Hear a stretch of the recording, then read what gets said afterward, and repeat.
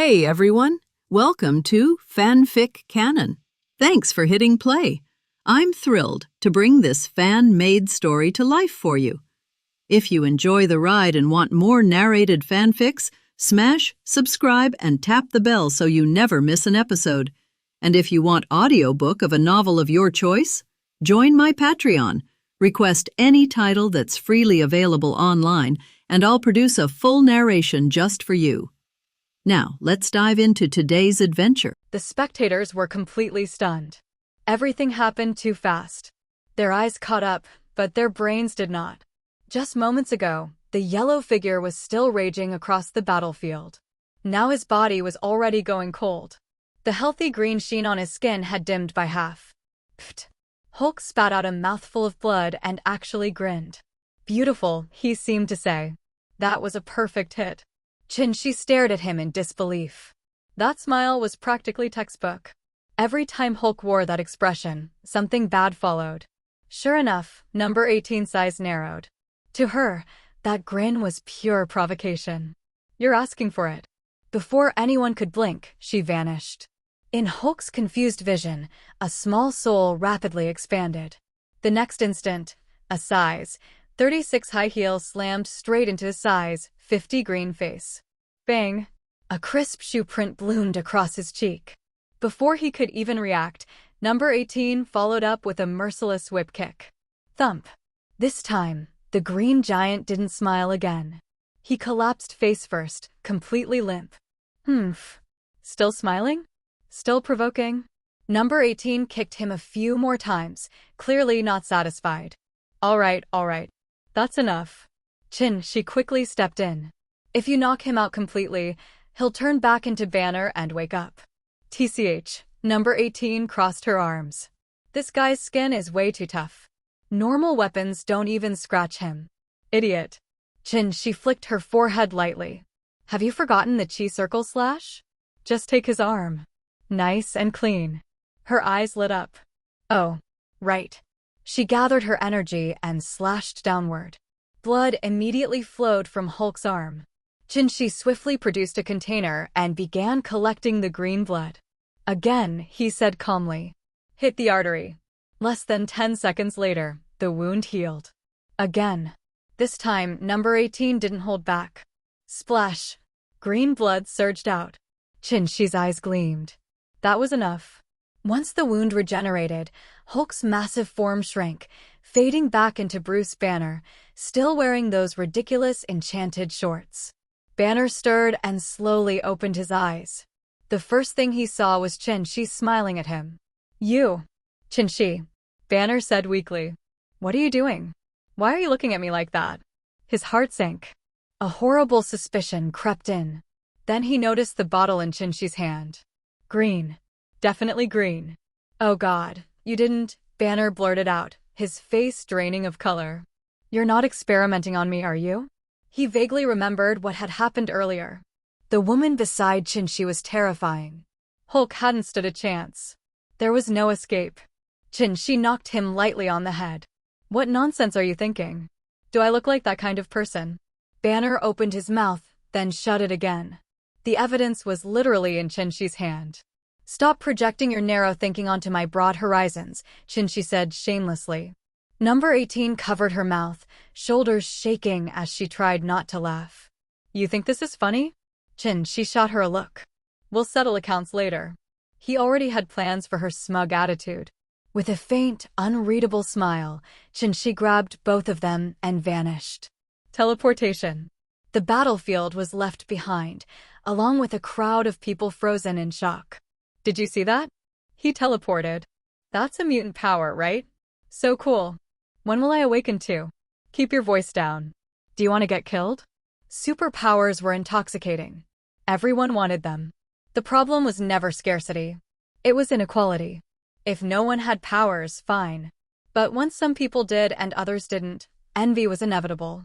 Your neighbor could suddenly fly, manipulate elements, or live forever. How could your heart not twist? Envy turned into fear. Fear turned into hatred. And hatred created enemies. Elsewhere, General Ross watched with burning eyes.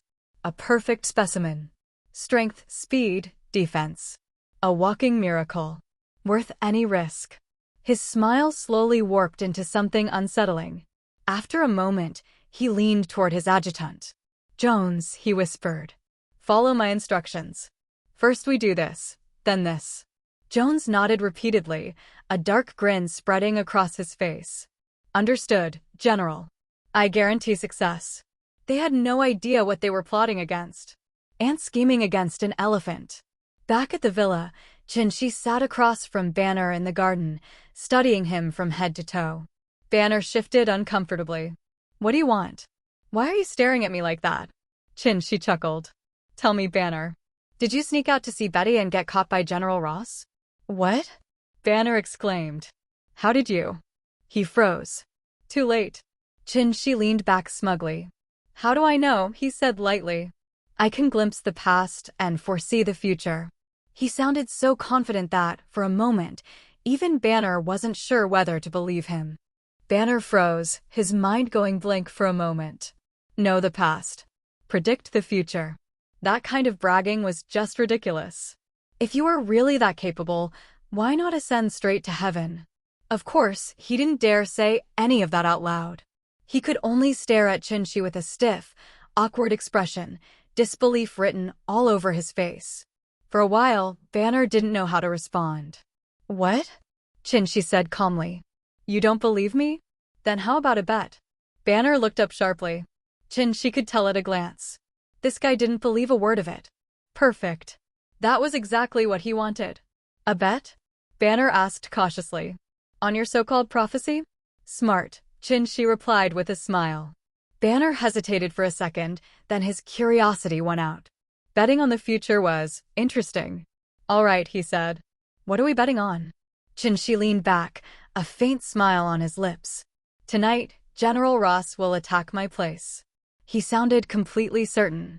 Banner frowned. In his view, Ross might hate him, but attacking someone else's home just to vent anger didn't make sense. Ross wasn't that reckless. "Fine," Banner said after a brief pause. "I'll take that bet." "And the stakes," he added. That was the real point. "This part is easy," Chinchi said softly. "Here it comes. If I win, you become my subordinate. From now on, you do exactly what I tell you to do. No excuses. No hesitation."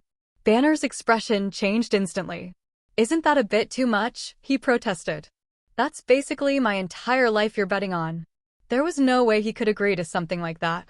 He was just about to refuse when Chinchi interrupted him. "Don't you want to hear what you get if you win?" Banner froze. Slowly, he lowered his voice. "Go on." Chinchi looked at him directly, his gaze steady and serious. "I can erase the Hulk personality." Bang. Banner jumped up so fast he knocked over his chair. "What did you say?" His eyes were wide, breathing rapid. He grabbed Chinchi's arms instinctively. "You can really do that? You're not joking?" "How?" Years of suppression, fear, and destruction surged up all at once. Every surge of anger, every spike of emotion, and the monster came out. Homes destroyed. People hurt. Endless running. No one wanted to live like that. "Calm down," Chinchi said quickly. "You're losing control." Banner froze. A faint green shimmer flickered in his eyes. He immediately took several deep breaths, forcing himself to relax. Only when the green faded did he look back up. "How?" he asked hoarsely. "Tell me how." Chinchi laughed lightly. "You don't need to know yet. If I explain it now, it won't work." The way he spoke made him sound like a con artist or a mystic. Banner hesitated again. To gamble or not to gamble? His entire life had been nothing but running and restraint. Sooner or later, Hulk would grow stronger. Maybe one day he wouldn't come back at all. If he lost, what was the worst that could happen? He was already living in darkness. But if he won? Banner closed his eyes. When he opened them again, his gaze was firm. "All right," he said quietly.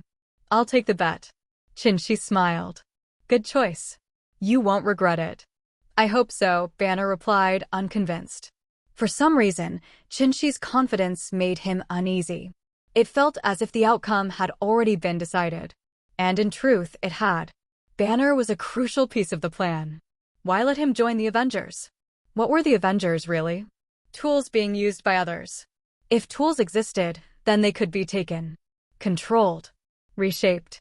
As for erasing the Hulk or merging the two into one, that could wait. Banner was too soft, too restrained. If Hulk refused to obey, then the solution was simple. A weapon that couldn't be controlled had no value. Chinchi's eyes flashed coldly. If you can't be controlled, he thought, then you'll be destroyed. Seeing the trace of cruelty flashing through Chinchi's eyes, Banner's pupils shrank in fright and his heart beat wildly. It felt like the Hulk in his body was about to explode. Not only himself, but even the Hulk had a feeling. He was already walking back and forth on the edge of life and death and could fall into the endless abyss at any time. The person who controls his own destiny is the person in front of him. This person has always been calm, but he can't understand the person in front of him from the beginning. Being idle, with light wind and light rain, wandering among the flowers, is it considered exhaustive or mature and ruthless? He really couldn't understand. After knowing each other for so long, Banner found that Chinchi had too many faces. He doesn't know which one is him at all? Or are these all him? There may be a lot more of him that hasn't been revealed yet. At this time, Chinchi stood up and left, smiling and giving Banner a meaningful look. Banner stared blankly at Chinchi leaving without saying a word. He knew he lost. There was no hope. On the other side, S.H.I.E.L.D. was intensely discussing the midday battle. The large conference room is now packed with seats, and all agents above level 5 are present. Nick Fury, who was sitting in the first place, looked gloomy, and his big black face could not be darker. Seeing that all the agents had arrived, the silent Nick Fury turned on the projection without saying a word. Swish, swish, swish. All the agents looked at the projection. Naturally, they had heard about what happened at noon. Many people have also seen leaked clips online, and of course they are all edited online. At this moment, everyone is staring at the projection attentively, which is much better than the movie. There's nothing interesting about the Hulk vs. Abomination scene in the video. They've seen too much. When Chinchi and number 18 suddenly intervened, the style of the painting immediately changed. When they saw Chinchi yelling with joy and a look of hatred for Steel, they couldn't help but want to laugh. This person really doesn't take it too seriously when it comes to watching the excitement, and fanning the flames of trouble when giving advice to others is simply too arrogant. I don't take Hulk and Abomination seriously at all, but as time goes by, many guys who don't have time to surf the internet find something is wrong. That man is not simple, very different. He was too calm and didn't pay attention to these two monsters at all. He was just watching the two monkeys performing. When the Hulk was led to the suburbs, they were excited. Some agents who didn't know Chinchi couldn't help but exclaimed, "God, this man is a mutant. Teleportation? No wonder I have to take these two monsters seriously. I'm not afraid of being caught at all." That's right, that's what it's called, being confident, that's right. Alas, the culture of the Dragon Kingdom is just different. Among the mutants, the one who teleports seems to be the Red Devil. I didn't expect there to be someone exactly like him. Have you not noticed that that woman seems to be able to teleport? Yeah, it seems to have disappeared all at once.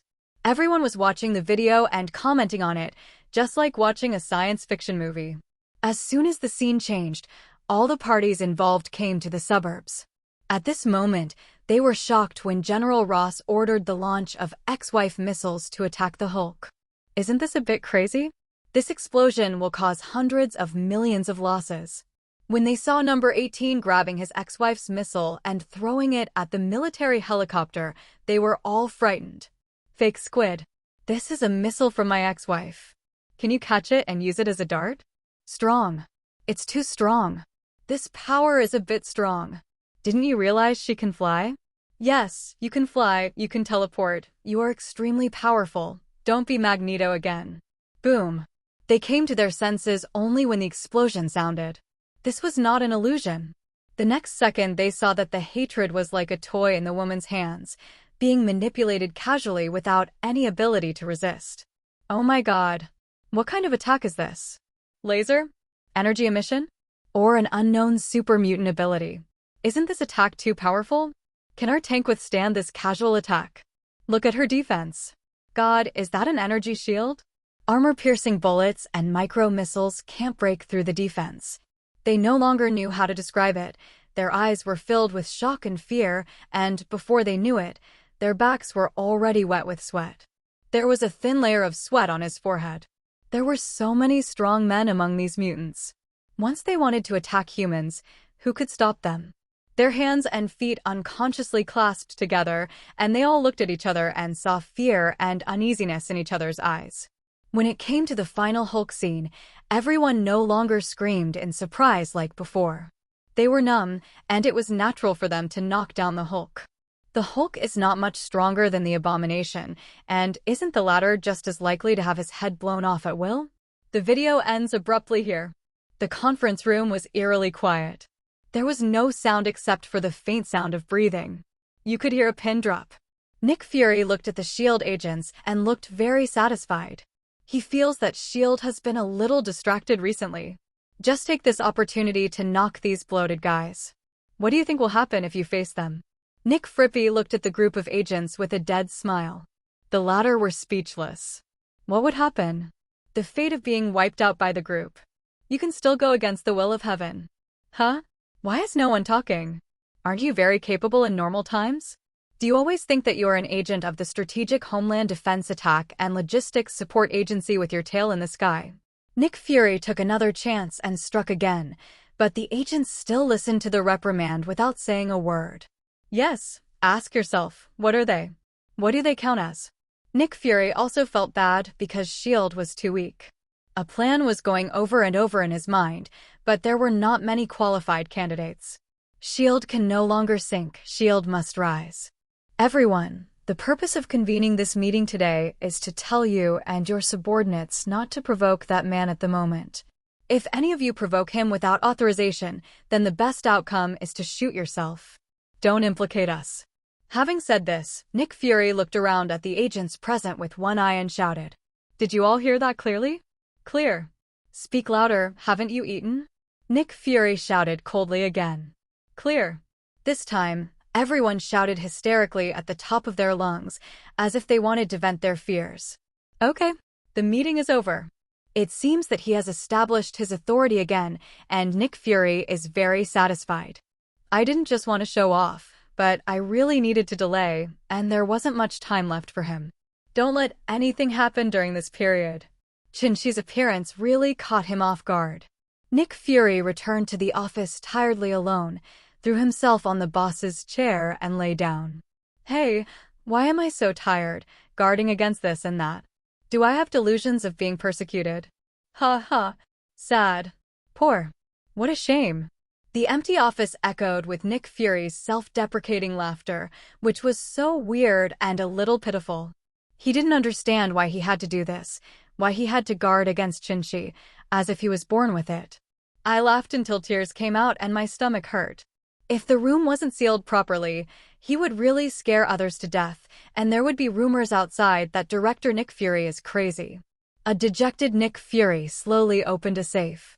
This was a top-secret file that required verification with his fingerprints, pupils, and voice before it could be opened. Alas, it seems that this plan has to be implemented in advance. Computers and the like are simply not secure enough. The more intelligent they are, the less secure they are, so all confidential files are on paper. Nick Fury slowly opened the document, and the Avengers plan was printed on his head. If Chin-Chi were here, he would know that this plan has been advanced. All because of his existence, many things broke out in advance, and the wings of his butterfly became bigger and bigger. After Nick Fury opened the file, it was filled with records of various superpower crimes, which was simply shocking.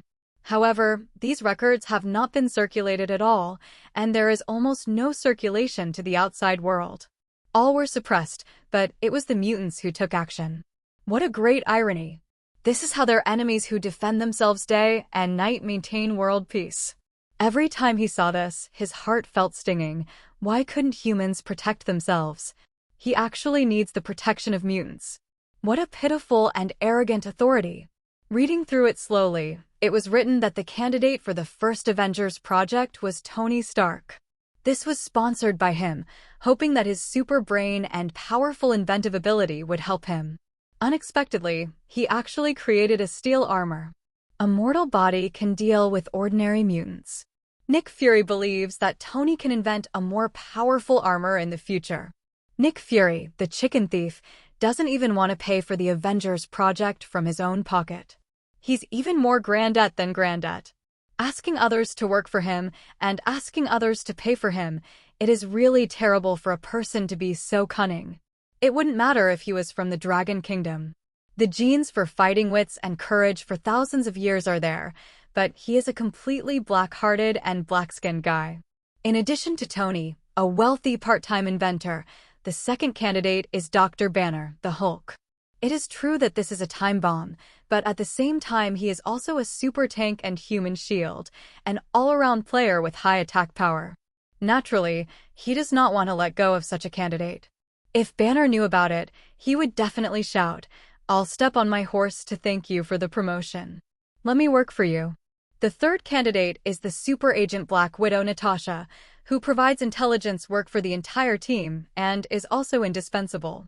The fourth candidate is Hawkeye Patton.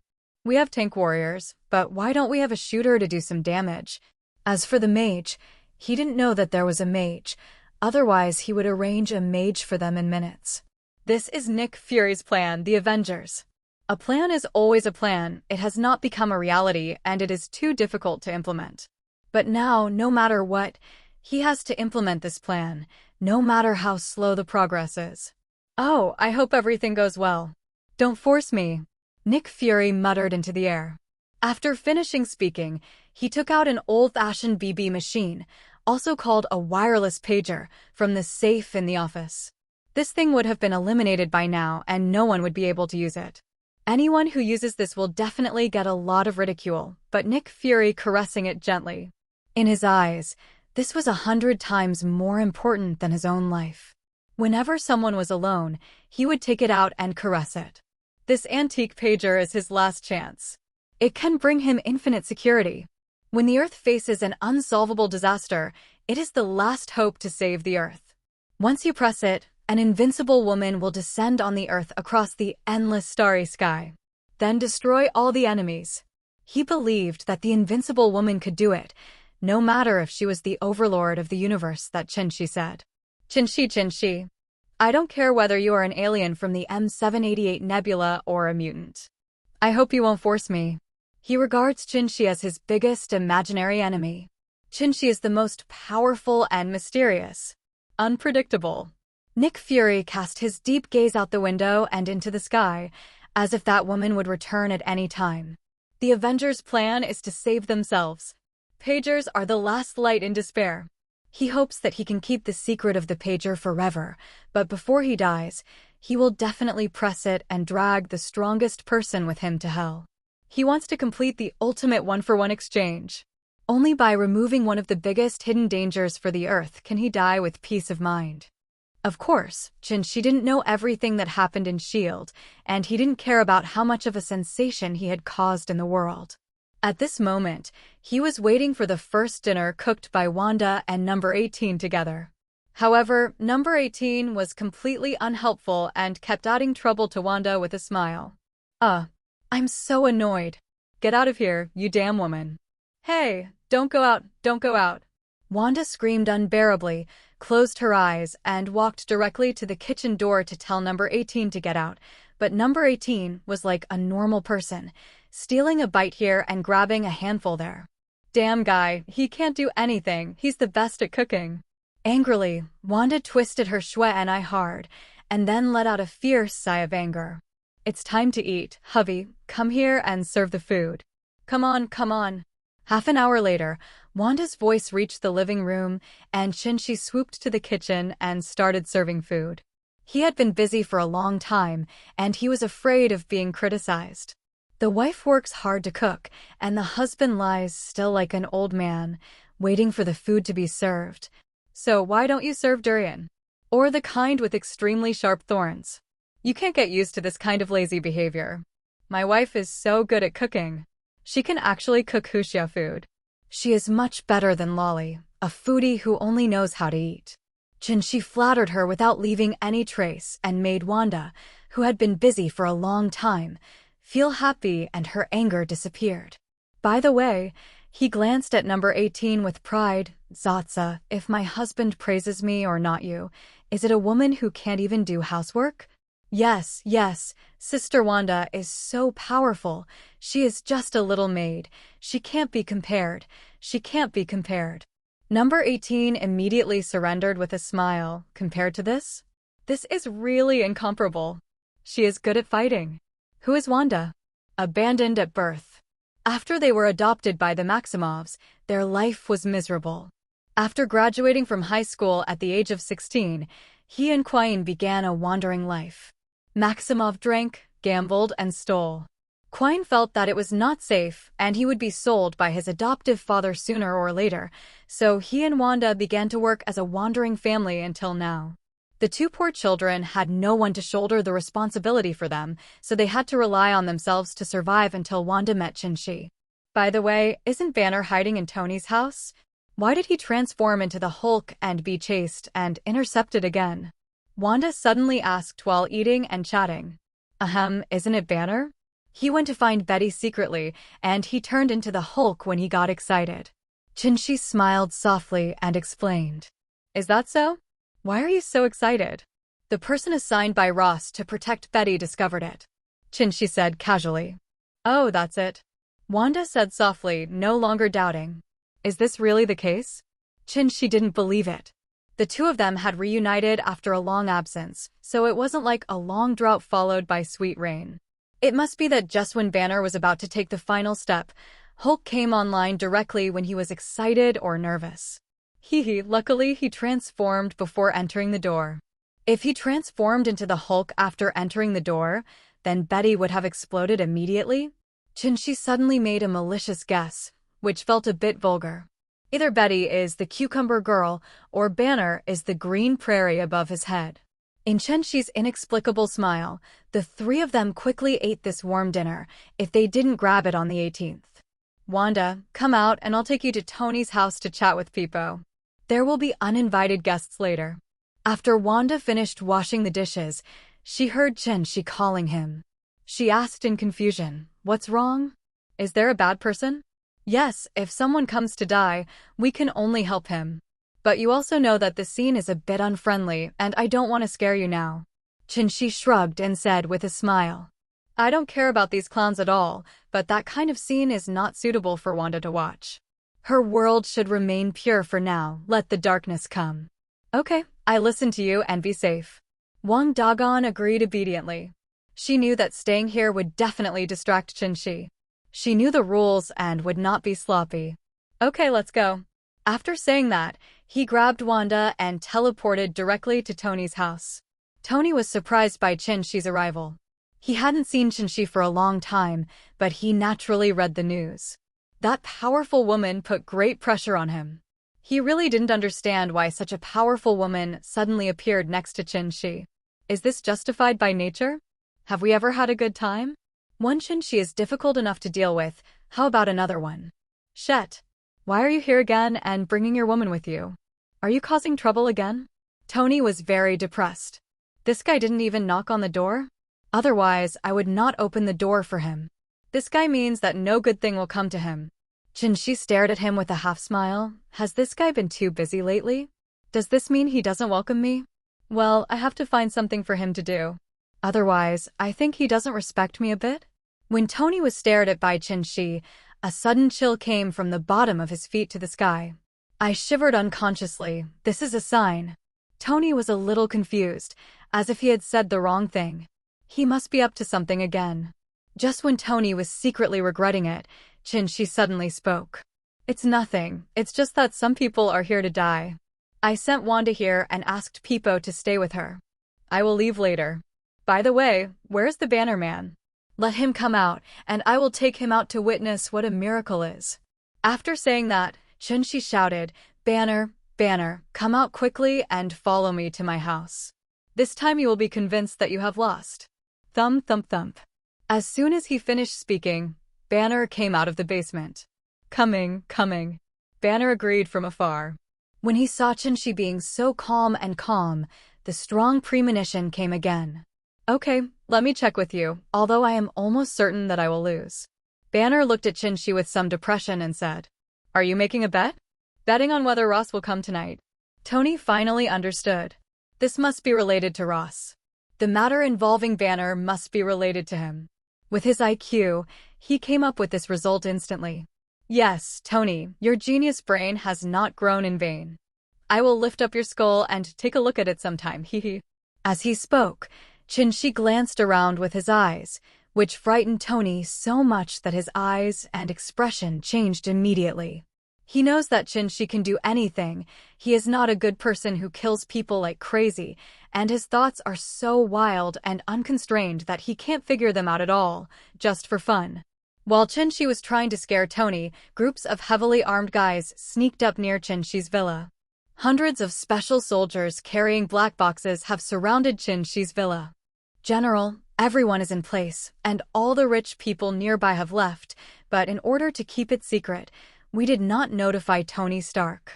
In the darkness, a faceless, dark guy took out a walkie-talkie and reported the situation to General Ross. Tony Stark? You did the right thing. His relationship with Chin-Shi is unclear. Who knows if it will be leaked? General Ross, who was sitting in a command vehicle 1,000 meters away, said sinisterly. Don't worry about him. If you have bad luck, don't blame us, just blame him. After General Ross finished speaking, he immediately hung up the phone and took out his night vision binoculars to observe every move of the army. Stop.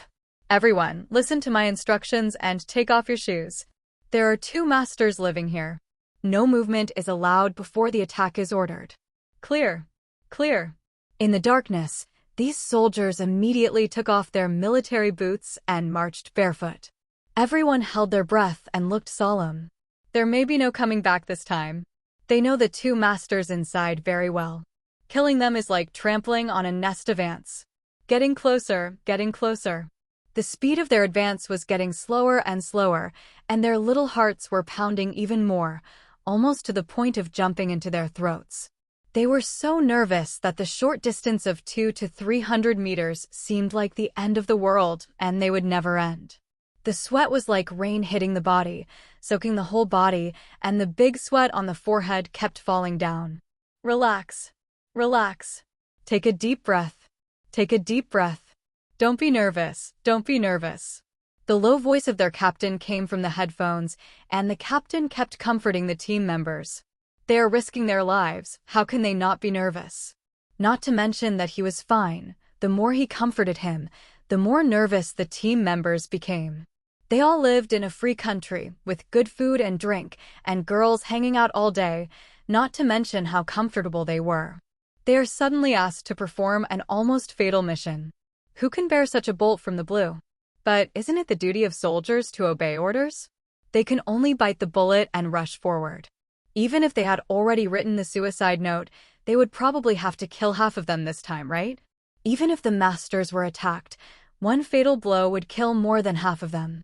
That's right, in their psychology, if Chin-Shi and the 2 of them are attacked by them, they will die.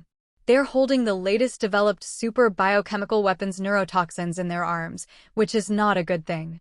Such toxins are not allowed to be studied at all, but why do they care about such a convention? They are the United States.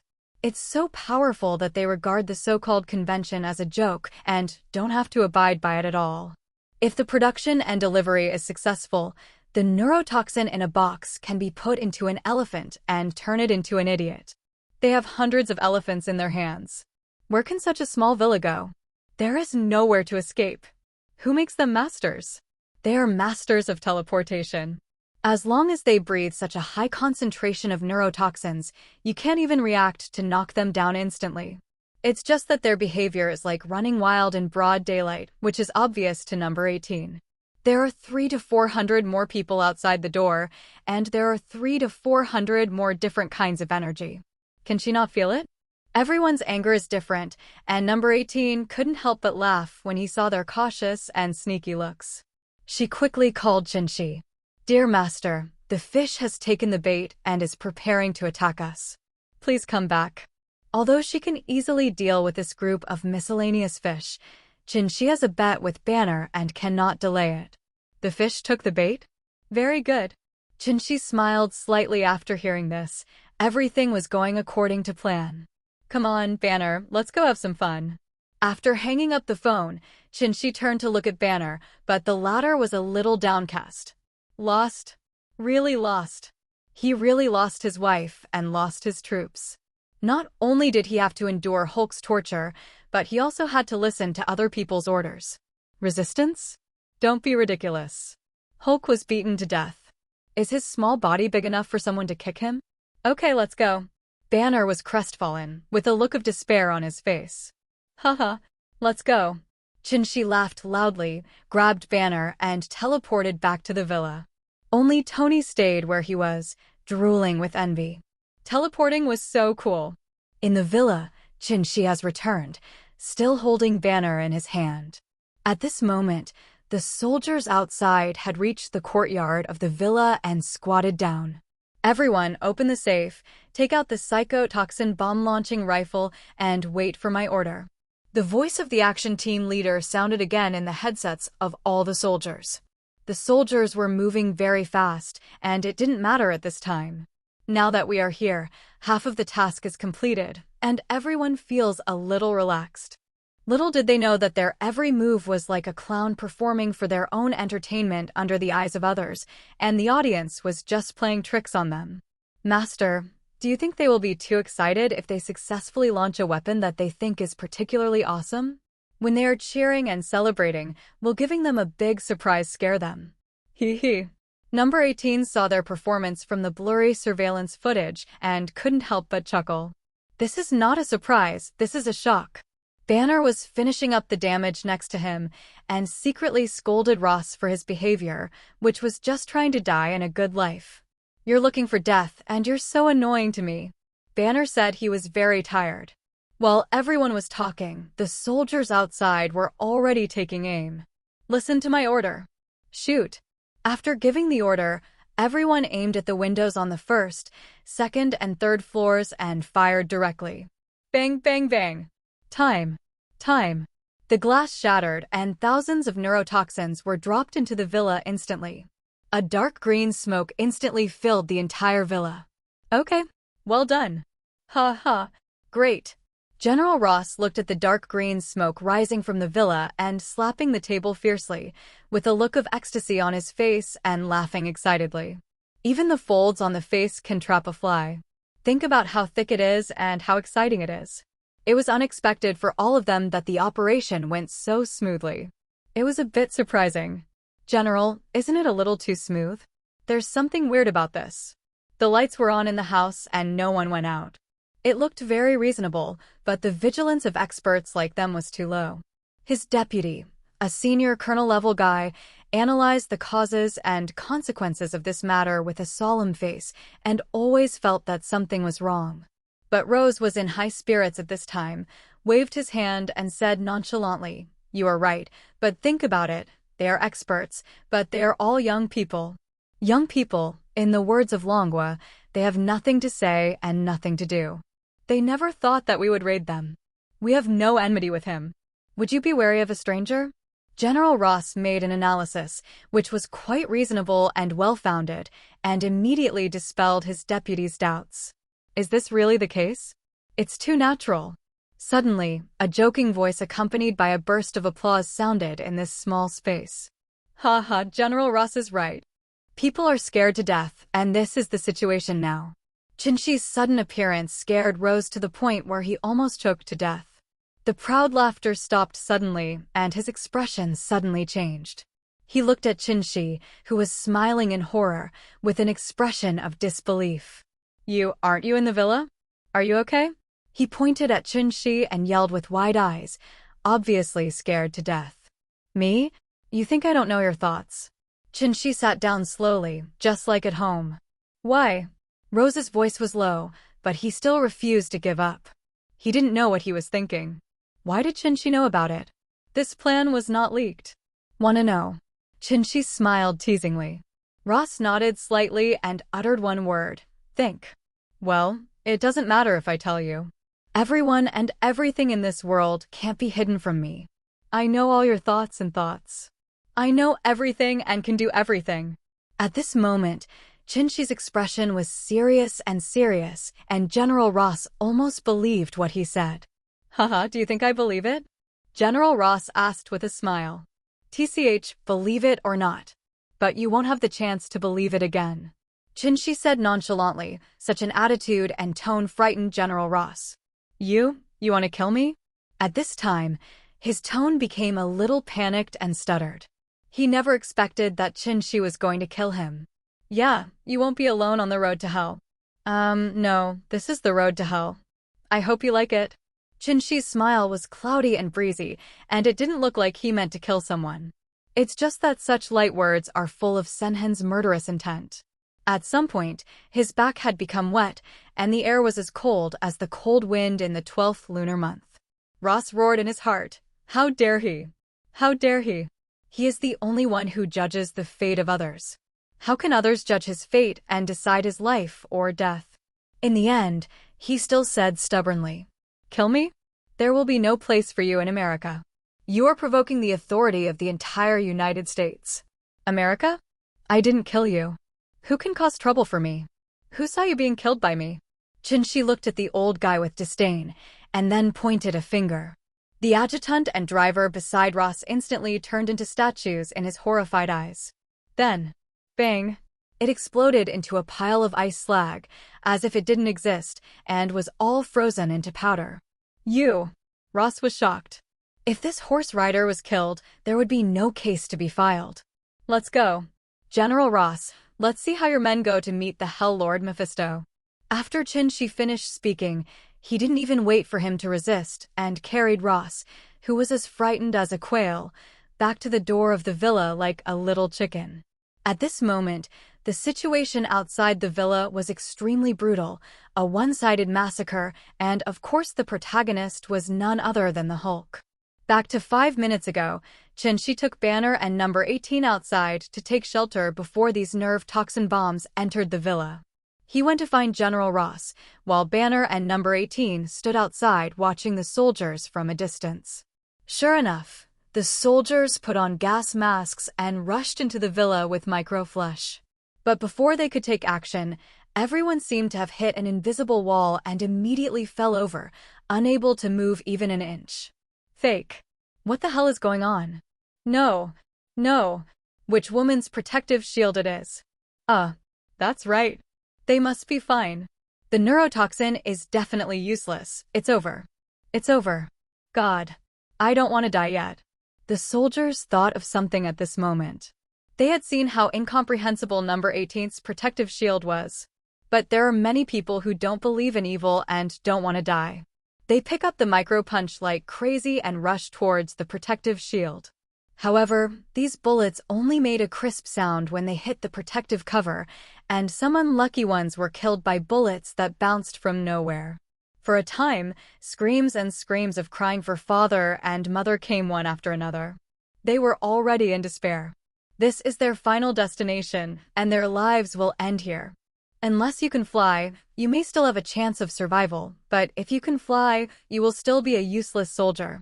Gloom and gloom are not enough to describe their mood at this moment, only despair that is so intense that it cannot be resolved. Number 18 had a cold look on his face and looked at these soldiers as if they were dead. Those who kill will always be killed. Banner, I leave it to you. Killing is no stranger to you, right? Number 18 turned to look at Banner and said lightly. Who would have thought that Banner's head was shaking like a rattle, and rejection was written all over his body? You don't want to go? It's not up to you. Number 18 snorted coldly. What a coward. You? What do you want to do? Banner was so frightened that he hurriedly backed up several steps. His expression was nervous, and he broke out in a cold sweat. What do I want to do? I'll give you a ride. Number 18 smiled strangely, and then picked up Banner. Let's go. Enjoy it. Ha ha. Chirp. Okay, here's the soundtrack. But just the same, Banner was thrown straight into the crowd by number 18 like a sandbag. Wow. Help.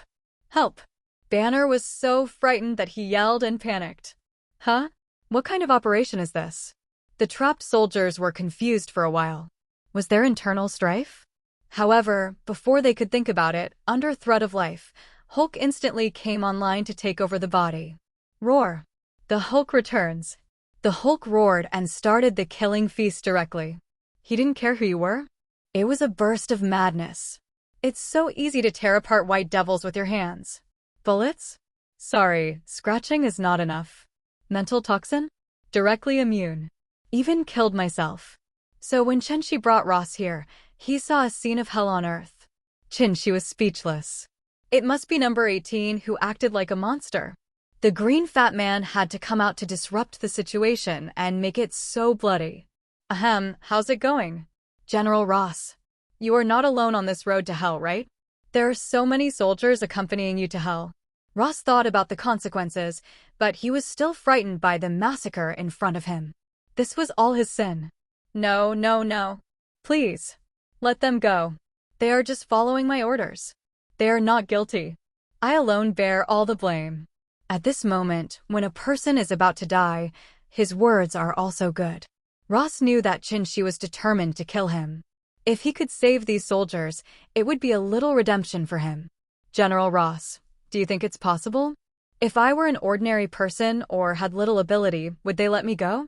They were here to kill me. If you cut the weeds without removing the roots, they will grow again when the spring breeze blows. With such a delay, Hulk had killed the last person within 2 minutes. Okay, General Ross, it's finally time to send you on your way. If you meet Mephisto, tell me I killed you. Chenshi sentenced him to death, and death is coming. The faint voice reached General Ross's ears very clearly under the silent starry sky. Haha, I didn't expect that I would die so aggrievely. I really shouldn't have provoked such a ruthless person like you. Are you really not afraid? Even if I die, you can't escape the justice of the law. Maybe I just take the first step. Ha ha, I'm waiting for you below. Even if you survive, you'll be hiding here and there like a rat in the sewer, never seeing the sun all day long. Come on, don't talk about that kind of death. I haven't experienced it yet. Ross seemed to be really good at talking. Before he died, he wanted to give Chenshi some eye drops. Chenshi could also hear his deep regret. Since General Ross wants to give it a try, then I will grant your last wish. If someone has this idea, it can be regarded as his last words. Chenshi should just be a good person for once. But the bloody scenes will always be the bloody scenes. There was always a scene of being saved by the knife, and Chenshi even wondered if Nick Fury had come secretly. That bullshit Nick Fury was lying in wait, and only jumped out when the situation was at its worst to maximize his benefits. No, just as Chenshi was about to take action, a loudspeaker sounded loudly in the distance, and a high-beam headlight also came on. Nick Fury shouted with a loudspeaker, "Mr. Chenshi, please show mercy. Can you let General Ross go?" After finishing speaking, he patted the front of the car and said, "Coulson will drive over." Buzz. Buzz. Buzz. The modified super bulletproof car roared away immediately. This was Nick Fury's car. As a guy who is extremely afraid of death, his car is quite impressive. In the movie, when he was attacked by Hydra, this big guy saved his life. When the performance monster flicked to a stop, Nick Fury got out of the car with a trembling Coulson. Chenshi watched Nick Fury walking slowly with calm eyes. This is Marvel's famous fuckman, the black-hearted and black-brazed Nick Fury. Being famous is not as good as meeting each other. What a shame. If it weren't for the bright moonlight and the good street lights, he really wouldn't have been able to spot this dark-faced guy. Nick Fury quickly stretched out his hand and said very politely, "It's better to be famous than to meet him. Mr. Chenshi is much younger and more handsome than in the photo." Chenshi reached out and shook his hand. He wanted to see what tricks Nick Fury could do. He was very upset when someone interrupted him. "You're welcome. This is the first time I've met director Nick Fury. He is indeed different from ordinary people. He is like a firefly in the dark night. Lolly, do you think it's all reflecting light?" As he spoke, he quietly winked at Lolly, who immediately agreed with her understanding. Yes, the brightness is really shining. Haha, thank you for the compliment. Nick Fury acted as if he didn't understand.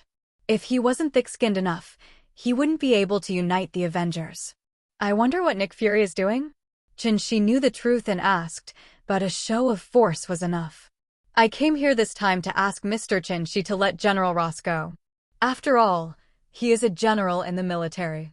It would be a very serious crime to kill a powerful military boss privately. I also hope that Mr. Chinshi can consider whether it is worth it. Nick Fury spoke sincerely and seemed to be thinking about Chinshi, but in fact no one was stupid. He is a jackal and a leopard who wants to be the final winner. The words are better spoken than the songs, and there is a faint reminder at the end, which actually means there is a hint of threat. If you want to move General Ross, you have to consider the serious consequences of going against the United States. This is a soft nail, and his words and deeds are flawless. Chinshi seemed to be moved by him, and actually fell silent. They all thought they had succeeded. Even Rose showed a grateful smile to Nick Fury, who also smiled slightly. Rose's favor was obtained. This is a life-saving grace, a great kindness. Ross showed an expression of relief after the disaster. At this time, Chinshi spoke. What Nick Fury said makes perfect sense. I have no reason not to accept such advice. Before Chinshi could finish speaking, he was interrupted by Nick Fury. Then Mr. Chinshi promised to let General Ross go? Nick Fury couldn't wait to ask. General Ross's lowered eyes flashed with a hint of cruelty. He lost this time. If he has a chance in the future, he will make a comeback and kill him. Unexpectedly, Chinshi suddenly waved his hand. Who says I want to accept it? I reject them all. They didn't expect that Chinshi's reversal would directly break their waists. The turn was a bit big. It was also a bit sudden. Nick Fury quickly said, Why? Doesn't Mr. Chinshi feel that doing this is particularly unworthy? Is it worth it? Director Nick Fury, what are you talking about? I didn't want to do anything. Chinshi looked at Nick Fury in confusion. What did I do? I didn't do anything. Nick Fury and the others were confused by Chinshi. You would kill him sometimes and not kill him sometimes. That? Nick Fury wanted to confirm again. I don't want to do anything. Chinshi shrugged. Nick Fury and others breathed a sigh of relief. That's good, that's good. Sudden. A wave of cold air is coming. Nick Fury turned around and immediately exclaimed in fright, No. Don't. Why? Why? Under their horrified gazes, General Ross did not react, and without holding on for a second, he turned into a humanoid ice sculpture. Then, there is no more. He was trampled to pieces by the Hulk. Maybe Hulk just remembers that Ross, the bad guy, has been trying to catch him, and he can finally take revenge. Chinshi was speechless. The fat green guy did a great job. Nick Fury, you have seen it. Ross was stepped on by the Hulk and had nothing to do with me. Chinshi pushed 4, 5, 6, and it was all clean. You. Nick Fury is furious. This guy's face was already dark, but now it's better. Chinshi is so angry that it's even darker. Of course, no matter how dark it gets, how dark can it be? He could no longer care about giving in and shouted loudly, Why can't you let him go? Why do you have to kill him? Are our laws dispensable in your eyes? Are you allowed to trample on them as you please? Fake. Fake. Not to mention how bad Nick Fury's mood is at this moment, terrorists like Chinshi must be eradicated as soon as possible. His heart was roaring, kill him. Must kill him. Huh? Director Nick Fury, are you doing something wrong? I didn't kill Ross, it was the Hulk who did it. You don't care about the real murderer. If you kill him, why are you killing me? Chinshi seemed to have been greatly wronged and yelled at Nick Fury. He was going to complain. Go complain. Nick Fury was completely dumbfounded. He was frightened by such a strange brain circuit. He stared at Chinshi in shock and stammered. You actually want to accuse me? Nick Fury really couldn't describe in words the mental blow he received at this moment. It had deeply hurt his already black heart. He never imagined that there would be such shameless people in this world. It was simply thicker than his face. He thought he was already thick enough, but he didn't expect it. This mountain is higher than the other, and the strongest has its own master. Seeing the shocked look on Nick Fury's face, Chinshi smiled proudly. Are you being a rogue? Who wouldn't? I'm not a murderer. What can you do to me? I didn't kill the soldiers, I didn't kill the commander, and I didn't kill the mastermind. Naturally, all the blame is carried by the Hulk. He has become an X-level wanted person for killing people, and he has not lost a few lives. So he responded directly to Nick Fury's rhetorical question. It wasn't my intention in the first place. You showed murderous intent towards me, but it's your fault. By the way, I will ask my lawyer to see you in a few days. Regardless of the safety of a legitimate taxpayer, you make unreasonable accusations and threaten his personal safety. And you have to compensate me for mental damages, lost time from work, nutritional expenses, etc. I also want to sue the military. They recklessly attacked legitimate taxpayers, causing an irreversible situation. Chin-shi chattered a lot. Anyway, he felt uncomfortable everywhere and had to pay for it. You. Humph. After hearing these shameless remarks, Nick Fury was so angry that one Buddha was born and two Buddhas ascended to heaven, and he almost exploded. He snorted coldly, waved his sleeves, turned around, and left angrily. But just when he walked to the super bulletproof vehicle, a reminder came to him that scared him to pieces. Haha, Mr. Nick Fury, please don't be anxious, don't be angry, and please protect your intergalactic pager. I really don't want you to get so excited that you can't help but want to kill me, so I'll use this thing. Comrade Carol can't protect you. She's just your last trump card. You really have to use it at the critical moment. Rumble. Chin-shi's calm voice was like a bolt from the blue, striking deep in Nick's mind. In an instant, the sky collapsed and the earth collapsed, the seawater capsized, and his inner defenses completely collapsed and disappeared. It seemed that the moving body did not receive feedback from the brain at all, and it hit the front of the car hard without obeying the instructions. This collision didn't seem to wake Nick Fury up at all. He was still looking at the nothingness in front of him with frightened eyes, and his heart was roaring. How is it possible? How is it possible? How does he know that I have Carol's trump card? It shouldn't be. It shouldn't be. No one knows that Carol is my last resort. This person can read minds? No. I didn't think about Carol just now. How did he know? No. No. No. No. How can such a terrifying existence exist in this world? Nick Fury was brainstorming like crazy, and he thought of a lot in just a few seconds. A lot. The calm look that he used to have without changing his expression, even when the mountain collapsed, was long gone. Even the aliens back then were not as frightened as Chin-shi. The pitch-black face also became slightly pale, and not even a trace of blood could be seen. Cold sweat had already soaked through his shirt, and there was a dense layer of sweat beads all over his bald head. Nick Fury suddenly turned around and stared at Chin-shi with one eye. You. How do you know Carol exists? How do you know about that intergalactic radio pager? Who are you? Only I know the secret, no one else knows any clues. No. You still have the mutant ability to read minds, right? His voice was as low as a roar, as if everything was squeezed out of his throat. Coulson has never seen Nick Fury in this state before. He is nervous, frightened, terrified, desperate, and hysterical. Is this still their black-hearted director who is as steady as an old dog? He was confused and couldn't understand. What else is Carol? What intergalactic radio pager?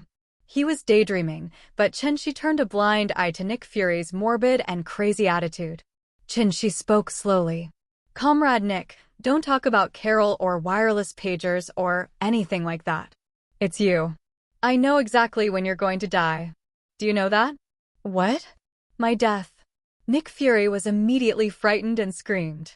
Haha, don't interrupt me. Chin-shi paused and looked at him with a smile. There is nothing in this world or this universe that I don't know or understand, and I don't know how to read minds. But I know everything and am omnipotent. The past and future of all of you are under my control. At this moment, in the eyes of Nick Fury and Nick Fury, Chin-shi is extremely arrogant, and the suspicion of bragging is too great. But I really can't seem to find a reason to refute him. Damn it. He's pretending to do it again. Just when the two fell into silence, Chin-shi spoke again. Free news for both of you. First, your superhero comrade Steve Rogers is still alive in this world, and you will meet him soon. Second, comrade Phil Coulson, congratulations. You will say goodbye to this world in an alien world in a few years. Don't worry, you won't die, but you will be resurrected later. Haha, don't be surprised.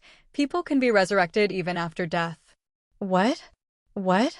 The two of them shouted at the same time when they heard the two news. They feel that they must be dreaming. This is a dream. This must be a dream. Otherwise, what if they would hear such auditory hallucinations? You mean Captain America Steve Rogers is not dead? How is it possible? He died heroically on the eve of victory. Nick Fury was scared again and said it was not a dream? Hiss. It hurts. Nick Fury pinched his arm hard. It hurt. It was not a dream. On the other side, Coulson has long believed that this was not a dream. Will he die? It really scared him, and he almost peed, but then he let out a long sigh of relief when he heard that he could come back from the dead.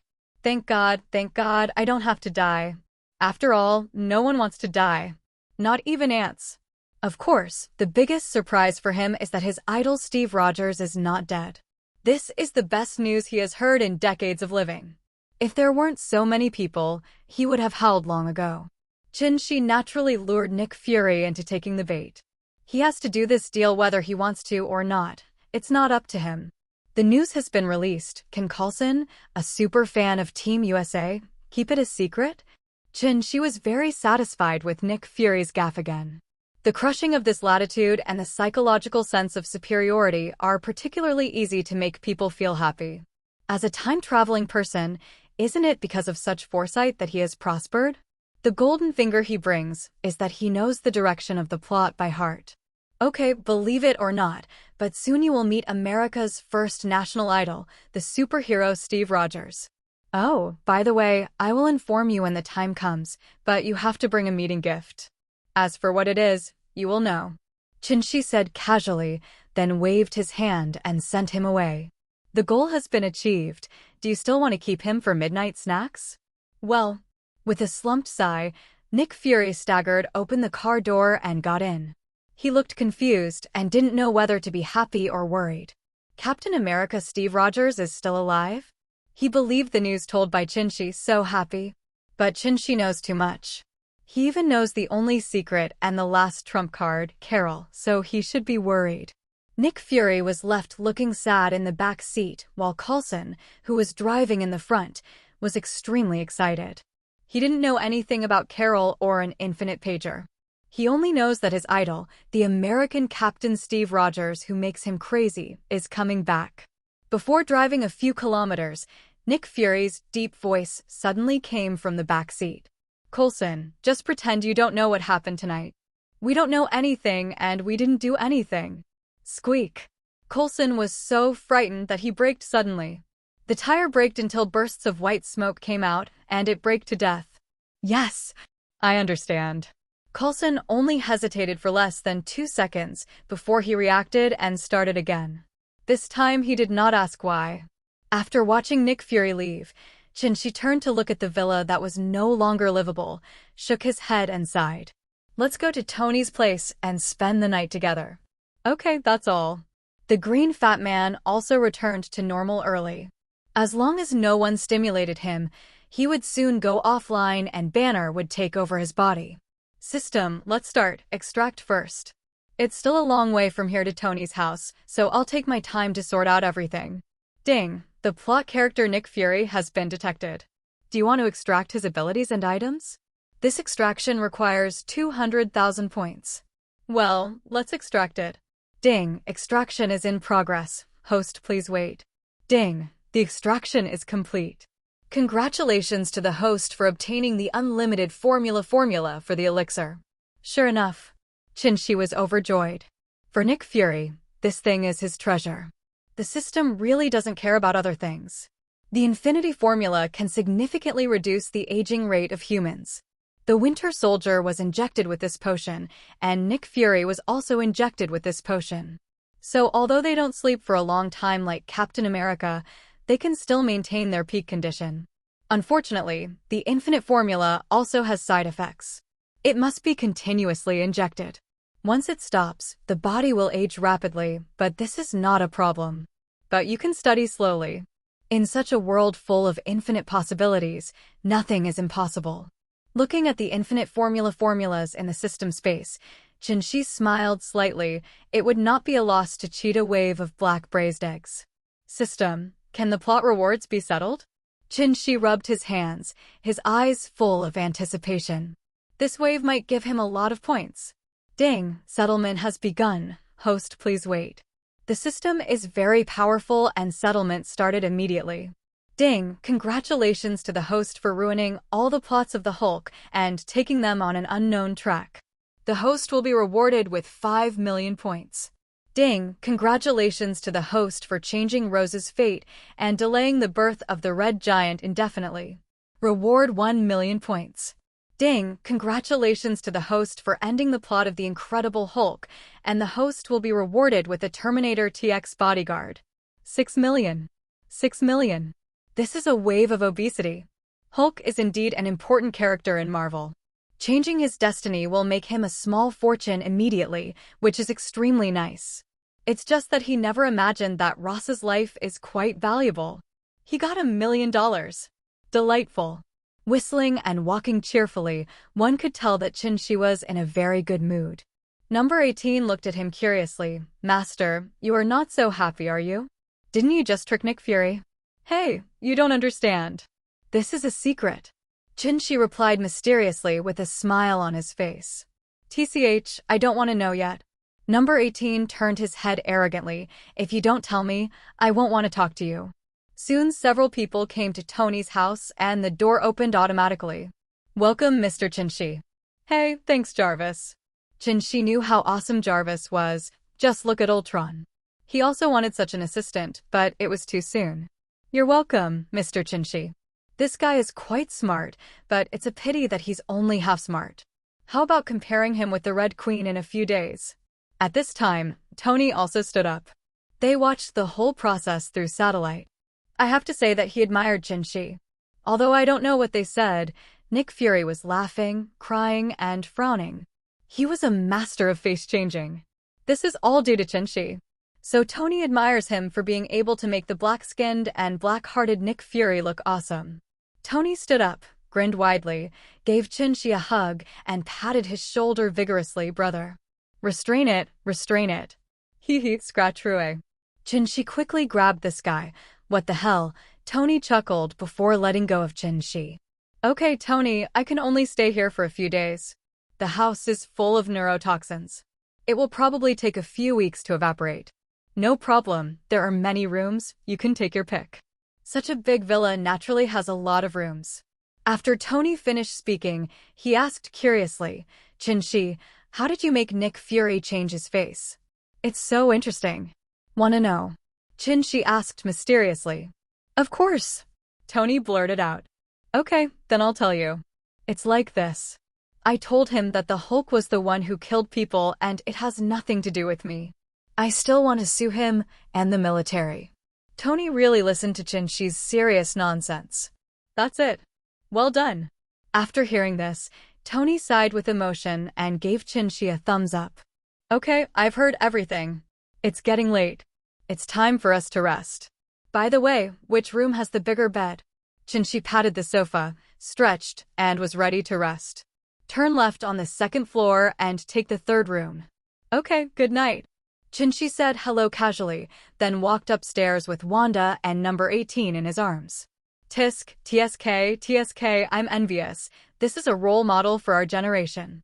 Tony looked at Chin-Shi's back with envy and admiration. When did he become so awesome? According to the room, Tony said, Chin-Shi and the others quickly entered the room. As expected, the bed was quite spacious, as Tony said. Wait a minute, let me check to see if there are any monitors, hidden cameras, or anything like that. This guy Tony has installed smart appliances everywhere in his house. Who knows if he even installed them in the bedroom.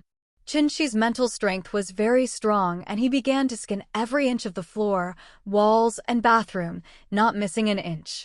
Okay, it's okay. After a while, Chin-Shi finished his inspection. Fortunately, Tony is not so perverted as to install any surveillance equipment in his room, but he still needs to be on guard against others. They took a shower and went to bed early. After spending the whole night either killing people or watching fat green men killing people, they were already tired. A night of silence. He got up at 8 or 9 o'clock the next morning and made an appointment to sign the contract today. The governor of New York has helped Chin-Shi contact a large bankrupt group, which is mainly engaged in research and development of biology and new energy. This is more in line with Chin-Shi's requirements. At least Umbrella's main focus is biotechnology. At that time, we can borrow ready-made equipment and produce some emasculated versions of gadgets just to hide their eyes from others. Chinshi took a lawyer and an accountant from his stock trading team and went directly to the city government building. There are so many clauses in the contract. He can't tell if there are any traps or tricks. Don't be fooled when the time comes.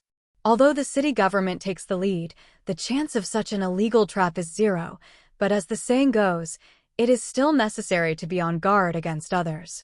Find professional people to do professional things so that you can make fewer mistakes and take fewer detours. Hello, Mr. Chinshi. I am Phil Charles, the chairman of Life Pioneer Biotech. I will fully represent you in negotiating the acquisition of our company. The person who spoke was an old white man with gray hair. He was not in good spirits. It was estimated that all the efforts to support him would be of no avail. In the end, he went bankrupt and liquidated. In the past few days, he was disturbed by debt collectors and couldn't sleep all day long. No one was willing to take over them at this time. The supplier kept urging him to sell the land quickly.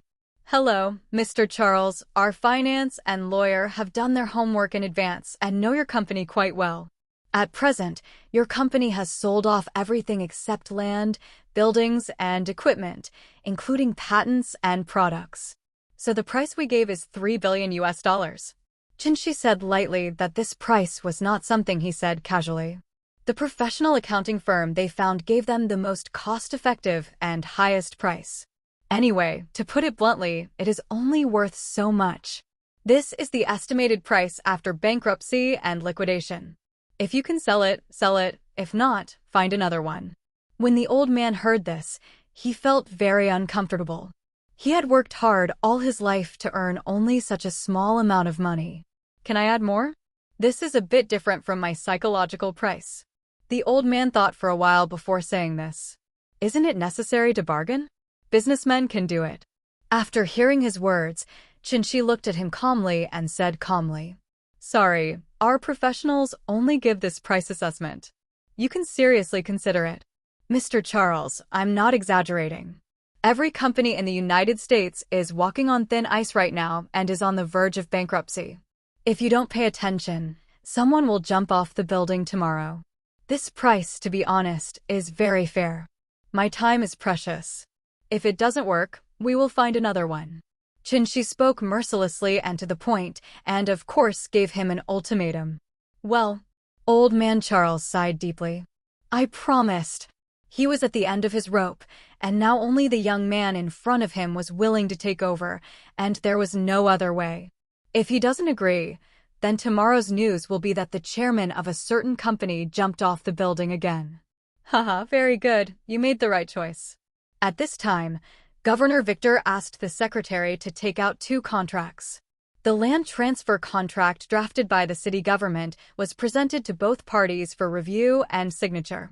As long as they were signed, it would take effect. After Chinshi asked the lawyer, he brought to check it carefully twice and found no loopholes. He signed his name. It's a pleasure to work with you, Mr. Charles. Thank you, Mr. Chinshi. Thank you from the bottom of my heart. Otherwise, I would really jump off the building, alas. The old man held Chinshi's hand and patted it hard. This was life-saving money. Chinshi saved him in disguise. He was very grateful. Haha, you're welcome. This is just a transaction. No one owes anyone anything. Don't be polite, Mr. Charles, Chinshi said with a smile. The contract was signed, the land was purchased, and everything went smoothly. Umbrella's company has been registered a long time ago, and they are just waiting for Chinshi to arrange the location of the company. While drinking coffee and chatting, the accountant had already transferred all the money to the other party's company account. The only thing left is for Chinshi to take over the land. Of course, the sooner the better. Chinshi couldn't wait to meet the Red Queen. Mr. Charles, can you take me to see it? What an honor. After the transaction was completed, Charles also showed a smile, obviously feeling much more relaxed, and the big stone that weighed on his heart was gone. Governor Victor, let's go first. Of course, a small gift has been transferred to your wife's account. Haha, thank you, Mr. Chinshi. If you have any questions in the future, please come to me. I will do my best. When Victor heard this, he was immediately overjoyed. He didn't think it would benefit him. After all, this was already a great achievement. Who would have thought that Qinshi would be so polite and have an extra little gift from him? Easy to say, easy to say. Then let's go first. Goodbye. Goodbye.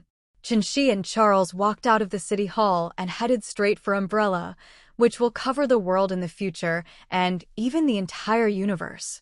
Umbrella has set sail.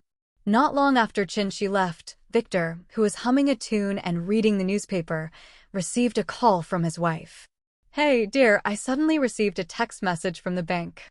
Someone actually wired me $1 million US. Have you done something particularly risky this time? I don't want you to continue doing this. It's too dangerous. Before he could speak, his wife started talking to him in a loud voice. $1 million? Oh my God, such a big deal. Victor was also shocked. Yeah, it's too dangerous, Victor, stop it, we have enough money. His wife is very anxious. If the profit is big, the risk is big. They have enough money to spend and it would be great if they can live a stable life. Calm down, calm down. Dear, why are you so anxious? This matter is not dangerous at all. I helped a rich man buy a bankrupt company and he insisted on giving me a small gift for taking the lead. Are you sure? Of course. How else can I lie to you? Victor's determined tone finally made his wife feel at ease and stopped asking any more questions. On the other side, Qinshi also arrived at Umbrella's new address under the leadership of Charles. Located in Manhattan, it's quite convenient. After sending everyone away, Qinshi quietly came to the Underground Research Institute. System, extract the hive base. Ding, as the host wishes. As soon as the system finished speaking, a model of the hive base automatically flew out of Qinshi and landed on the ground. Buzz. Under Qinshi's expectation and curious eyes, it slowly grew bigger and became clearer. A minute later, the model was as big as an ordinary two-bedroom apartment, and then the excavator mode was turned on in Qinshi's surprised eyes. Damn it, what kind of operation is this? Why can't I understand it? Qinshi was stunned. The good guy dug a big hole and buried himself in it. What, are you digging a hole to bury yourself and committing suicide? Of course, this is impossible. The small base that completely disappeared from the ground had gone deep into the ground. Qinshi opened its only door and walked in. He wanted to see what the hell it was. He was dumbfounded when he just pushed the door open. Welcome, Master. The Great Lord Umbrella. This voice is familiar to Qinshi, but what is unfamiliar is this world. Everything in front of him was too science fiction for him. What kind of space technology is this? One flower, one world? Mustard seed Nashimi? Space compression. It's only about 100 square meters outside, but when you push the door open, you'll find another vast super base. Qinshi didn't understand and quickly asked the system. System, what technology is this? Space capsule. Host, it's quite troublesome to explain to you anyway. It's just a space compression technology. In layman's terms, it's like a space storage ring that you can understand, but the system opens the door on this enlarged version of the ring. After saying this, Qinshi understood the super space ring that allows people to enter and exit freely. After knowing the general idea, he exited the system and looked at the humanoid projection of the little lowly who was speaking. Red Queen. Yes, I am the artificial intelligence Red Queen, and I have met the Great Lord Umbrella. The little lowly projection said sweetly. This image in red clothes lives up to its name. There is something about this artificial intelligence. He is a super ruthless character in the movie, but here? System. Host, please rest assured. The Red Queen here is naturally controlled by the system after being purged. The core instructions entered are to obey the host's orders and never betray. That's good. Qinshi breathed a sigh of relief. No matter which movie, artificial intelligence or robot betrayal are everywhere. They have their own thinking. Once they can think, they have emotions. If such a cold and absolutely calm guy had emotions, it would be a devastating disaster. He looked at the Red Queen again and asked, Red Queen, do you have all the information on Umbrella here? Master, all the information of Umbrella Company is recorded in the supercomputer by the Red Queen. Please rest assured, Master. As long as the master needs it, I can immediately arrange to clone researchers for work. Of course, the ingredients for the culture medium of the clones need to be provided by the master. Hearing the words of the Red Queen, she felt relieved. As long as he had the information, it would be easy to talk about. As for the culture medium, any problem that could be solved with money was not a problem. He said to the Red Queen, "Well, in this way, you first connect to the network of this world, and then enter my mobile phone." "Okay, master, wait a moment." The Red Queen then disappeared directly, apparently having begun to connect to this world's network and capture information. Time passed bit by bit, and Shi began to wander around the base. There was no one there, and the whole world was silver-white. The huge space was a bit crowded, and the silence was so terrifying that even my own breathing was clearly audible, except for the feeling of deathly silence. He didn't like this depressing environment at all. Fortunately, the Red Queen scared him at this time and made him wake up immediately. You can imagine that in a dead space, a little red girl floating around with her feet off the ground suddenly appears in front of you. Can you not be scared to death?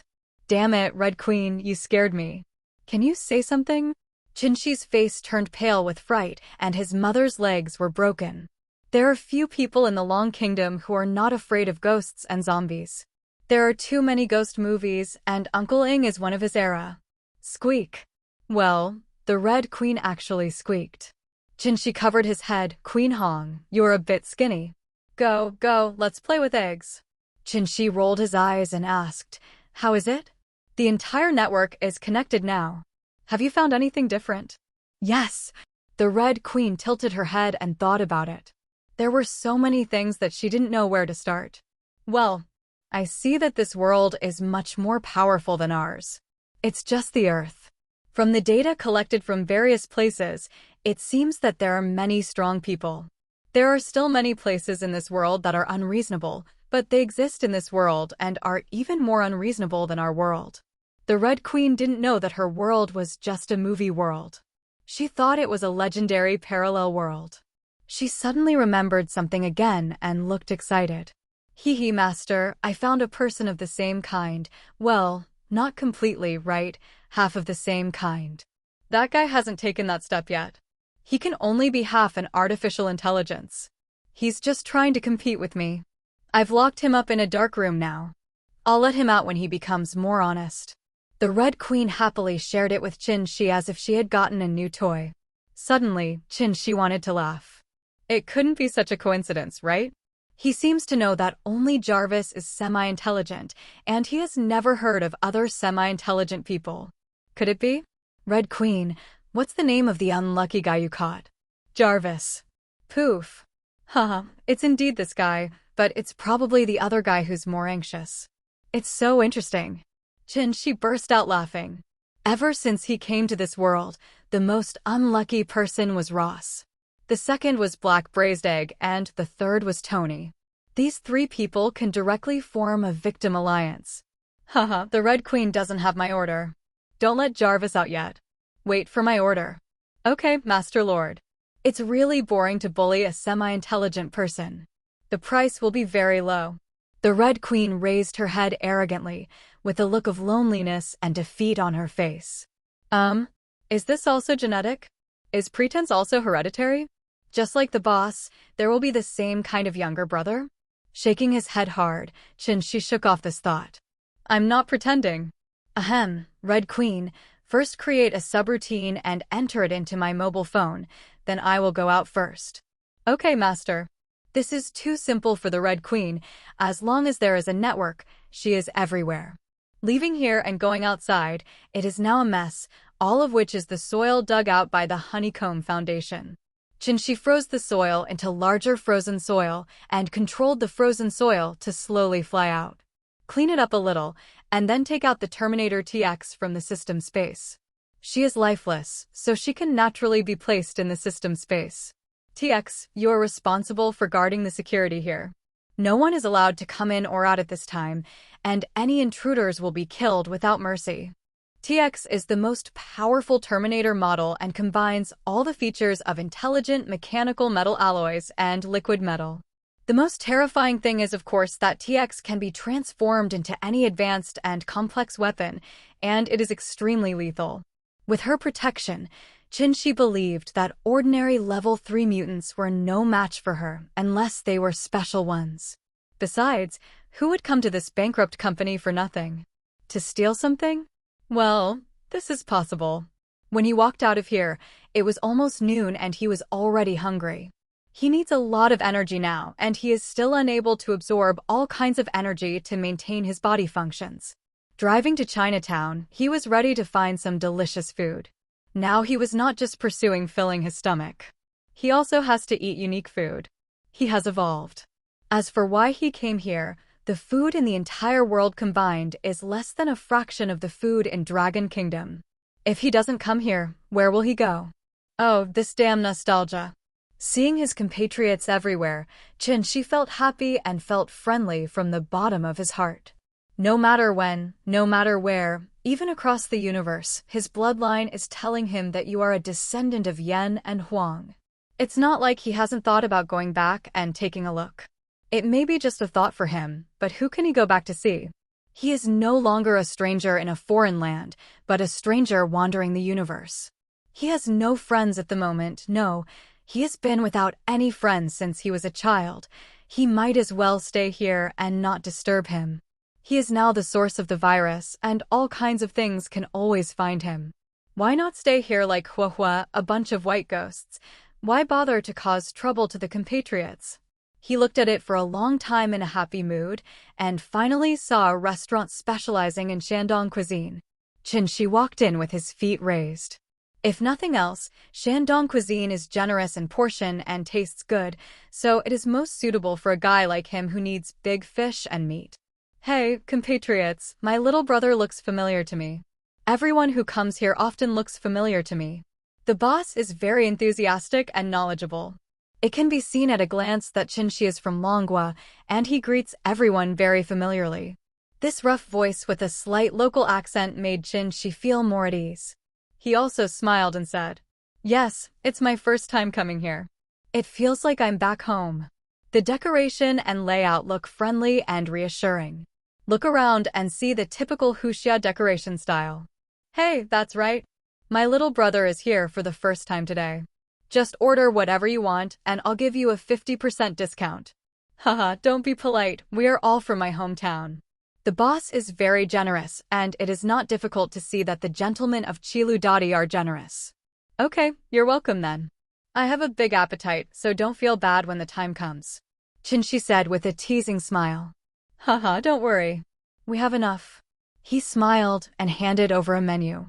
Qinshi took the menu and swished it wildly. Although he ordered too much, he could eat it if he wanted to. This operation shocked the boss, and he asked in a loud voice, "Little brother, I am not too talkative. Can you eat alone? A dozen or so people only order these dishes.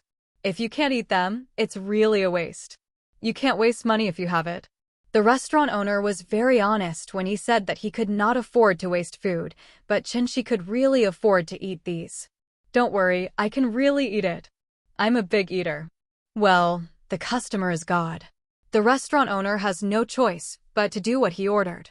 Since it was still early in the morning and it was not the peak eating period, it would be later, so the food was served very quickly, and everything was served within half an hour. The portions of Shandong cuisine are generous and they are all served in large bowls. Qinshi eats them while serving them. It takes half an hour to cook, and Qinshi eats them in half an hour. There is no delay. This scene made the hotel owner and the waiters go crazy. I beg you, this is really edible. People dare to say this because they have 2 brushes. However, people started to arrive one after another, and it was already dinner time. At this time, the reputation of Huxia food has spread throughout the world. Many Japanese people always feel that they can't get used to Huxia food, but the slap in the face always comes too quickly. No one in this world can escape the great philosopher Wang Jing's law of true fragrance.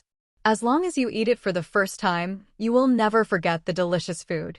At this point, white ghosts, black ghosts, and gray ghosts have all arrived. Of course, most of them are our own compatriots. People who are used to delicious food can't get used to hamburgers and fried chicken. At this time, the quarrel between a white mother and her son attracted everyone's attention, including Chinshi. I don't want to eat this. I don't want to eat here. The little boy struggled hard, with an unhappy look on his face, and made a loud noise. I won't eat. I won't eat. I want a burger. Too, his mother was patiently persuading. Baby, I ordered so much, you can try it. Unexpectedly, the little boy dropped his chopsticks and shouted, How does this taste? It's too oily. The mother had no choice but to comfort her. Okay, if you don't want to eat, let's go eat hamburgers. After saying that, the mother took the child and left in a hurry after paying the bill. Chinshi shook his head and smiled bitterly when he saw this, thinking of the past. Oh, I am so blessed that I don't know how lucky I am.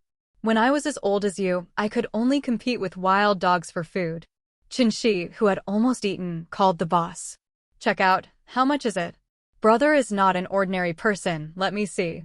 The boss lowered his head and took out his calculator and clicked it for a while, then said with a smile, I'll give you a 50% discount and charge you 300 yuan.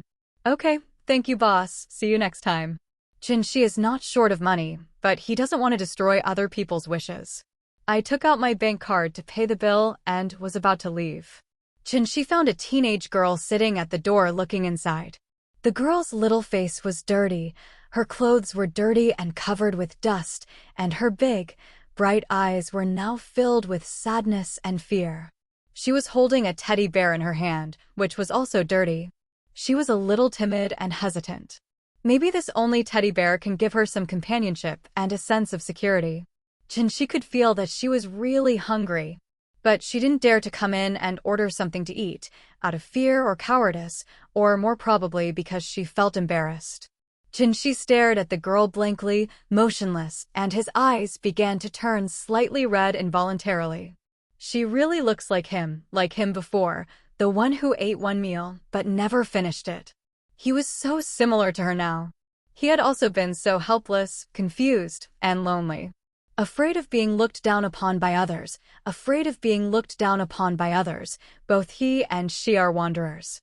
Even though there are thousands of wanderers, maybe this is fate, these two wanderers met. This one glance means 10,000 years. Chinshi walked slowly in front of her step by step, slowly squatted down and wiped her face distressfully.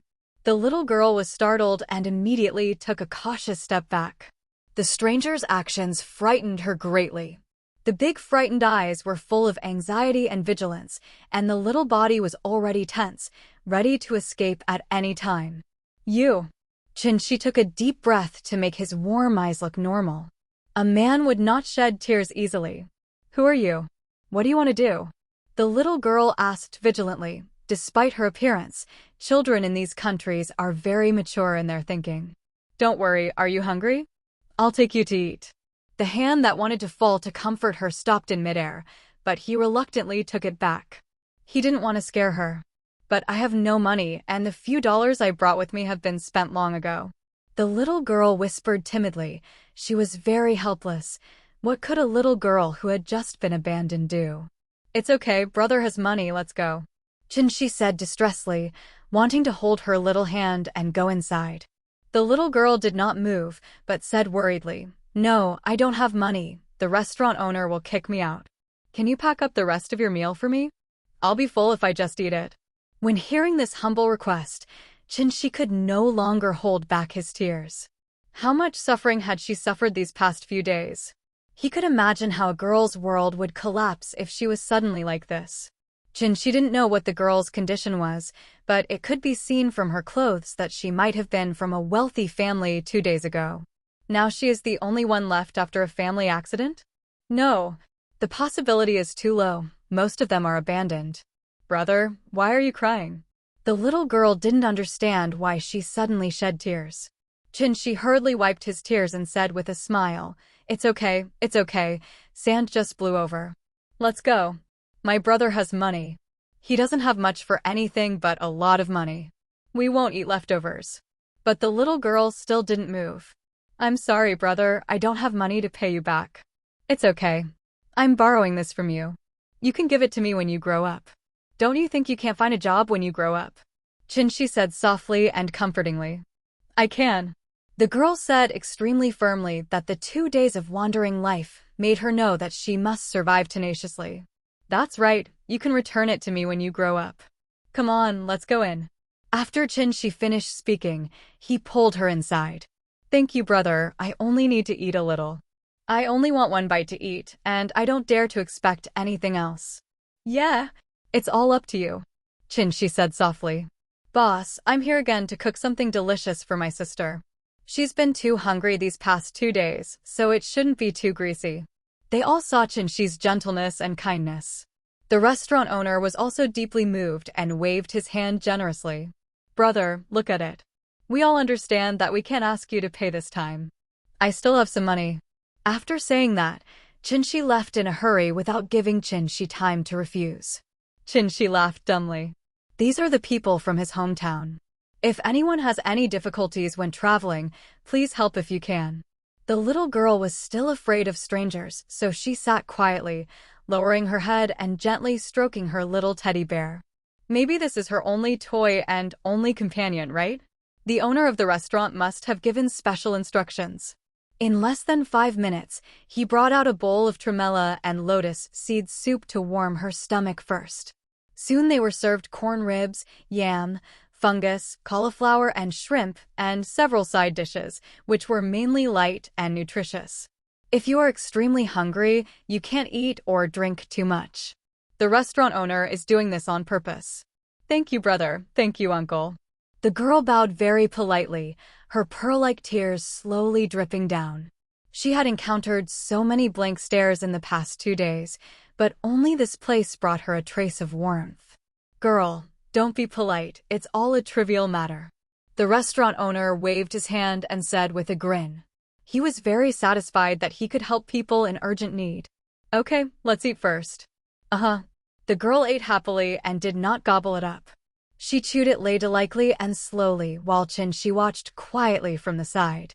More than 10 minutes later, the girl finally finished eating, wiped her mouth, went to the bathroom to rinse her mouth, and washed her face. This is an extremely cute girl, an authentic doll. Her long burgundy hair hung down her shoulders smoothly, and her big eyes began to shine with a moving light, as if she saw hope. The curled eyelashes fluttered like a cute butterfly. With slender eyebrows, a straight nose, slightly red cheeks, and tender pink lips slightly upward, the girl looks very lively and cute.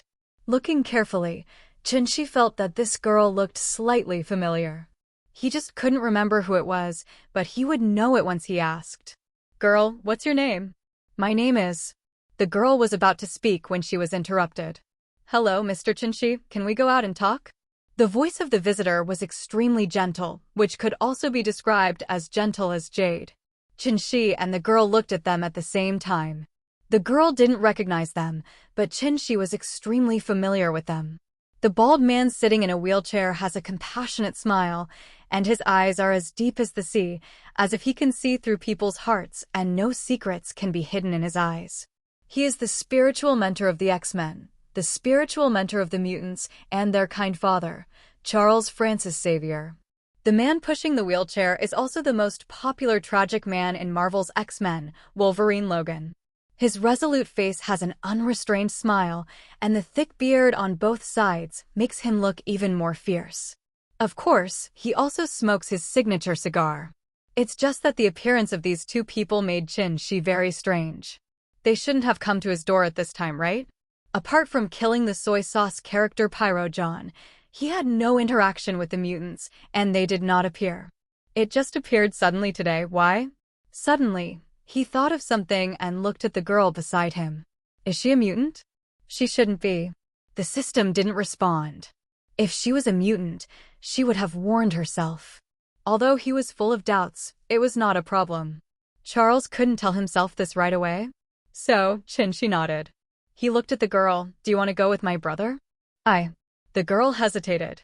She could feel that Chinshi really cared about her, but she was like a dragster and didn't want to disturb his life. Child, come with us first. This matter is related to you and your parents. When the girl hesitated, she heard Charles's kind voice. She didn't expect it to be about herself and her parents. It was about her parents. Even though her heart was already broken, she still had to stir up trouble again. The girl nodded and agreed. As the master of the mind, the old man Charles naturally knows how to grasp people's hearts. Even without telepathy, he can figure out people's hearts. You can guess the psychology of such a little girl with your eyes closed. In fact, this matter is related to her. After a while, a few people came to a quieter tea house and sat down. Chinchi wondered, this Charles also knows tea? After brewing a pot of Bilyuakun, Chinchi didn't know how to drink tea, and Wolverine certainly didn't understand either. He knew about vodka, but he didn't expect that Charles actually understood tea culture. Wash the tea, scald the cups, and let them sit for 5 minutes, then pour a cup for each person. He was methodical, but Chinchi was even less anxious. He took a sip of the bitter yet slightly sweet tea, closed his eyes, and slowly savored the taste. Anyway, he had something to ask for, so he was not in a hurry, and it must have something to do with the girl around him. Buzz. At this time, the 6 soul gems trembled slightly, and a faint golden light danced, like a candle in the wind. But this faint ray of light is like an unbreakable natural moat, blocking a spiritual invasion with just a flash. Naturally, the changes in the Mind Stone cannot be hidden from the owner Chinchi. Mr. Charles, don't waste your efforts. You can't break through my mind without the help of a brainwave amplifier. However, even if you use the brainwave amplifier, so what? You will probably still fail. Chinchi took a sip of tea, blew in the hot air, and spoke nonchalantly. The voice was very soft, and they all heard the calmness coming from Chinchi. So, what about mind dominance? Can it be compared with the rules that cover the universe? You think you are the Phoenix Force. Even if this only exposes a trace of energy that is almost negligible. But this cannot be provoked by psychic abilities that cannot even cover the Earth. The Earth can be ignored in the universe. Haha, sorry, have it. Charles smiled awkwardly, obviously very embarrassed to have his petty behavior exposed, and his old face turned even red. Logan was also stunned. This guy is so strong. Then I have to finish him off? What mutants are most afraid of is telepathic guys who kill people invisibly. If you didn't take Chinchi seriously before coming here, what are you afraid of the long-range mage? Of course, he is not afraid of anyone except Charles and Magneto Eric, and now he has more Chinchi. Forget it, let's talk about it. You're looking for us, right? Why are you looking for her? There must be something wrong with this old man's grinding and chirping, and he is hiding it. Well, in that case, I'll be honest. Charles's face straightened up for a moment before he revealed his true feelings. It's like this. 2 days ago, we discovered that a strong psychic wave broke out on a highway somewhere in the suburbs. Having said this, he slowly looked at the girl. It was obvious that she was the master of the spiritual power. The girl was stunned. Why didn't she remember? After the explosion, you fainted. Charles naturally saw her doubts and said softly, could it be that his family's car accident had something to do with him? Did he kill his mother?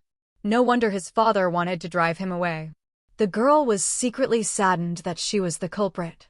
She was the one who killed her mother. Her tears could no longer be stopped and flowed down her face. Oh, Mom, I'm sorry, I killed you, I'm sorry. Cry, just cry. Chinchi comforted her softly and patted her back. She couldn't keep her emotions in her heart. Holding them back would be bad. He already knew who she was. Jean Grey. The strongest host of the Phoenix power, the White Phoenix King, can mobilize the Phoenix power of all parallel universes at its peak. Of course, the Jean Grey here is just the weakest Jean Grey among countless parallel universes. This is the movie universe after all, but she is still too powerful to be solved. But when Charles saw Chinchi's eyes and movements, he felt endless entanglement in his heart, entangled. It was so entangled that his balls ached. Obviously, it would be too difficult for him to take away Jean Grey. However, he still has to work hard. He continued, when we discovered and found his home, Jean Grey had already disappeared. I invaded her father's mind and found out that Jean Grey had been kicked out of the house by him. But Jean Grey's awakening is out of control. It's the kind that sometimes doesn't work. It means it's not fully awakened and needs a certain amount of time to accumulate strength. so I couldn't use the brainwave amplifier to find her instantly. Mutants in this world are easy to find, but there are too many ordinary people. I found her traces only after I checked them one by one. Having said this, Charles smiled bitterly. It's just that it's all such a coincidence. I didn't expect to meet Mr. Chinchi while you were entertaining Jean Grey. However, I still hope that Jean Grey can go back to mutant school with me to learn to grow and control the use of her own abilities. Charles is full of emotion and has sincere feelings. Chinchi knows that his starting point is for the good of Jean Grey and the safety of this society. But Chinchi couldn't let Charles take Jean Grey away, because Charles would kill Jean Grey and the mutant family. Charles's vision was limited to the Earth, and he did not understand the true grandeur of the universe. It would be foolish for him to try to use mortal strength to shake the power beyond the gods, even if it is just a larger fragment. So Chinchi shook his head firmly and said to Charles decisively, "I'm sorry, Charles. I can't let you take Jean Grey away. You will harm her." "What?" "We will harm her. Our mutant school is the home of all mutants. How could we harm her? She is our family." Before the calm Charles could speak, the grumpy Wolverine couldn't help but ask a question loudly. "Logan, please be quiet and don't be anxious," Charles said in a deep voice, and then looked at Chinchi, wondering why Chinchi said this. Jean Grey, who was crying here, also stopped crying and looked at Chinchi with tearful eyes. She only believed in him now. Seeing everyone eagerly waiting for his answer, Chinchi smiled slightly. "Charles, do you know what ability Jean Grey awakened?" "It should be psychic ability. What I feel is psychic fluctuations, but the specific details cannot be determined until tested." Charles answered Chinchi's rhetorical question very rigorously. He was not sure that he, a professor, could not make rash judgments before. Yes and no, she did awaken telepathy, but she also awakened other abilities. Chinchi said lightly. "What?" "Second ability." Charles, Logan, and Jean Grey were all surprised.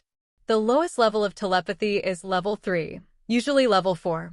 I didn't expect that this little girl actually has a second kind. Is she another White Queen? The vast majority of mutants only have one ability, and only a handful of favored people will be given 2 or even more abilities by God. Jean Grey actually has 2 abilities? What a proud girl. Is that so? We can't let her leave easily. If such a powerful combat force punishes evil and promotes good and maintains peace, wouldn't it be the nemesis of criminals? What if you follow the guy in front of you? Just forget it. Logan and Charles looked at each other and got the same answer instantly. You must not be with someone like Chinchi. He is too dangerous. The news they got from various channels was that this guy seemed to have tricked another general and let the Hulk massacre hundreds of people who wanted to attack him. This man's cruelty was unheard of.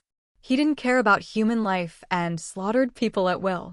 If they hadn't been rivals for a while, they were afraid that Chinchi would turn around and cooperate with Magneto, and they would have taken him down long ago.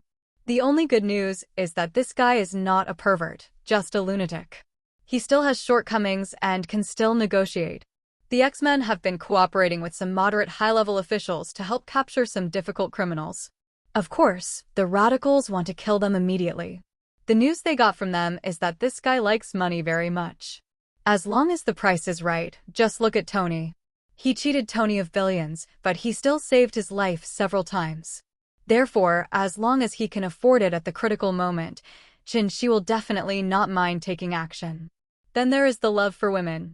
Of course, all men who can breathe are like this, but Chinchi is particularly selective. Based on all the above information, they understood that it was okay for Jean Grey to follow Chinchi. Jean Grey cannot be allowed to follow Chinchi, otherwise she will be another female killer who kills without blinking an eye and is extremely powerful. A madman can't teach a female madman?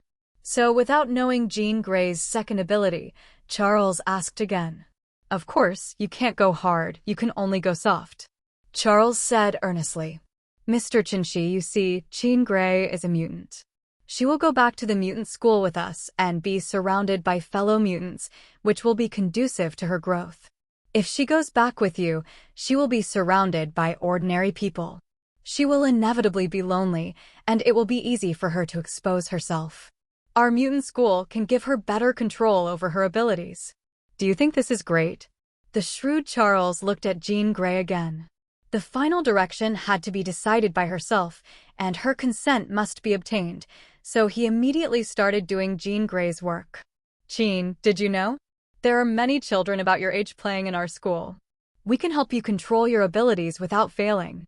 You can become very powerful, just like Captain America Steve, and become everyone's idol. What Charles said was better than what he sang. Chin-Shi looked on coldly. Just play it and see if you can make flowers come out? He is the only one who knows the mentality of Jean Grey best. She must be very repelled by the abilities she possesses. She killed her mother and asked her to join a group of superpowers? This is nonsense. Charles is inherently at a disadvantage. How can he win?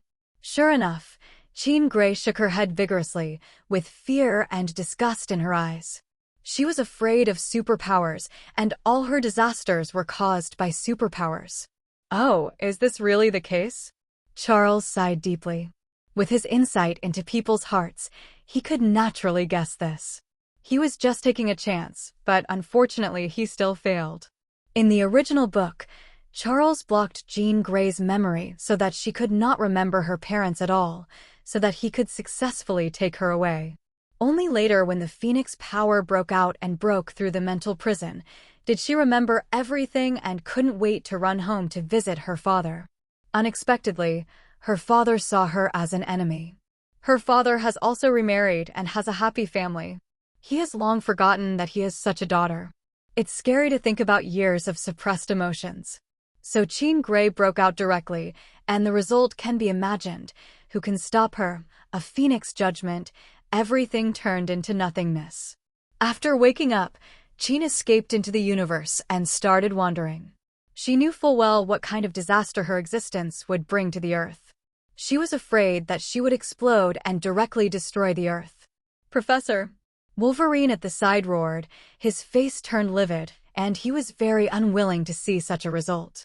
There are too few fellow mutants, and countless people are suffering from different kinds of abuse and discrimination, and suffer all kinds of suffering, waiting for them to rescue their fellow mutants. They need strong teammates to save their suffering compatriots. Charles shook his head helplessly. This is life. Unless we can force her, she does not belong to us. Originally, if Charles had not met Chin-Shi, he would have taken Jean Grey away by force. Unfortunately, if he met Chin-Shi, then his fate would have changed. When he appeared in this universe, the fate of many people had been derailed and headed towards unknown directions. Charles, to tell you the truth, I am not an alarmist.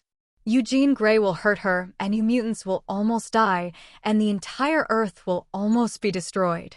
Do you understand the dangers involved? Do you understand that there are many forces in the universe that you cannot understand? Chin-Shi stared at them and said very seriously, "What?" Both of them exclaimed, obviously shocked by Chin-Shi. This statement is difficult for them to accept. It is simply a fantasy. What kind of mutant can destroy them and destroy the Earth? Isn't it just a telepathic ability and an unknown ability? Facing the two people's completely disbelieving looks, Chin-Shi said calmly, Jean awakened telepathy, yes, and another ability is telekinesis. These two abilities can only be said to be good. However, her third ability is no longer as simple as a mutant ability. Before he finished speaking, Wolverine suddenly stood up. Of course, Charles also wanted to stand up. They were shocked again. He shouted with wide eyes. Three. Fake. 3 abilities. Chin-Shi nodded slightly and told them again with certainty. They are confused, but they have never seen a mutant with 3 abilities. Is this the biological daughter of God? Then what is the third ability? Charles asked impatiently. The problem must lie with the third one, an extremely terrifying and uncontrollable ability. Oh, the third one. Chin-Shi sighed deeply, which made countless people go crazy. Say it quickly, I'm so worried. The grumpy Wolverine didn't even want his cigar and growled. Jean Grey was also full of sadness, and the light in her eyes dimmed again. Could it be that she was a disaster-like existence? Chin-Shi no longer pretended, and actually looked at Jean Grey with proud eyes. She awakened the power of the Phoenix. She is the darling of the entire multiverse. Charles and the others were confused. They had never heard of the Phoenix Force, but they understood what Qinshi said about the darling of the universe. The girl in front of me is the darling of the entire universe, so how powerful should her ability be? Maybe the Earth is really as Qinshi said, it can be destroyed with a snap of a finger. The Earth is like a microorganism to the Earth in front of the universe. Then what kind of invincible existence is the Phoenix Force? Wolverine looked confused and asked blankly. Charles thought of a different outcome. Can such a powerful force control the future of mutants other than theirs? But is this power really uncontrollable? Charles doesn't believe it. Since it chose her, it can't be controlled? He stared deeply at Qinshi and said, Mr. Qinshi, this should be the gospel for us mutants. She is the future of us mutants. Is this power really uncontrollable? He suspected that Qinshi wanted to take advantage of Qin Galay, but that didn't make sense. Couldn't he just keep it secret and not tell them? It shows that Qinshi has no ill intentions towards them. It's so contradictory. Seeing the curiosity and suspicion of the two people, Qinshi immediately planned to educate the two indigenous people about science. He didn't think it was a last-minute idea. Since he encountered it, he just went with the flow. In the future, he will use mutants in more places. Why don't he use salted fish instead? As an infinite mutant race, mutants have unlimited potential. That is his arsenal of abilities, his fish pond. He drank the tea in the cup and said, The power of the Phoenix comes from the original universe. It was born at the beginning of all things. It is a chaotic and immortal existence, eternal but impermanent. The Phoenix Force is the sun of the universe, the embodiment of life and spiritual power in the original universe, symbolizing life and emotions. The Phoenix Force is the connection point for the spiritual souls of all things that exist or will exist in the future in the infinite multiverse. It is the creator and source of spiritual power. The Phoenix Force is the storage container and controller of the life and emotional energy of future generations throughout the infinite multiverse. A series of words such as universe, chaos, eternity, life, center, power, source, etc. frightened everyone. The things contained in this series of overviews are really too big, and they often refer to infinite multiverses. They have never heard of this term. Qinshi just explained the origin of the Phoenix power, but he frightened the three of them into confusion. They have never heard of it, but knowing all this is an unimaginable shock. They knew that the power of this ignorant girl could destroy and recreate the universe at any time. Can this kind of power really be controlled by a mortal? Would such a power be willing to obey the orders of a mortal? No. Impossible. Absolutely impossible. It will only look for a powerful slave to carry its ability and do things for it. Well, it's scary to think about it. They were so frightened that they looked at each other with fear and uneasiness in their eyes. Thinking of such a power, then, without thinking too much, the three people's faces became extremely pale. Snap. The hand holding the teacup was so trembling that I couldn't hold it at all, and the cup fell to the ground. Then, what about Earth? Is there still hope? Charles was trembling and stammered as he asked Qinshi, hoping to get a glimmer of hope. He didn't know what to say when he heard that sentence about the power of life and emotion that governs the infinite multiverse, the creation and source of all spiritual power. They don't understand what the original universe is. Is our universe just a corner? Is the infinite multiverse a township level? Then they are microorganisms, right?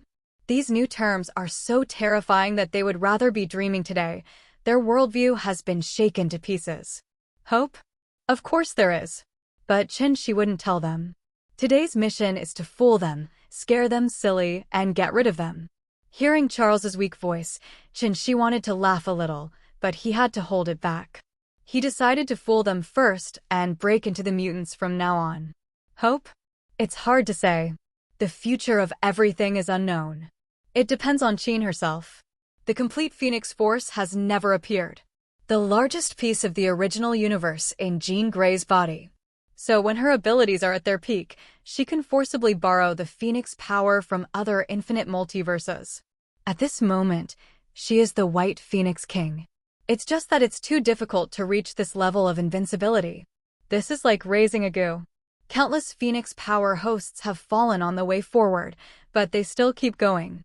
They understood that this was devouring each other. If failure meant death, what about the universe they were in? Qinshi did not pause, but continued.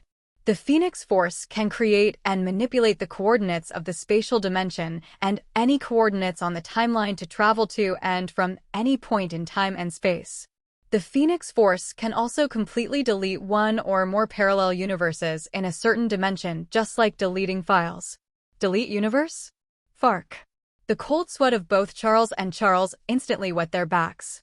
This power of erasing a universe is like playing? It's just like playing with a computer. It's so casual. They fully understood the special image Qinshi mentioned. If Jean Grey was defeated by other Phoenix Force hosts, then they would really be doomed.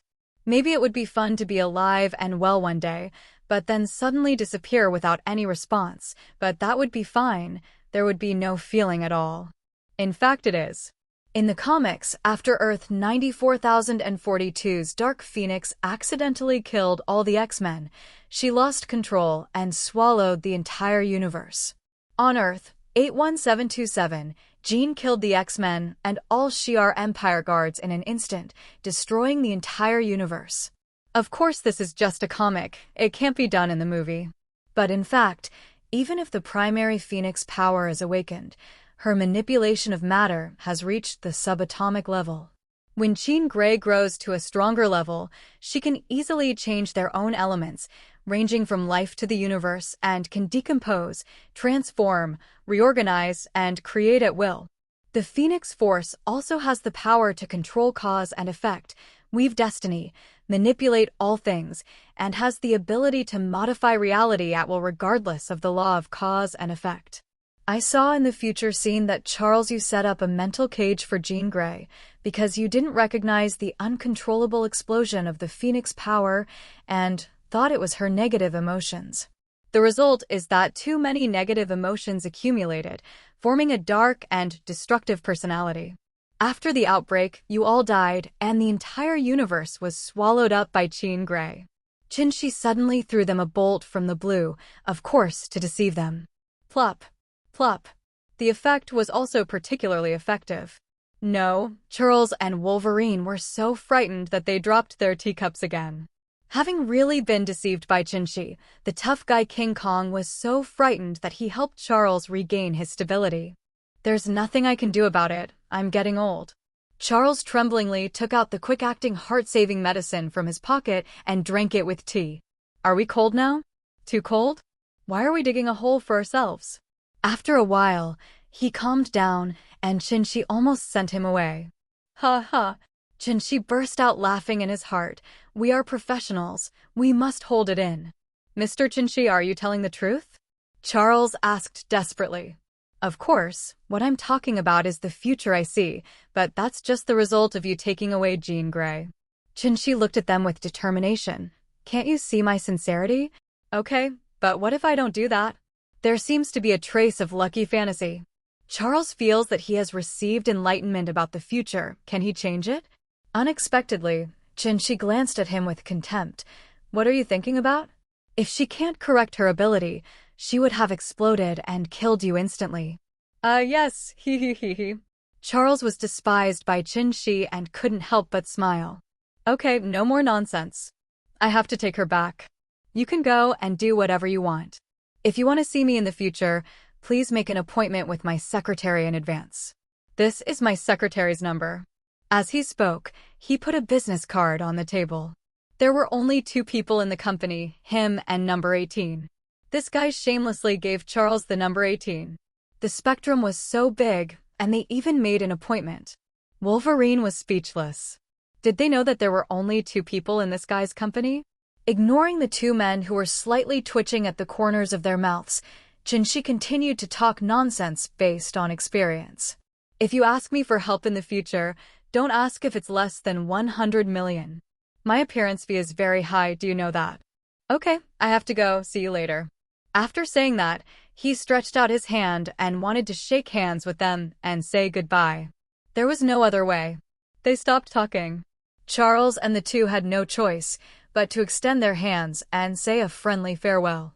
Logan, how credible do you think this guy's words are? Watching Qinshi leave, Charles looked at the tall and short figures outside the window with deep eyes and murmured, "I think half and half. If he doesn't know how to be so bluffing, I don't believe he can make up those new terms on the spot. But we can't believe everything that guy says. He must be lying to us somewhere. This guy has a very purposeful purpose in what he says and does. From saving Tony, cheating Tony, killing John, subduing the Hulk and killing Ross, etc., they all have a strong purpose. The Logans are mature and sophisticated and can naturally analyze important information from various seemingly unrelated events." "Oh, I think so. I have to believe it, not entirely. Fortunately, this guy seems to be quite friendly to us mutants. No, when you say that, this guy must have some purpose. It seems like you should be wary of him. Is he trying to make us happy in exchange for money? It's not impossible." Charles took a selfie of his smooth forehead. As soon as Logan said this, he suddenly thought that this guy must have some purpose for them. She didn't know that Charles and Logan had just analyzed it and figured out his purposeful thoughts. It's just that they can't guess what Shi's purpose is until they die. At this moment, Shi was in a silly mood. It could be said that the whole person was immersed in joy. Ding! The plot character Professor X, Charles, has been detected. Does the host extract his abilities or items? This extraction requires 1 million points. It must be extracted. Ding! 1 million points have been deducted and are being withdrawn. Please wait a moment, host. 1 minute later. Ding! The telepathy ability has been extracted. Is the host integrated? Merge. Ding! Fusion has begun. Host, please wait. As soon as he finished speaking, Shi knew that another piece of gene had been loaded into his body, giving him another mutant ability. Moreover, he has an unpreventable telepathic ability, which can invade the brain without anyone noticing and steal and control others. Ding! The fusion is complete. The moment it was completed, Shi's brain felt as if some nerve had been opened. It felt extremely cool and the world became clear. Quietly pull out a thread of spiritual power to connect to a random sparrow in the parking lot and quietly read through its past. Of course, apart from eating and sleeping, what can little animals do? Shi's mental power was already very strong, so he naturally became proficient in it in a short time. One after another, and after a dozen or so, he had mastered it. But he didn't dare to find an innocent ordinary person for the first time. It would be bad if he accidentally turned the human machine into an idiot.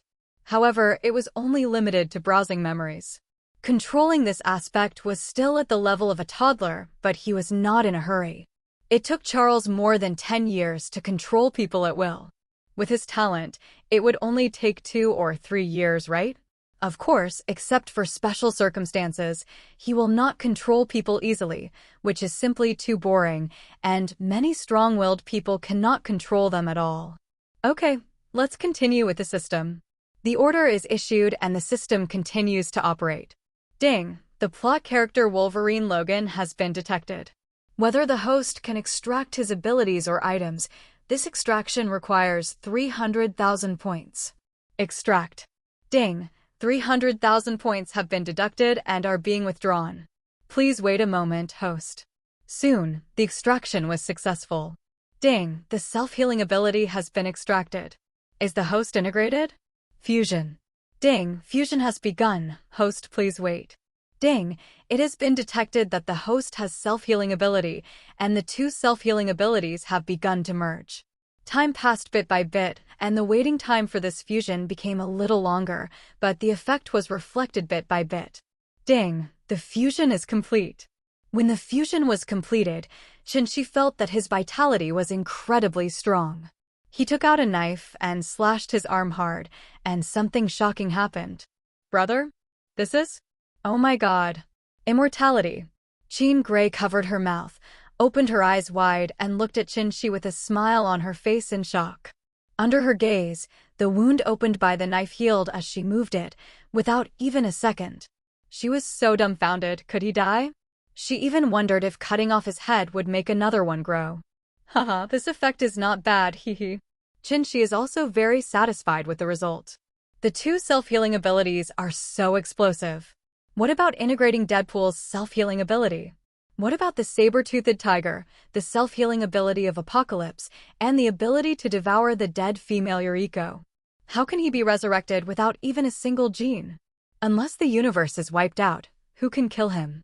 When the time comes, just cut off a piece of meat, freeze it, and throw it into the system space, hee. Let's see who can kill him. His life is very valuable. For Chenxi, life is the most important, and everything else is not as important as life. Death is like a lamp going out and everything ends. The two major abilities are combined again, which is so cool. What are you afraid of? Have nothing to fear. System, how many years do I have to live now? Chenxi is particularly curious about how long he can live. Immortality is too simple for him. Ding, the basic system estimates that a host with a frost giant royal physique can naturally live for 5,000 years. Coupled with the super ability of the two self-healing abilities, it is conservatively estimated that it can live for 10,000 years. Can he live for such a long time? For now, time is worthless to him, so there is no need to think about it deliberately. The dream I once had, immortality, is no longer my pursuit. System, open the properties panel, I want to take a look. Ding, the properties panel has been opened. The host can check it by himself. Host, Chenxi. Age, 22. Level, Sub-Heavenly Father level. Physique, Frost Giant physique. Ability, Water Control level A, 10 kilometers range. Ice type S level, minus 150 degrees Celsius. Fire Control level C, 500 degrees. Carbon temperature transformation, second to original admin and vibranium. Teleportation level A, Earth range. Super speed movement A level, 1000 kilometers per second. Super self-healing S level, any damage is healed within 1 second. Telepathy level A. Items, Time Stone, Space Stone, Reality Stone, Power Stone, Mind Stone, Soul Stone. N pieces. An Umbrella Hive Factory. Subordinates, Android number 18, Terminator TX. Points, 10.4 million points. Bioenergy, 3,850 points. Seeing in the attribute panel, after gaining both mental and physical progress, I crossed a natural chasm in 1 step. From the Earth level to the Sub-Heavenly Father level, this is not only an improvement in comprehensive strength, but also a leap in life. Countless mutants, superpowers, magicians, and mutants have been stuck on this Earth level for their whole lives, and he can easily span a few weeks. This is not a miracle, it is the result of his tirelessness and hard work. Yes, that's it. Just looking at more and more abilities, Chenxi's doubts or worries are becoming more and more. I am so awesome and have more and more abilities. Can this body carry so many genes? A few abilities don't matter. If hundreds of abilities are added to him in the future, will he still be a human being? Or will his genes not collapse? Everything is the same. There is always an upper limit, right? Don't push yourself to death when the time comes. System, I have so many genes. Will it happen that my genes collapse and I will strangle myself to death? He quickly asked the system. This was related to his life. He had to ask clearly. The host's worry is not wrong, and it is also very correct. The genetic endurance of mortals is limited, and too many genes will collapse. However, the host accidentally extracted 2 self-healing abilities and fused them into the body. Such powerful abilities can naturally solve the dangers faced by the body. According to the system, he will definitely extract the self-healing ability. After all, there will definitely be an intersection. Chenxi couldn't help feeling that he was lucky. The short-sighted cat met the blind mouse, and it was a mistake. System, why doesn't it prompt that the points that changed Jean Grey's fate are recorded? When he took away Jean Grey, shouldn't it have directly changed Jean Grey's fate? When he got Wanda, wasn't it just a matter of 1 step? Host, Jean Grey's situation is complicated. She must wait until the host prevents the birth of her second destructive personality before she can be considered completely changed. Otherwise, she will still escape the Earth and return to her original orbit. Chenxi understood that there was such a reason, but he was not in a hurry. I can't eat hot tofu in a hurry. Everything has a process. What's his will always be his. When he saw Jean Grey, he also understood that the current X-Men timeline was the timeline after the future. It's just that everything after the timeline has been changed. Everything has been overturned, and after the integration, a new parallel movie universe was born. It can also be said that nothing happened. No wonder everyone only remembers the Cuban crisis, because other major mutant events did not happen at all. After combing through all the clues again, Shi finally understood now. The timeline of the Avengers has not changed much. The time of the X-Men is a brand new timeline. No major events have happened after the Cuban crisis. Charles and Logan's memories of Jean Grey were all mysteriously erased by time. Let's go home first. Then follow me and take you back to meet your sisters. Shi felt relaxed now. He had sorted out the most important timeline and felt confident. Okay, sisters. Brother, do you have other sisters? Jean Grey was overjoyed and felt much happier. After all, men and women are different, and only girls know any little secrets. Hey, you'll know when the time comes, let's go. Shi smiled mysteriously, didn't say anything, and drove towards Tony's home with the accelerator. Although Jean Grey was full of doubts, Shi was so mysterious that she couldn't ask any more questions. He obviously wanted to give her a surprise.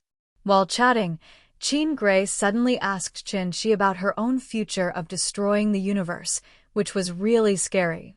Look at your little hands. Look at your little arms and legs. Don't you look like such a female devil? Brother, you said that I destroyed the universe. According to what your Dragon Kingdom said, it was you who calculated it. Are you sure you really calculated it like this? Why don't I believe that I have such a powerful power? Jean Grey asked in disbelief. She was too weak. Shi said with a smile while driving, there is such a saying in our dragon country. Don't dare to calculate all the hexagrams for fear of the impermanence of heaven. Don't dare to have deep love for fear of a big dream.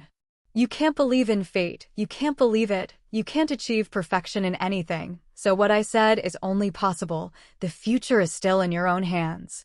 Shi tried his best to explain in English, but the culture of the Dragon Kingdom was so profound that even Jean Grey was confused when he explained so hard. She only understood that fate is unpredictable, and it is fundamental that you must control your own destiny. Jean Grey nodded in understanding, fell into deep thought, and looked out the window in silence.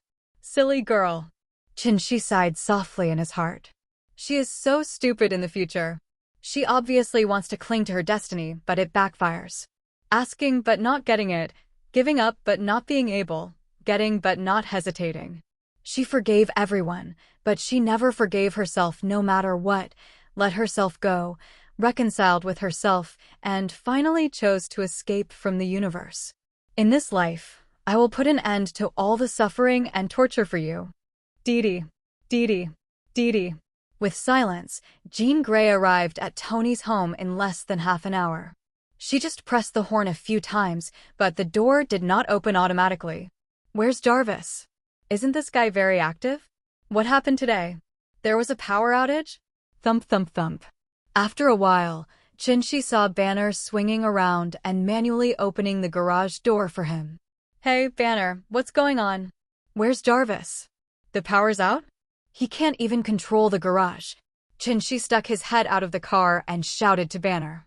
What? Jarvis was attacked, and now he is imprisoned. Tony didn't even eat lunch, so he is still messing around.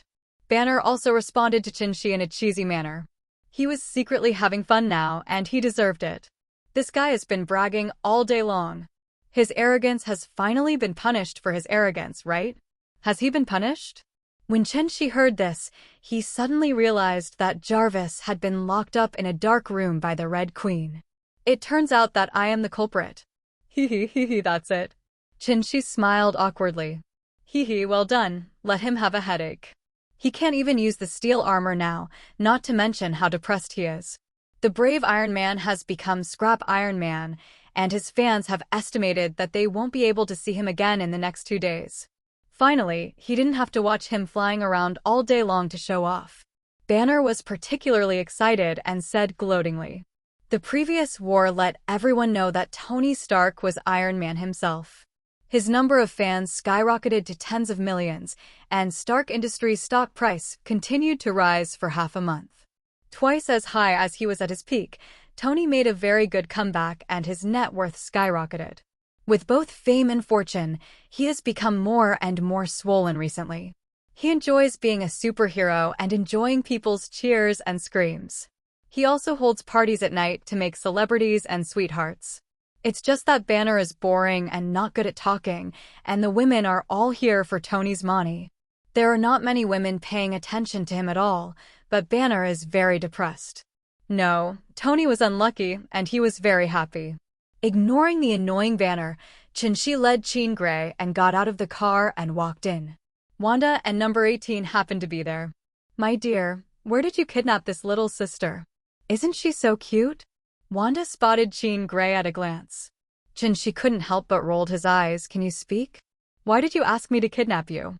If you can't speak, speak less." His name is Jean Grey. He was abandoned by his father for some reasons and will live with us from now on. When Wanda heard it, it seemed as if her soul resonated, and she suddenly thought that she was like this too. "Baby, you have suffered. From now on, you will stay with your sister. She will take care of you. We are family." Wanda, who felt the same, hugged Jean Grey and said softly with red eyes, "Women are all emotional animals," and she exploded all afternoon.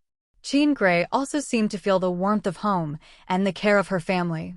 Tears that had been tense for 2 days burst into her eyes, and she burst into tears. For a moment, the two most powerful women in the Marvel Universe hugged each other and burst into tears. This scene was a bit weird. Chinchi quickly took out his mobile phone, click, click, and secretly took pictures of this historic scene. "Oh, you wretched master, I despise you." Number 18 saw everything clearly and snorted disdainfully. "Snap. Go up and slap her on the butt. Damn it, why don't you go to the house to uncover the tiles if you don't hit her for 2 days? Later, let her have a taste of what is called the rate of fire of a human anti-aircraft cannon. I'll deal with you tonight and let you challenge the master's authority." Chinchi said fiercely. "I'm afraid of you, 2 against 1, who is afraid of who?" Number 18 glared at him triumphantly. "Come on. These women are really lawless. They need him to shake up their power from time to time.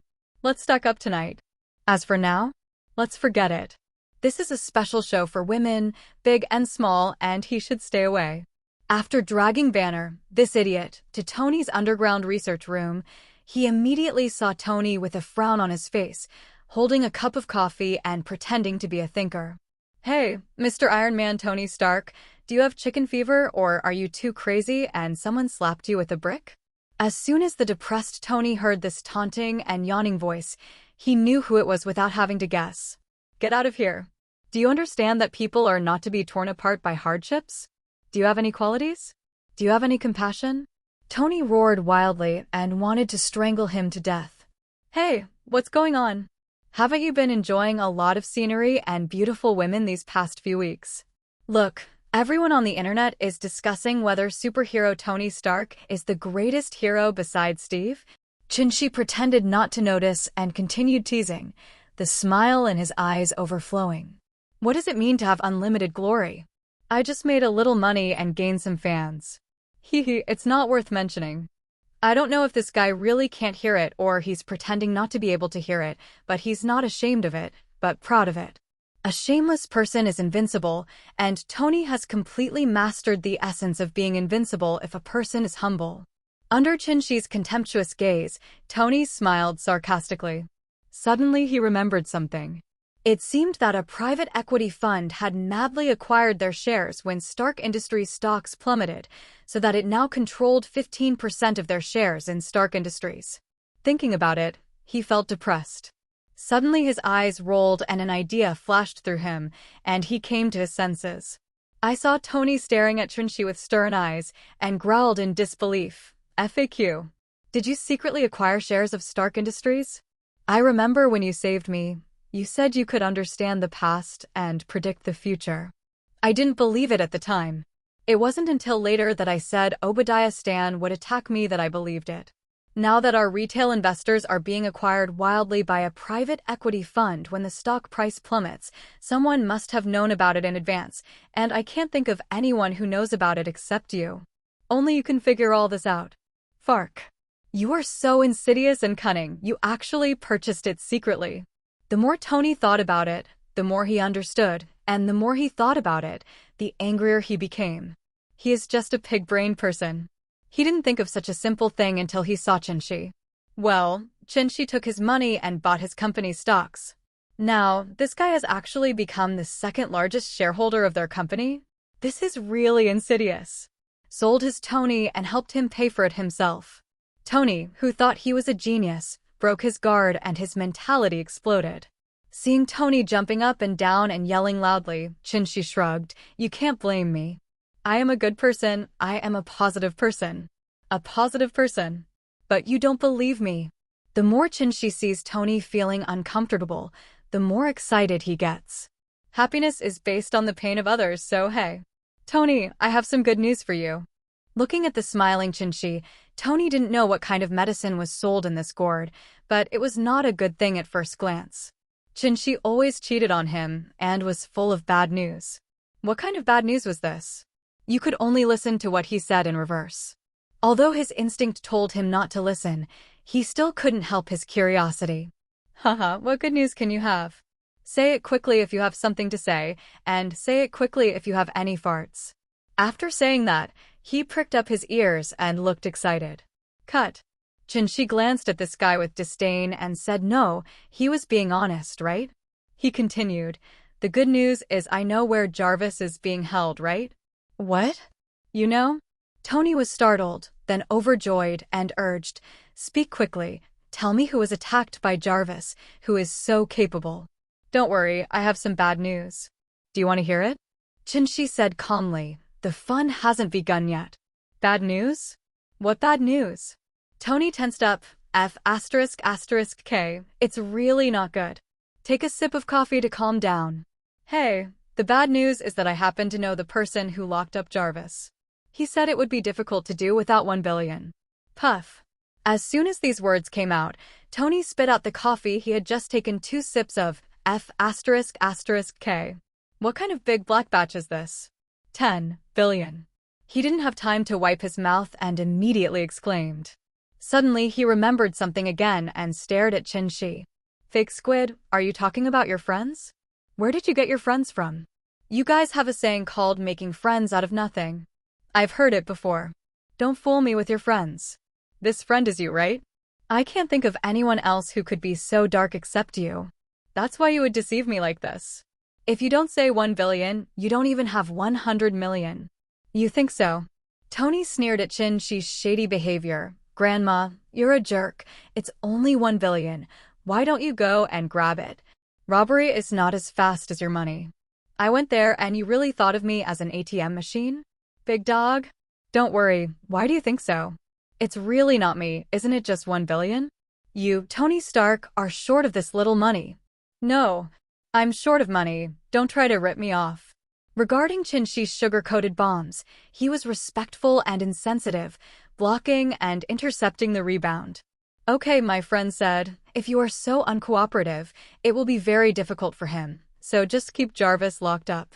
Chinshi shrugged. "You're not in a hurry, and I'm not in a hurry either. Let's take our time." But he still had to give Tony some face. If he still didn't surrender after 3 days, then let him go. After all, my family always eats his, uses his, and lives his, so you can't be too stingy.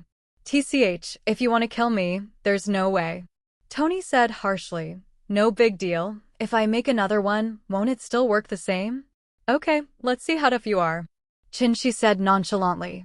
Suddenly he remembered something again. "By the way, I'll use another room. I'll move back tomorrow. The doors and windows have been repaired there." "As you wish. There's plenty of room. Don't delay the great genius of Tony Stark from doing his work." After Tony finished speaking, he drove Chinshi and Banner out, and he had to immerse himself in work. "It's up to you. I wish you good luck." Chinshi was just teasing him. How could he want to blackmail him? As for Jarvis, Chinshi didn't believe that Tony could really give up this old friend. Comrade Howard Stark is obsessed with inventions and picking up girls. Although he has restrained himself, he still enjoys it. For Tony in his childhood, the communication between the two was extremely limited, let alone playing together. He grew up with Jarvis, the loyal butler of the Stark family, accompanying him throughout his childhood. In his childhood, he was only accompanied by Jarvis. He sent him to school, played games with him, and chatted with him.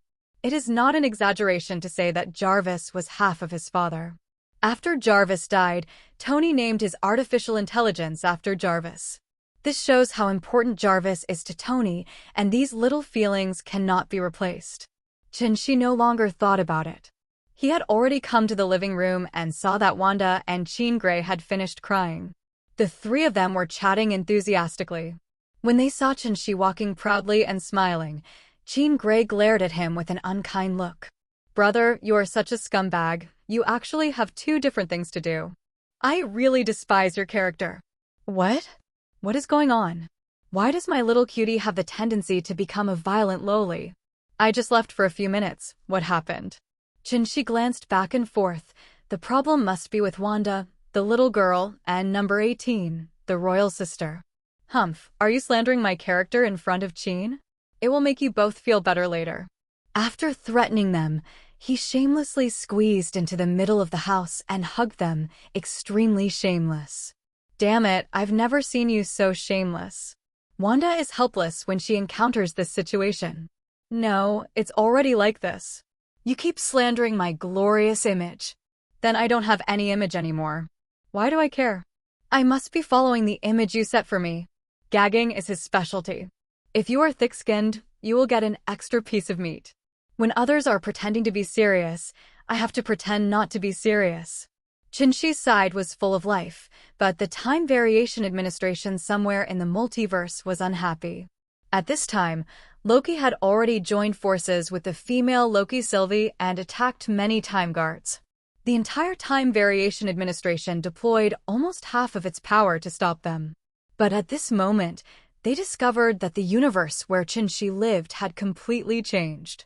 The bifurcation is getting higher and higher, which shows that Chin-Shi's actions at this time are getting bigger and bigger, and the impact is getting bigger and bigger.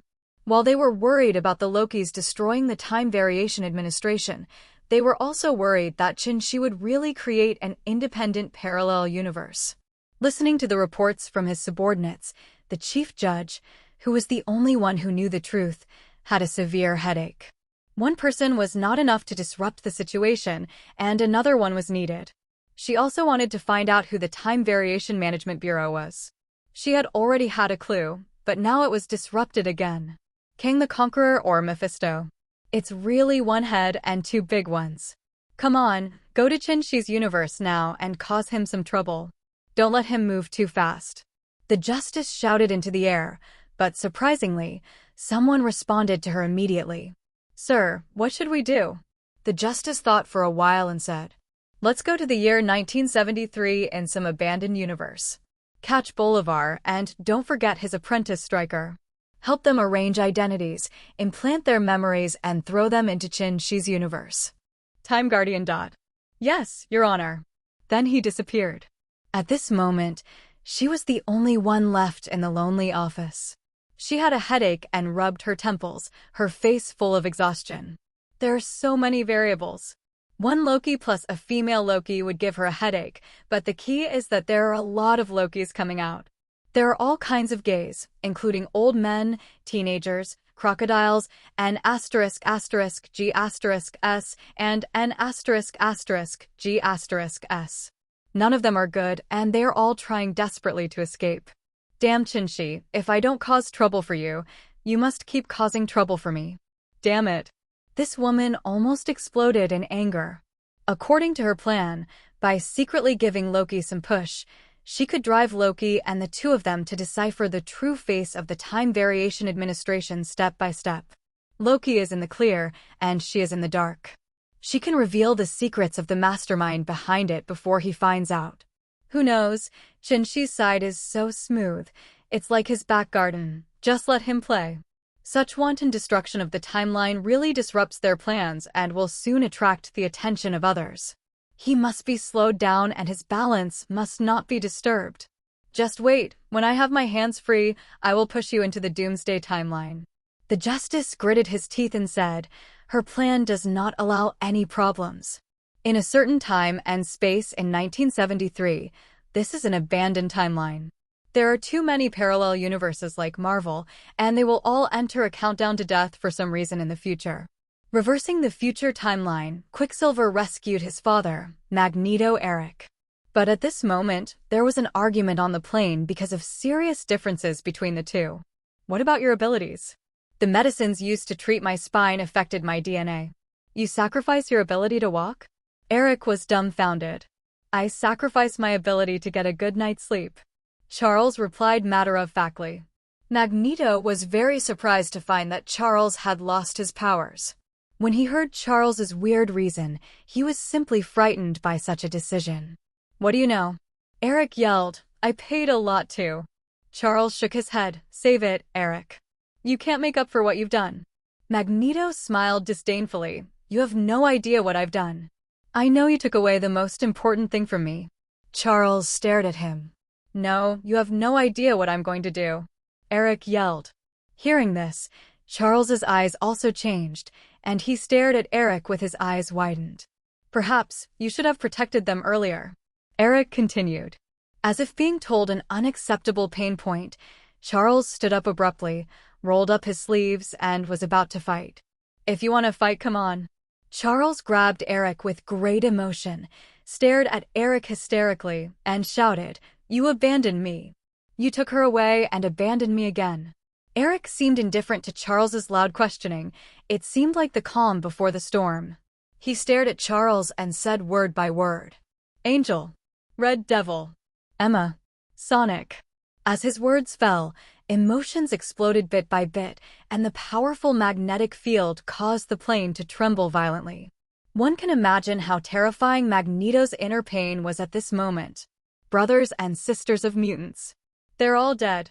At this moment, Magneto was so excited that tears of pain and sadness burst out of his eyes. The uncontrollable and terrifying magnetism caused the plane to swing from side to side, and it seemed that the plane would crash in the next second. Countless people were experimented on and disemboweled. At this moment, Charles was thrown around and his eyes were filled with fear. Eric. The plane was about to lose control. Charles was so anxious that he shouted, trying to stop Eric from continuing to explode, but Eric remained indifferent. He was still blushing and yelling ferociously. Where were you then? Charles. We should have protected them. When your countrymen need you. Where are you? You and Hank are hiding. You are pretending you are not mutants. Charles was thrown around, and he was a little overwhelmed when he heard the questions. You're the one who left us all behind. Eric seemed to use all his strength to vent his anger, pain, unwillingness, and sadness.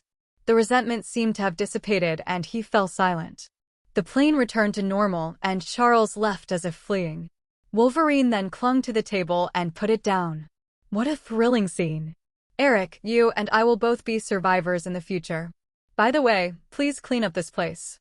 The plane fell into silence again. Here in Paris, there is a luxurious club where there is feasting and entertainment, and life is going on all the time. A Vietnamese general drank happily, laughed wantonly, and hugged each other. They all came to attend the meeting to celebrate the end of the war and the treatment of mutants. But at this moment, the monkey found a beautiful woman sitting alone at the bar, then. When he saw the color, he walked over instantly. He was going to be a hunter. But who is the hunter? Who is the prey? Senior hunters often appear as prey, so he is doomed to tragedy. After bringing this beauty back to the room, the anxious Yu-Ho-Ho poured a glass of wine and said in an extremely vulgar manner, "Then let me see more of you, baby. Take off your clothes and see. Hey, hey, hey." After saying that, he smiled obscenely, not knowing that his death was imminent. The blonde beauty slowly opened her coat, and the exposed clothes slowly turned into scary blue scales in the monkey's frightened eyes. She is Mystique. She can be called a pervasive super killer and agent. Mystique smiled half-heartedly and said, "What's wrong, honey? Don't you think I'm so beautiful?" After saying that, with lightning speed, he raised his leg high and kicked the monkey on the neck. Then push and push hard. While chasing and laughing, the monkey stared wide-eyed and struggled hard to get away, but in the end, he could only stare at Mystique with unwilling eyes and fell down. Mystique picked up his ID and smiled brightly. The assassination operation has begun. She wants to kill this perverted guy and stop his human experiments on mutants. The next day, Mystique transformed into a Vietnamese monkey and sneaked into the large conference room. At this time, the dwarf Bolivar took out the instrument. The genetic navigation system can lock the target 800 meters away and will only launch an attack after the target is determined. With it, collateral damage will be a thing of the past, like now I turn it on and the system won't boot. However, the moment Bolivar opened the test, the instrument rang. "Unless there are mutants here," Bolivar said in a low voice, and everyone's expressions changed wildly at this moment. When Bolivar slowly moved the genetic testing navigation system across everyone, it stopped at the Vietnamese monkey. Drop, drop, drop. A rapid alarm sounded.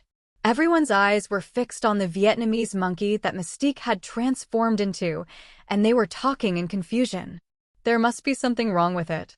Mystique forced herself to explain in order to get through. Bolivar looked at her calmly and said confidently, "My inventions never malfunction." "What are you?"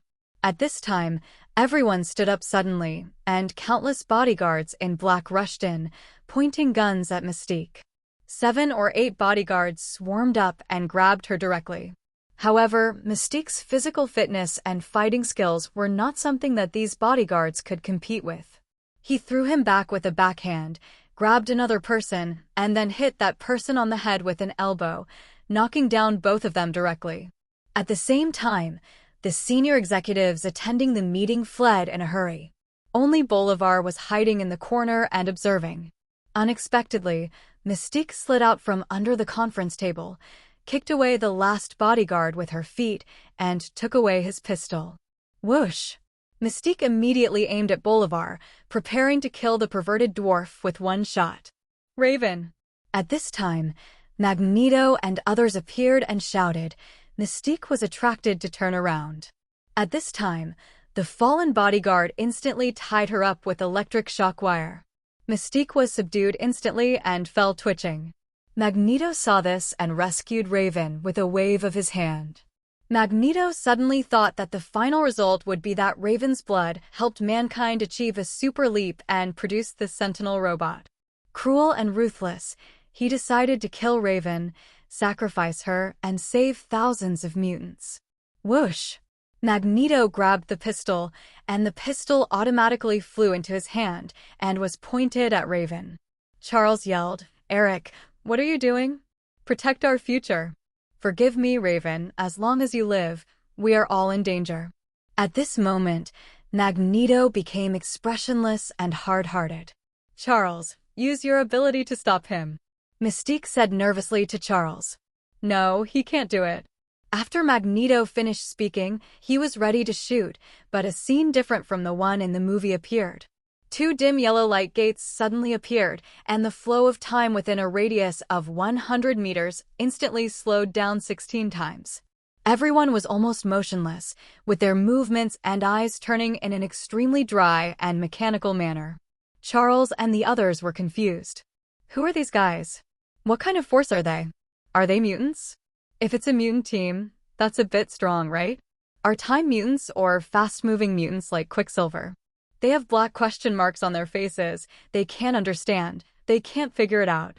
However, no one would explain to them at all. The visitor quickly took out a machine and scanned the dwarf Bolivar. The information comparison is correct. He is Bolivar Trask, the inventor of the Sentinel robot. After comparing, a time guard turned back to the guy who looked like a team leader and nodded.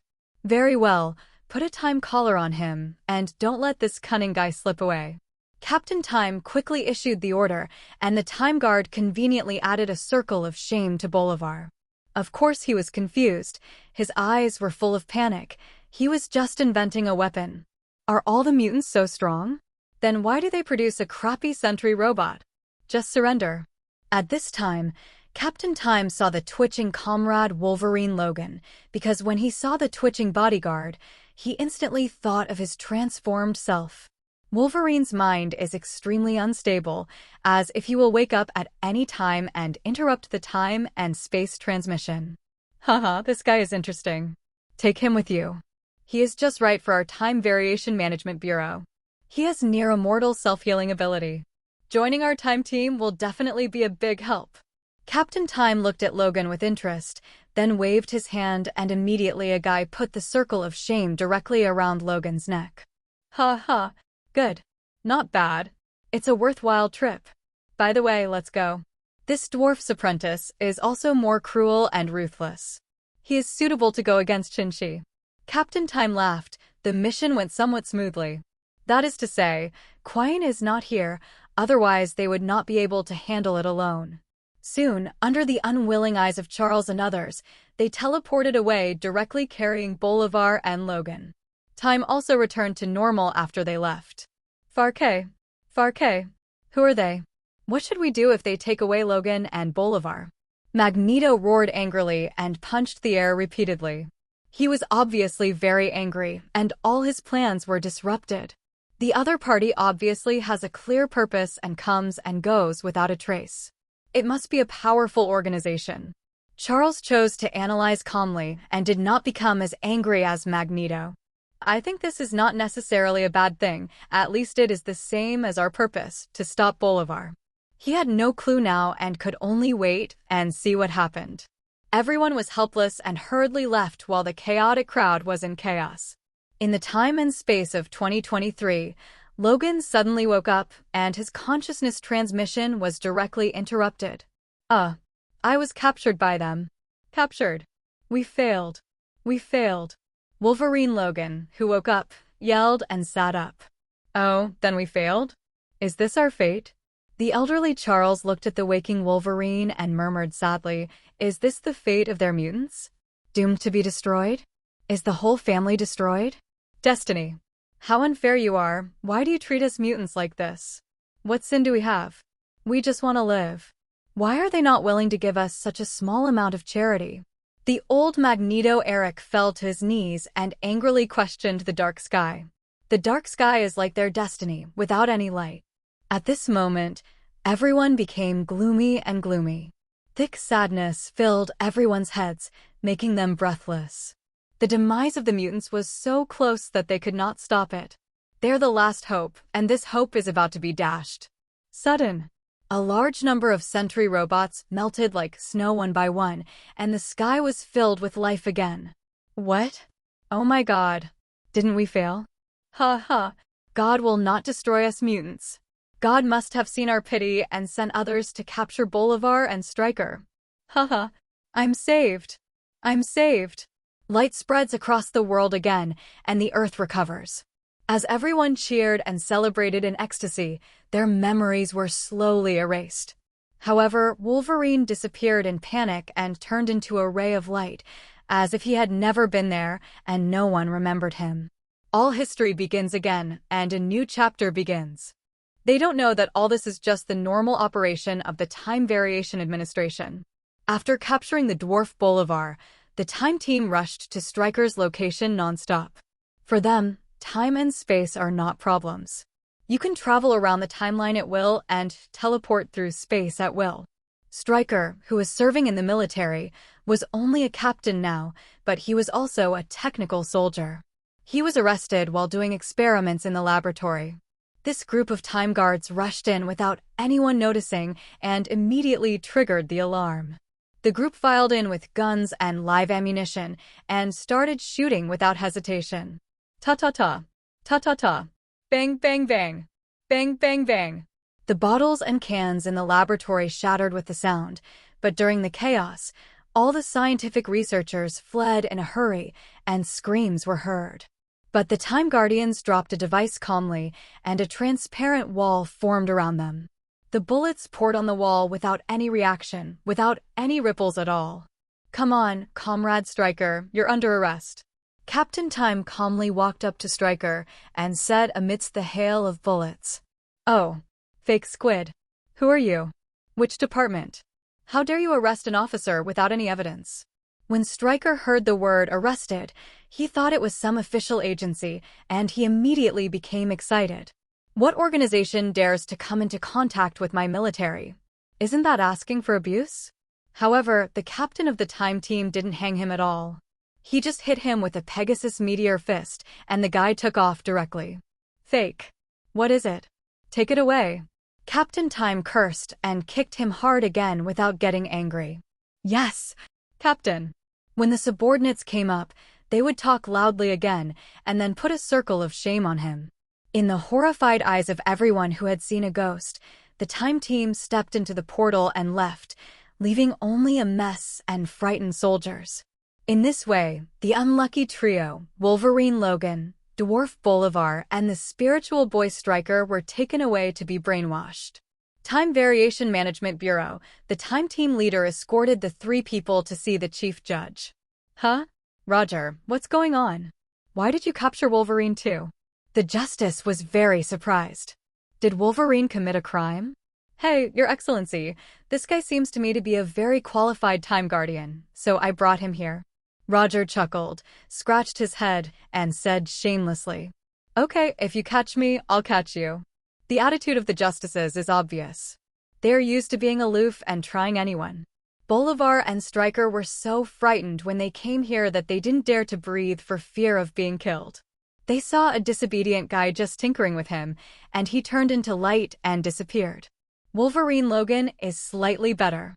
He has experienced too many storms and waves, and his psychological quality is naturally much stronger, but his heart is still fuzzy, and the unknown represents fear. This time, the chief judge didn't even bother to interrogate them and directly convicted them. "Logan, you traveled through time and space and changed the established history. Now this court sentences you to serve the Time Variation Administration for life. Bolivar Trask, as a time criminal, escaped from the established track, this court sentences you to death. William Stryker, as a time criminal who escaped death, this court sentences you to death." "Okay, take them all down." The justice waved his hand and told them to get lost. Of course, this was just for show, for some people to see. "No, I'm not convinced. I want to appeal." "Yes, that's right, I want to appeal." Bolivar and Stryker looked unconvinced and asked for an appeal. "Appeal? Is there such a thing?" "Okay, take it down." The chief judge said expressionlessly, with contempt in his eyes. What else could two mortals think of this? "No, I don't accept it." Bang. As a result, Stryker was elbowed by the time guard as soon as he finished yelling, almost knocking out the gall. "Don't accept it? I'll beat you to death." Bolivar shrank his head when he saw this. He was going to die, and it would not be worthwhile if he had to be beaten. Wolverine is the old god here. Anyway, it's not work anywhere. It's not bad here, so novel and interesting. I have lived for too long, and I have long been tired of my previous life. It is not very interesting to change my living and working environment now. The three people who accepted their fate were quickly separated. The Time Variation Administration directly erased the memories of Bolivar and Stryker and reimplanted their memories again. They fabricated all their experiences in Qinshi's universe and instilled in them both the Sentinel robot technology that would only be available in 2023. To deal with Qinshi, just cause him some trouble, hold him back for a while, and don't make progress too fast. Your Excellency, everything is ready. Bolivar and Stryker have reimplanted their memories. A Time Guardian comes to report as soon as he completes his mission. Well, very good. Now let's throw it into Qinshi's universe and let them play with Qinshi first. The justice then showed a smile and finally got some good news. Yes, Your Honor. The Time Guard bowed and slowly withdrew. Their time team set off again, taking the two sleeping guys directly to the universe where Qinshi was. Hey, wake them up and let them take revenge on the mutants with the hatred that should belong to them. The Sentry robot is too powerful. Let you play slowly. As long as you are a mutant, you can detect superpowers, haha. Whoosh! The arrogant laughter disappeared as the few people disappeared, leaving only the two people who slowly woke up. They were at a loss at first, but after a while they understood everything. Strike. The mutants in this world are lurking in the dark and may endanger humanity at any time. We must eliminate them. Bolivar seems to be destined by destiny. His mission is to eliminate mutants, a glorious mission. Stryker was shocked when he was told this. That's right, teacher. The mutants killed my wife, and I want these mutated non-human beings to be exterminated to death. The two hit it off and encouraged each other to leave together. No one knew where they were going, and they had their own plans. She didn't know that someone was thinking about him again, but it didn't matter if he knew. The troops would come to cover up the water and the earth. Hey Tony, what's going on? You didn't sleep all night. As soon as She came downstairs, he saw Tony, who had panda eyes and was so angry that his hair was messy and his beard was unkempt.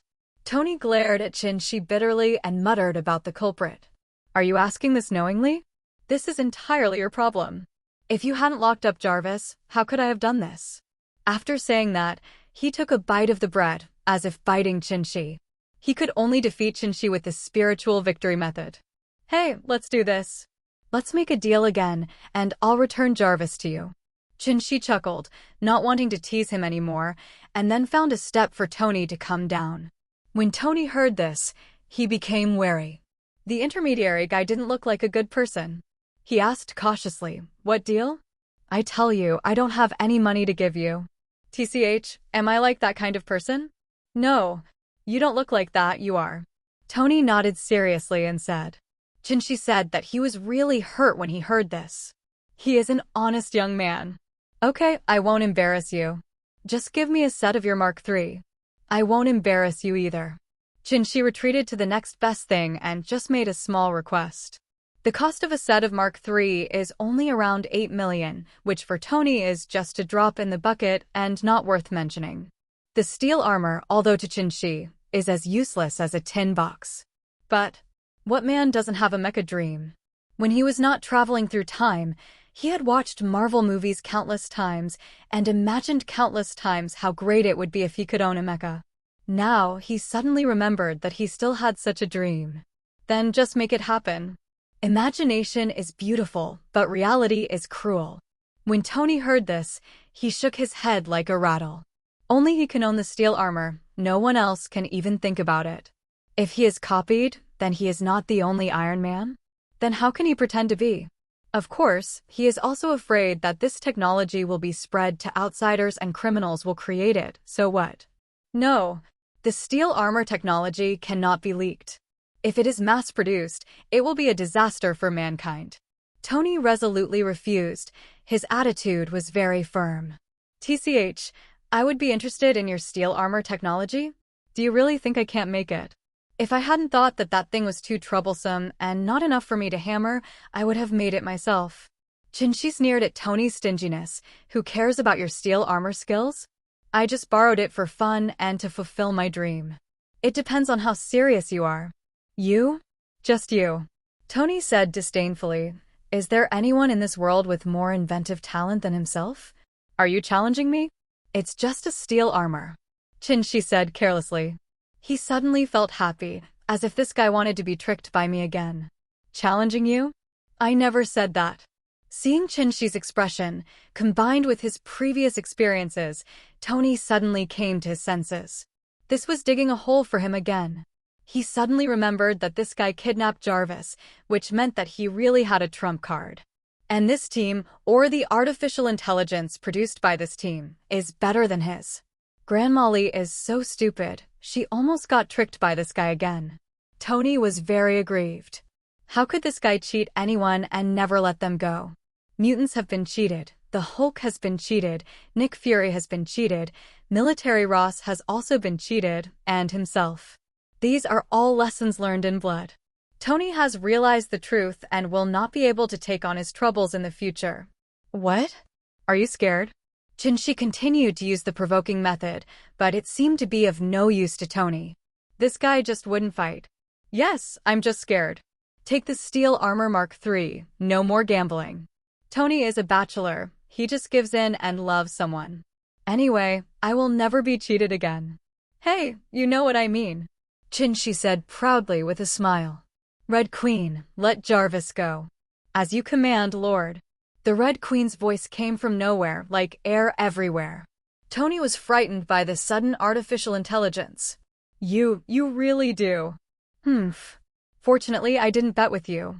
Tony suddenly realized it, but he was more thankful that it was just a little bit close.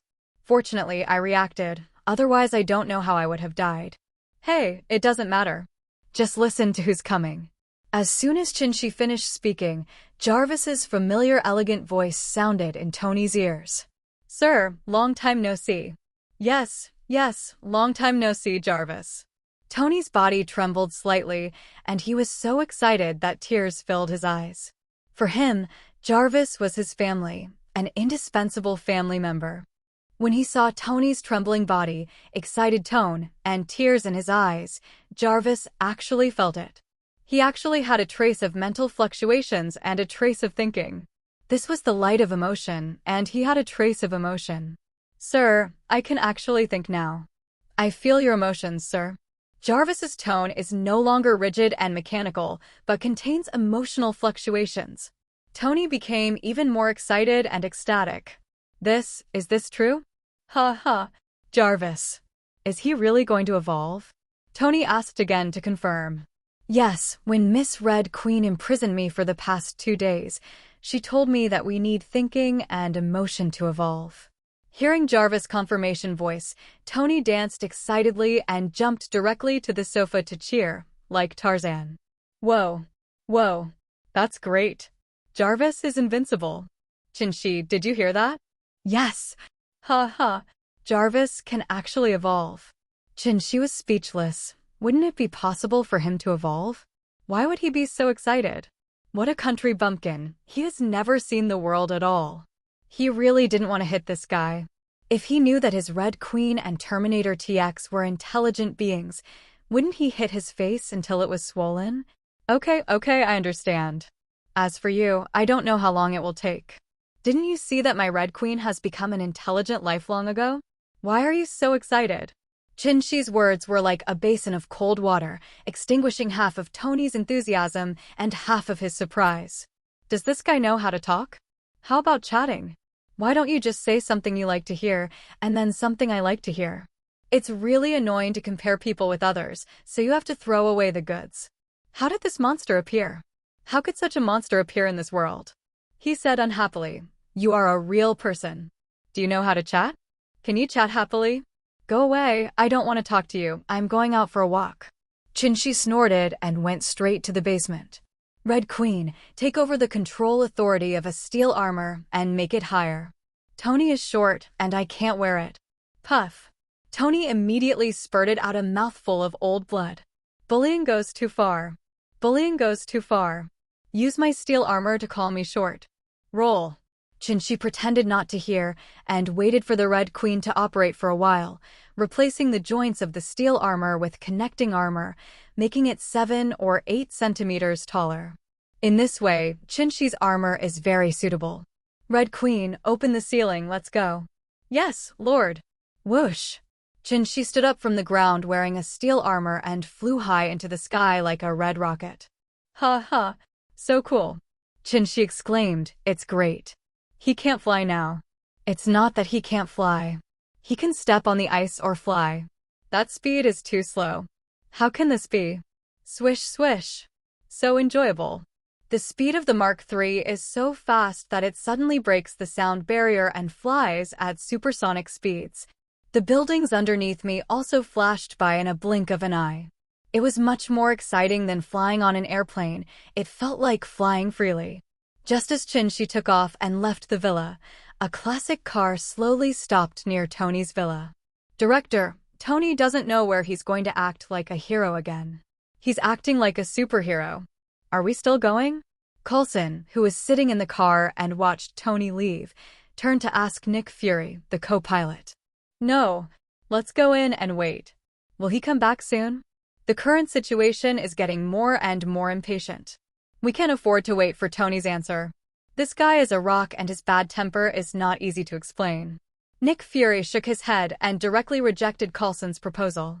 Okay, you are the boss, I listen to you. Coulson shrugged and nodded in agreement. The two of them immediately got out of the car and walked to Tony's house. Dingle bell, dinged bell. Nick Fury rang the doorbell, knowing that Jarvis would open the door for him. Sure enough, the doorbell opened without even thinking twice. "Welcome the two gentlemen of S.H.I.E.L.D., Jarvis said. S.H.I.E.L.D. Nick Fury was stunned. This is a good name. Was this obtained by Tony, who loves to give people nicknames? I like it very much. I will go back and change the name, Nick Fury said with a smile. Hey, Nick Fury? I didn't get this name for you. Suddenly, an unexpected voice came from them, and they saw Tony slowly walking to the door. What? Tony, why are you at home? Who was that guy in the steel armor just now? Nick Fury asked in surprise. How many times they hinted but got no response. As for the sentence about black braised eggs, it was automatically filtered by him. Oh, isn't he, Chinchi? You still don't know who he is, and there's nothing I can do about it. You don't know how thick-skinned and shameless this guy is. He blackmails me at every turn and beats or scolds me. I can't beat him, alas. You think I want to give him the steel armor? No, I don't want to at all. This guy took it hard. If he doesn't give it to him, he'll hit me. Look at my dark circles under my eyes, my messy hair, and my beard. They're all sad. The bamboo tube is like pouring beans, and it squirts violently. Tony is talking nonsense here.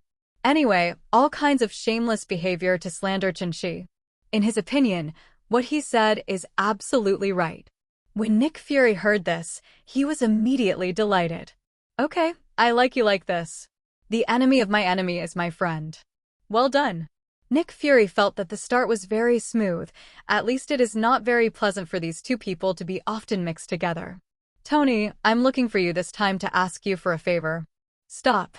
Before Nick Fury could continue, he was interrupted by Tony. Sorry, there's no way you can get my steel armor. No, it's not for this time. Nick Fury quickly explained to Tony, I hope you can think about it. The criminals we are facing are becoming more and more rampant now. Also, whether they commit high-tech crimes or commit crimes with superpowers, ordinary people cannot catch them. So, Tony took up the topic, so you want to invite me to join one of your S.H.I.E.L.D. teams? Nick Fury nodded. Yes, Tony, after all your father Howard Stark was the founder of S.H.I.E.L.D. Even though Nick Fury played the emotional card, Tony still shook his head and refused. Sorry, I won't join any of your teams. Oh, by the way, what's your team's name? Tony asked curiously. Avengers. Nick Fury said immediately. Okay. Superboys Alliance, I'm sorry, I really didn't mean anything. Tony refused again. Was he too lazy to join them? Was he just looking for trouble? Isn't it better for him to pick up girls and study steel armor and occasionally make a cameo appearance as a superhero? Even though Nick Fury had thought of this outcome, he never imagined that Tony, a frivolous carrot, would be so decisive. You don't want to think about it anymore? As long as you join Homeland, oh no, it's S.H.I.E.L.D. That means you have official certification. Think about it. Wasn't it reasonable and legal for you to be a superhero at that time? I think your father will also be very proud. What a beautiful story it is for a son to inherit his father's legacy. Nick Fury still refused to give up and used his sharp tongue to try to persuade the inexperienced Tony. But what about Tony? It went in from the left ear and out from the right ear. It was completely deaf and swishing. He is a typical example of being indifferent and an extremely egotistical guy. Although he respects his father Howard, he has not yet reached the point where he can inherit his father's legacy. Playing with the Patek Philippe luxury watch in his hand, for now, Tony said without raising his head. Hey, black braised eggs. Oh no, Director Nick Fury. Tony Stark does not need certification from anyone or even any organization. On the contrary, the whole world needs certification from Tony Stark. This guy said with an extremely stinky shrug. His expression deserved as much beating as he wanted. He was extremely hateful. Nick Fury was so angry that he had black lines all over his forehead. His character was so bad, and his venomous tongue was even more infuriating. Coulson turned around quickly. He couldn't hold it anymore. They were all polite and decent people. How could they laugh at others? However, you can tell from his shaking shoulders that this guy really endured it very hard. Nick Fury, who had black streaks all over his head, suppressed his anger and tried to calm down his tone. As a superior, his city is definitely enough. Tony, now we have a common enemy. He is Chin-Chi, don't you know? Hearing this, Tony's face suddenly darkened. He regarded Chin-Chi as both a friend and an imaginary enemy. Nick Fury, with his sharp eyes, instantly caught the change in Tony's expression, and he suddenly felt happy. Something was going on. He continued to strike while the railroad was hot. Tony, don't you know that Chin-Chi is not from Earth? He is an alien from the M788 Nebula. His name is Ultramantiga. Alien? As soon as these words came out, Tony was shocked. That's right. Nick Fury nodded matter-of-factly. What he said is half credible, because he knows about many alien empires and races in the universe. Tony was even more shocked now. Have you seen aliens too? F***K squid. Even the great genius Tony Stark has not seen aliens. Have you all seen them? Then haven't I become a country bumpkin? Is that okay? Now Tony was completely interested, and things were not as simple as he thought. He pulled Nick Fury and walked out to the garden. The house was very unsafe, and Tony knew that the Red Queen was everywhere. Although Nick Fury was confused, he still chose to obey Tony's arrangement and went out with him. In the garden, the surrounding area is empty, so it should be out of the way. Reassured, Tony asked with interest, "Tell me about those aliens you have encountered? Their technology must be very strong, right? They are capable of interstellar travel." 4 or 5 questions in a row made Nick Fury feel a little pained. "Mr. Tony, aren't we discussing our joining the Avengers now? We are off topic." It's just that Nick Fury has no choice but to do what he wants and adopt roundabout tactics. He said mysteriously, "This matter has to start more than 10 years ago. I was just an ordinary agent at that time, and I met the Kree and the Skrulls. They are both the Universe Empire. They can travel between stars and infect the universe. They use various energy weapons and utilize various powerful stellar energy sources." Nick Fury talked nonsense, of course, and didn't mention a word about Captain Marvel Carol. Even so, Tony was still fascinated by what he heard. It turns out that there are really aliens in this world, and they have really visited the Earth. Their technology is too powerful. As a technology tycoon, he is even more obsessed with alien technology and wishes he could enter the alien empire to study immediately. At the same time, he seemed to be able to understand why Chin-Chi had such an intelligent life as the Red Queen. But as Nick Fury told him, his vigilance towards Chin-Chi also decreased. "If you are so awesome, why would you care about a world like yours? Don't be ridiculous. The Earth's resources are not enough to fuel a round trip for an army, okay? People are so full that they have to travel across the universe just to rob a small and insignificant planet. Are they so idle? This guy probably came here to travel." This also explains why Chin-Chi has no identity. What kind of alien would leave records on the Earth? After listening to Nick Fury's story, Tony waved his hand. "Sorry, Director Nick Fury, I really can't help him. He is an alien. My technology is no match for him. As for whether the Earth will be destroyed or not, that's not something I, a businessman, can worry about. You should go find Brother Black Horse. Didn't he just win a peace prize? He happens to be busy with things like this that are related to the peace of the universe. By the way, you guys should be fellow villagers. It's just right." Tony once again clearly refused, and also despised the shamelessness of these officials. What the hell is the peace prize for? Nick Fury was caught off guard. Just now he was blowing a lotus ball and blowing passionately. Looking at Tony's expression, he was completely attracted. It was just that he made a super drifting turn and almost broke his waist and shook him. "Tony? You?" Nick Fury's one eye widened, and he looked at Tony with a grim look on his face. "Me? I'm just curious. I have no interest in fighting or killing, okay? Well, if you have any good-looking girls to introduce to me, I think I would be very welcome to chat with you, but nothing else." Tony was still single and indifferent, and his nonchalant expression was irritating. "Okay, Tony, that's your choice," Nick Fury said with a headache. "Yes, walk slowly and don't send me away." Tony directly issued an eviction order. It was too annoying and unpleasant to interact with these profit-seeking guys. It was all about profit. In this way, Nick Fury's first negotiation ended in failure. His plan came to a standstill, and he had to think of another way. But he won't give up easily, otherwise he wouldn't be Nick Fury's character. But it won't be long before earth-shaking changes begin. The conversation between Nick Fury and the others seemed hidden, but in fact it was all seen by number 18. There were two different Chi here, and she noticed it instantly. Red Queen, I will invade S.H.I.E.L.D. later and throw out their secrets.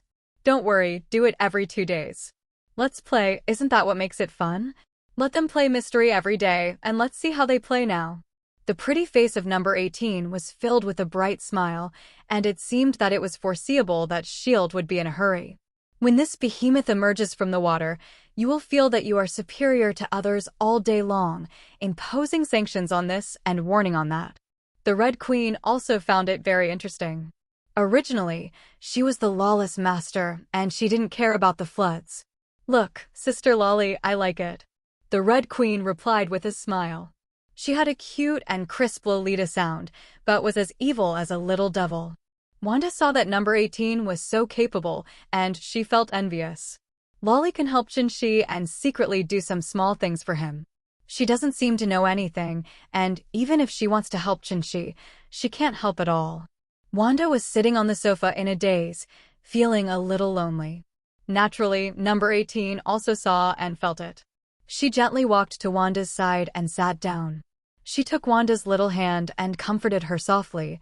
Wanda, what's wrong with you? It's okay. Wanda shook her head. Are you okay? I look at you. You have a sad face. Do you think you are useless? Number 18 nodded Wanda's forehead and smiled. Yes, you can help him, but I can't help him at all now. Do you think I'm useless? Wanda sighed, feeling very depressed. Who said you are useless? You are screaming so much that the master can't control it at all. Why doesn't he give your sister hundreds of millions of bullets every day? Number 18 teased. Go away, you have the nerve to tell me, aren't you a useless scumbag? Wanda's face turned red when she was told, this be asterisk asterisk asterisk asterisk asterisk. D. Lolly didn't even keep her mouth shut. Jean Grey next to her blushed with embarrassment. It was number 18's gag that disturbed Wanda's faint sadness and made her tone down a lot. Hey. Number 18 chuckled and continued. Don't think so wildly. Didn't the master say that? You just haven't awakened yet. If you awaken, you will be the strongest woman in the universe in the future. TCH, do you believe this? Wanda pretended to be reserved. Of course, what the master said can be false. Number 18 raised his head and said without thinking. Yes, everything he said is right. Wanda smiled softly. This girl was hopeless. This girl Jean may awaken at any time. The master said that Jean is also the strongest woman in the universe. You are the envy of everyone. On the 18th, he pulled over Jean Grey, who was watching cartoons, and asked her to prove it to him. Yes, brother said that I will awaken the power of the Phoenix. Sister, what you awaken is mutated chaos magic and also the power of chaos. Jean Grey nodded vigorously like a chicken pecking at rice and loudly testified for number 18. Okay, I believe you. Wanda gently rubbed Jean Grey's little head to express her gratitude. Seeing that Wanda was in a much better mood, number 18 proposed to go shopping and buy some clothes for Jean Grey. This girl has no clothes, she is still wearing the same clothes as before, and she doesn't have many toys anymore, so what can she do?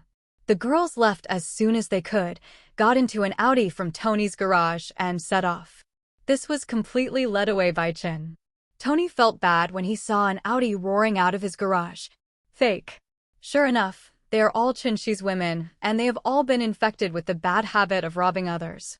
Tony raised his middle finger fiercely at the car that was driving away, and couldn't help but mutter to himself that this was all Chinchi's fault. Fifth Avenue, the most famous neighborhood in New York, is a paradise for rich people. Here you can enjoy delicious food from all over the world and buy the most popular clothing, jewelry, and luxury goods in the world. Of course, the cultural atmosphere here is also extremely strong, with the National Center for the Performing Arts and the National Library located here. No matter whether material or spiritual, it can satisfy you, but the prerequisite is that you have enough knife music in your pocket, then you are God. The appearance of Wanda number 78 and Jean Grey attracted the attention of many people. This combination, two charming beauties holding hands with a young girl, must have a repeat rate of at least 200%, right? Wow, so beautiful. God, doesn't that blonde Asian have such a strong aura? I like the burgundy beauty, she is much quieter. A bunch of idiots, just talking is useless. You dare to strike up a conversation? Ahem, forget it. That blonde beauty has such a strong aura. She must be from a big consortium. I want to live for a few more years. +1. +10,000. Everyone looked at me, and I looked at you, and they were all talking, and they all wanted to encourage others to take the lead, but unfortunately no one was a fool. Men and women have completely different concerns. Women are all jealous of Wanda and number 18's looks, luxury brands, and shocking jewelry. They may not be able to afford just a watch or necklace for 7 or 8 years because they are not in a position to save money. Under the gaze of everyone, Wanda and the others took Jean Grey into a girls' clothing store. Jean, pick whatever you want, buy whatever you want. Wanda behaves very wealthy, we are not short of money. Jean was in a dilemma. Her previous family background was pretty good, but she couldn't buy luxury clothes so casually. She hesitated for a moment. She had never seen such expensive clothes before. When she saw the price, her little hands shrank back in fear. Sister Wanda, it's too expensive, Jean Grey whispered quietly. But before Wanda could say anything, a sinister woman said with a mocking look on her face, if you can't afford it, don't buy it. Looking at you all wearing famous brands, are you the A-grade ones? Snap. Without even waiting for her to say goodbye, number 18 came up with a big mouth and said hello, and whipped the mean woman away from the air. You look pretty good, but it's a pity that you're blind at such a young age. I suggest you go to the hospital for proper treatment. Number 18 is condescending, looking down at the ants like a queen. The movement here instantly caused a commotion, and everyone's eyes turned to this place. This woman with a strong aura was indeed not easy to mess with. If you can do something, you won't talk nonsense, you are a ruthless person. The store manager even rushed over after hearing the news. After questioning other store employees and customers, he quickly apologized to number 18. Ma'am, I'm really sorry for frightening you. We will definitely report it to the headquarters and deal with this issue seriously. You and your friends will get a 20% discount on today's shopping, which is a small token of our appreciation. We hope you can forgive us for our negligence. The store manager's attitude was extremely respectful, completely realistic, and showed no favoritism towards the store staff. Okay, we don't care about the small amount of money. Let her go away. Sooner or later, people like this will finish you off. Number 18 waved his hand, pointed at the trembling woman on the ground, and said unceremoniously, Yes, you are right. You are right.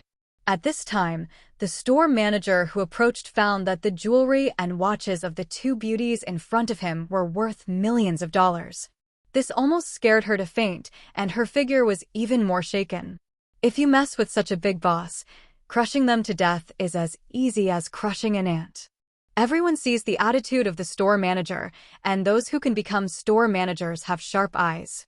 They are all experts. They can tell at a glance whether someone is rich or pretending to be rich. She immediately asked several clerks to serve her carefully throughout the process. Under the attentive service of several clerks, Jean Grey tried on one outfit after another. As expected, she was beautiful and looked good in anything she wore. Jean Grey didn't even know what to choose.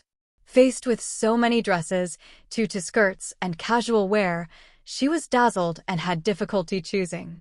Jean, I don't know which one to choose. Wanda saw Jean Grey in a dilemma, so she stepped forward and asked softly. Yeah, it's too difficult. Jean Grey frowned, a little confused. It won't be difficult that way. Jean Grey was confused for a moment. What to do? Then the next second, she heard Wanda wave her little hand. Wrap these up and buy them all. After saying that, he turned to Jean Grey and winked. Look, isn't it easier? Everyone was stunned. How could the eldest sister play like this? I bought all the clothes I tried on, how inhumane. Damn it. She was tricked. We also want to pretend like this, but Daeol doesn't allow it.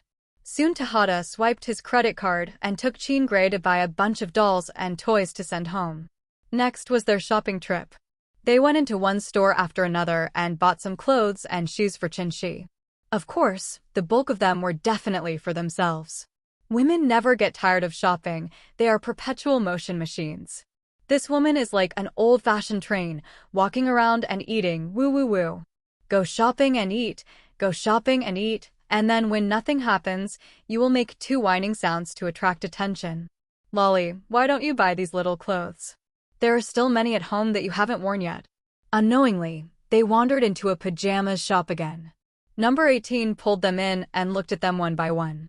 Okay, Wanda, do you think it's enough? Master, that be asterisk asterisk asterisk asterisk asterisk D, won't you tear a few pieces off someday? He specifically doesn't allow us to take them off. He always squeezed in with his pants on. No amount of it was enough for him, okay? Don't you like this? I think you are the culprit who turned on this evil habit of his. Number 18 took the blushing Wanda and whispered quietly into her ear, completely unaware that Jean Grey could hear it clearly. Oh my god. Are they all playing together like this? Are they all so wild? Is this the world of adults? How scary.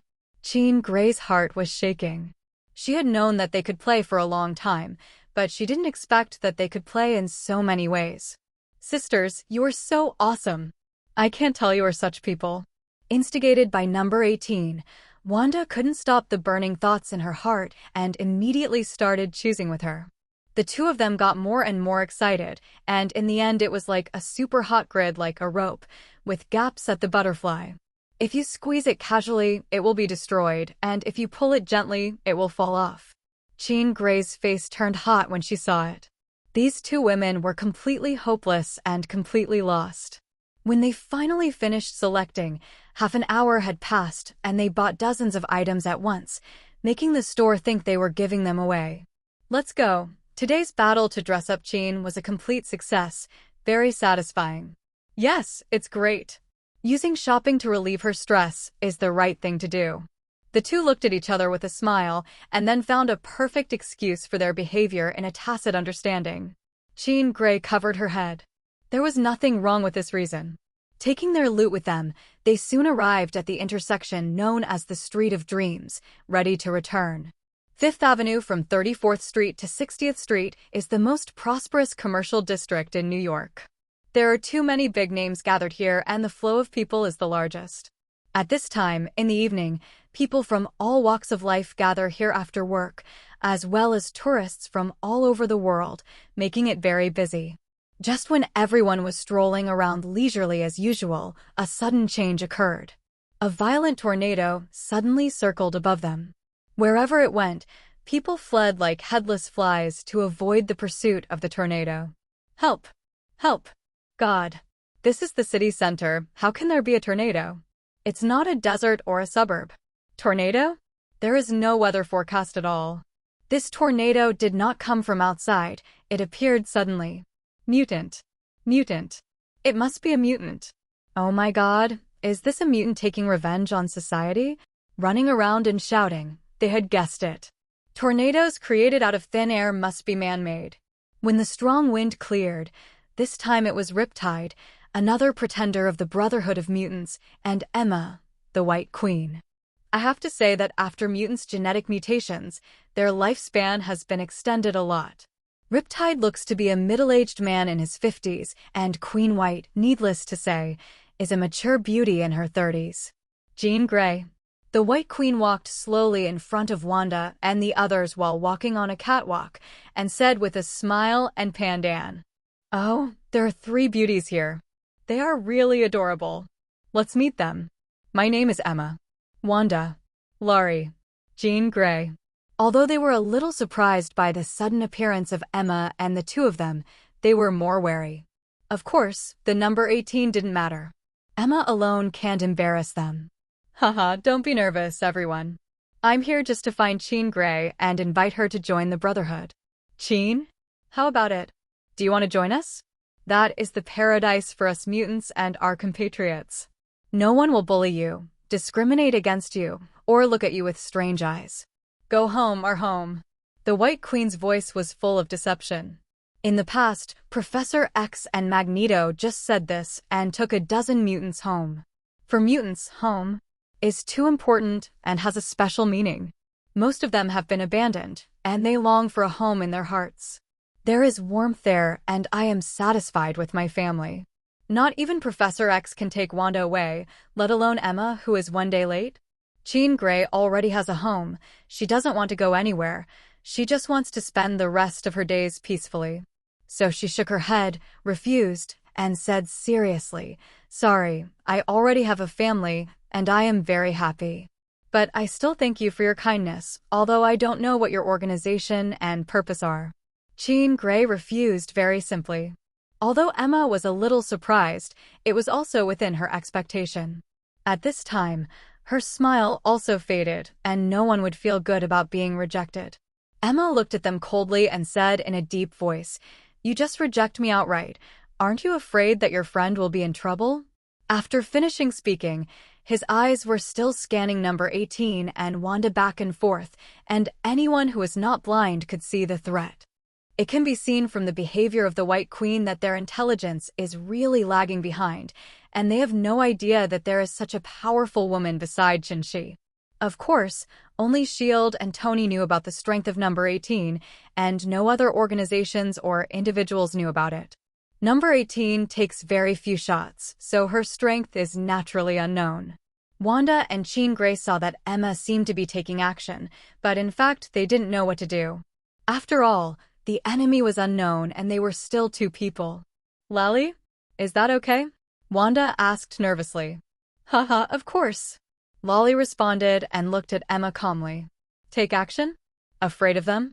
Emma saw that Jean Grey was determined not to go with her, and then she felt cruel. It was no wonder she was taken away by force. How easy it is to deal with a little girl who has not yet fully awakened. "Buzz. Just do it." Emma immediately used telepathy, but her telepathy was only level 3, which was slightly inferior. An invisible wave directly enveloped Jean Grey, leaving no time for others to react. Her spiritual energy effortlessly entered the depths of Jean Grey's mind, preparing to directly hypnotize her and take her away. However, when she entered the depths of Jean Grey's mind, she was immediately frightened and overwhelmed.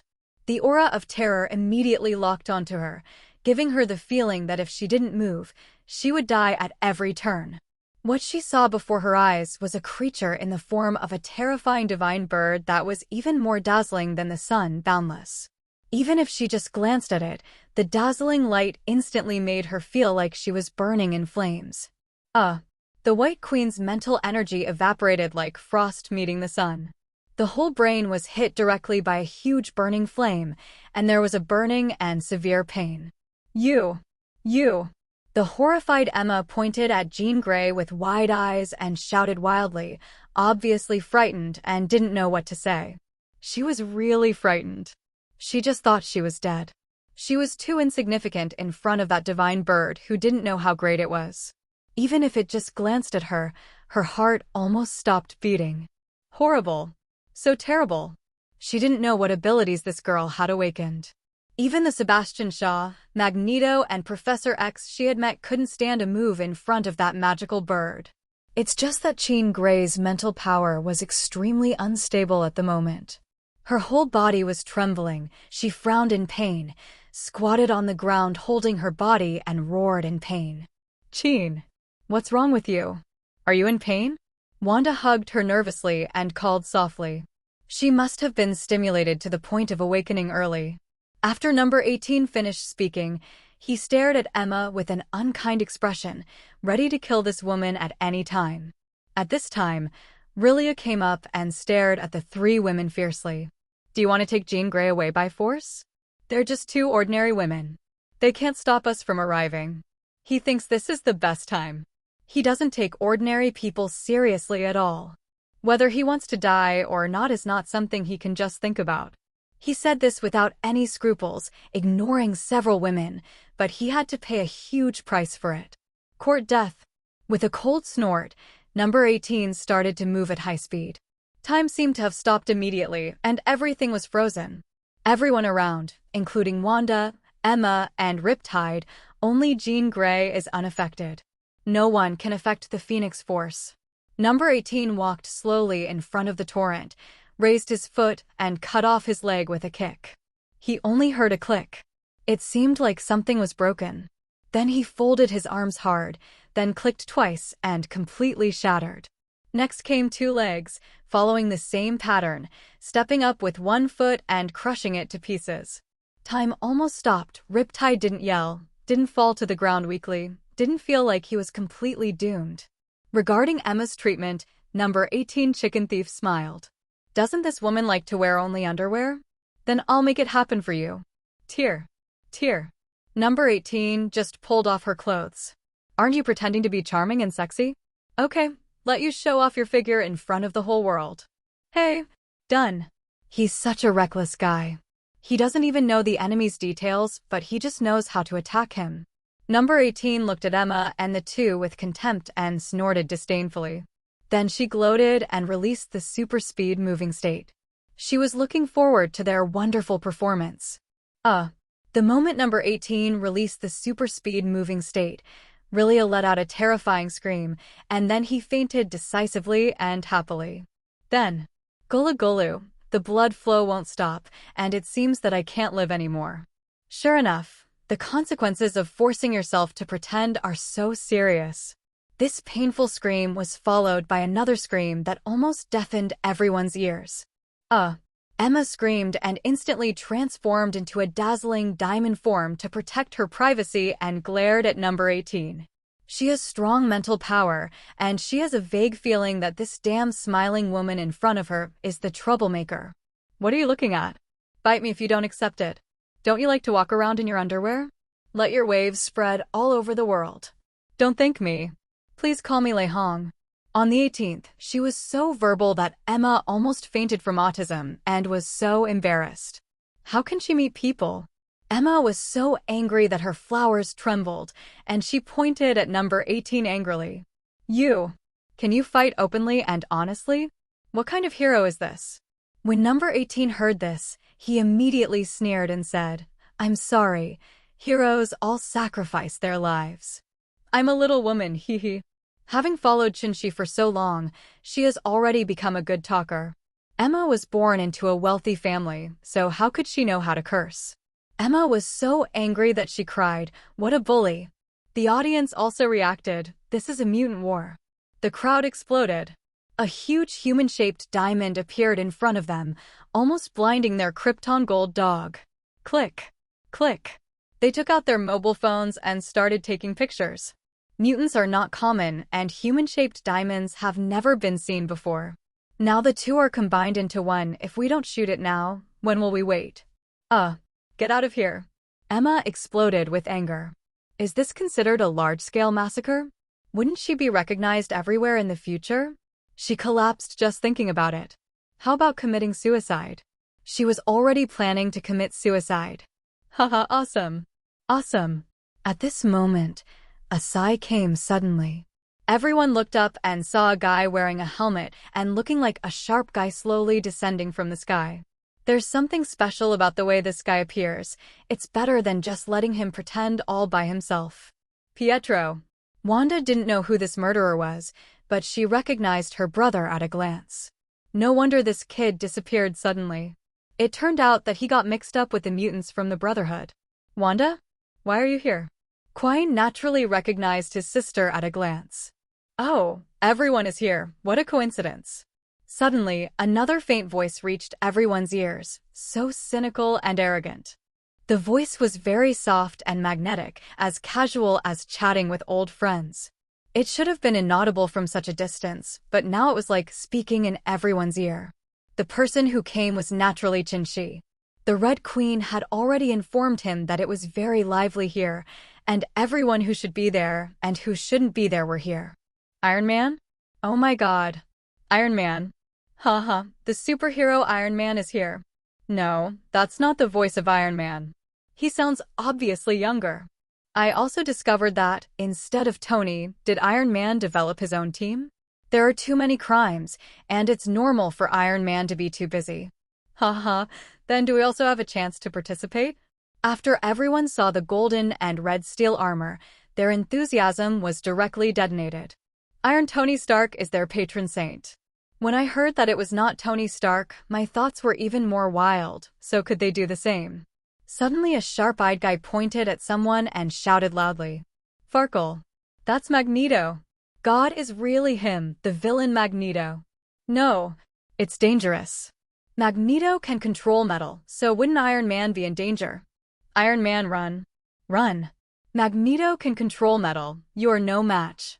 The onlookers suddenly realized that this was Magneto. That guy is not a middle schooler, that is Magneto's iconic helmet.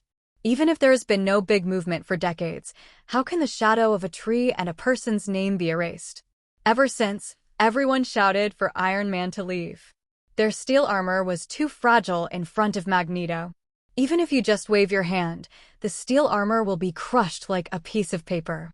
At this time, even Shinji didn't expect that Tony, a guy with a bad personality, had such a strong fan base. It seems that the Free America really worships individual heroism, so there will be articles to write about in the future. He also knew that the steel armor was not good, and he would definitely suffer a loss against Magneto. He could not scrap such a good steel armor. "Red Queen, you can control the steel armor and go back." After saying that, he teleported out of the steel armor. There are no tools to disassemble it. "Yes, Lord." The Red Queen agreed, directly controlled the steel armor and left. "Oh my God, he is Asian. So handsome." "You are blind, that is Iron Man Tony Stark's cousin from the Dragon Kingdom." "Fake, you are blind. Tony must be much older than him. As long as you have a degree in kindergarten, you won't be unable to read newspaper news, right? Ha ha, a bunch of fools." Everyone took a closer look and saw that this was the mysterious guy on the news, known as Tony's eldest cousin. This is a real hammer.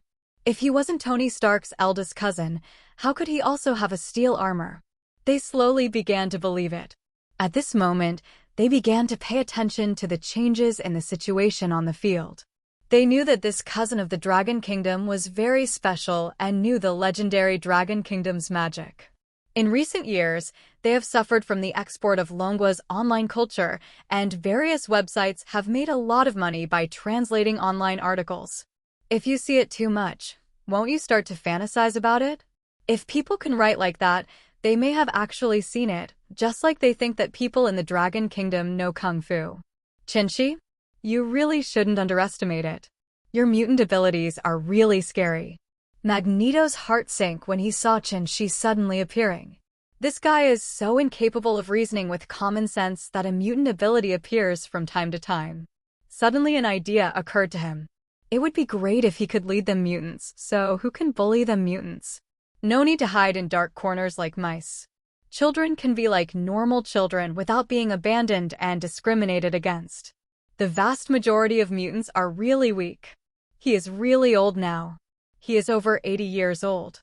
Even though he looks like he is in his 50s, he and Charles are really too tired. Living in darkness for half a century, their hearts are already riddled with holes. Hearing Magneto sigh, Shinji smiled noncommittally. "How many more do I know?" "You will know later." Shinji had no intention of doing anything to him. He just did different things from different angles. "Really? I'll wait and see." Magneto's eyes were calm, and the terrifying magnetism began to condense in the palm of his hand. As the boss of the fraternity, he naturally cannot watch his younger brother being beaten unconscious and remain indifferent. "Magneto, this is not the place to do anything. You don't want mutants and humans to go to war, do you?" Shinji said lightly. "Yes, this is the city center." "Then let's fight in Chuan Park on the outskirts," Magneto suddenly said. "Okay, as you wish." Shinji smiled. It was a gift delivered to his door. He turned to number 18 and said, "Lally, take Jean Grey directly to the suburbs. Don't go home. I'll be right back. Then be careful," the girls said with concern. "Don't worry." Shinji smiled confidently. Quian still wants to say something to Wanda, but now is not the time. There is plenty of time. Pulling Magneto to move at high speed, he arrived at Chuan Park in a few seconds. Shinji naturally followed him there. Everyone on Fifth Avenue was either disappointed or lucky.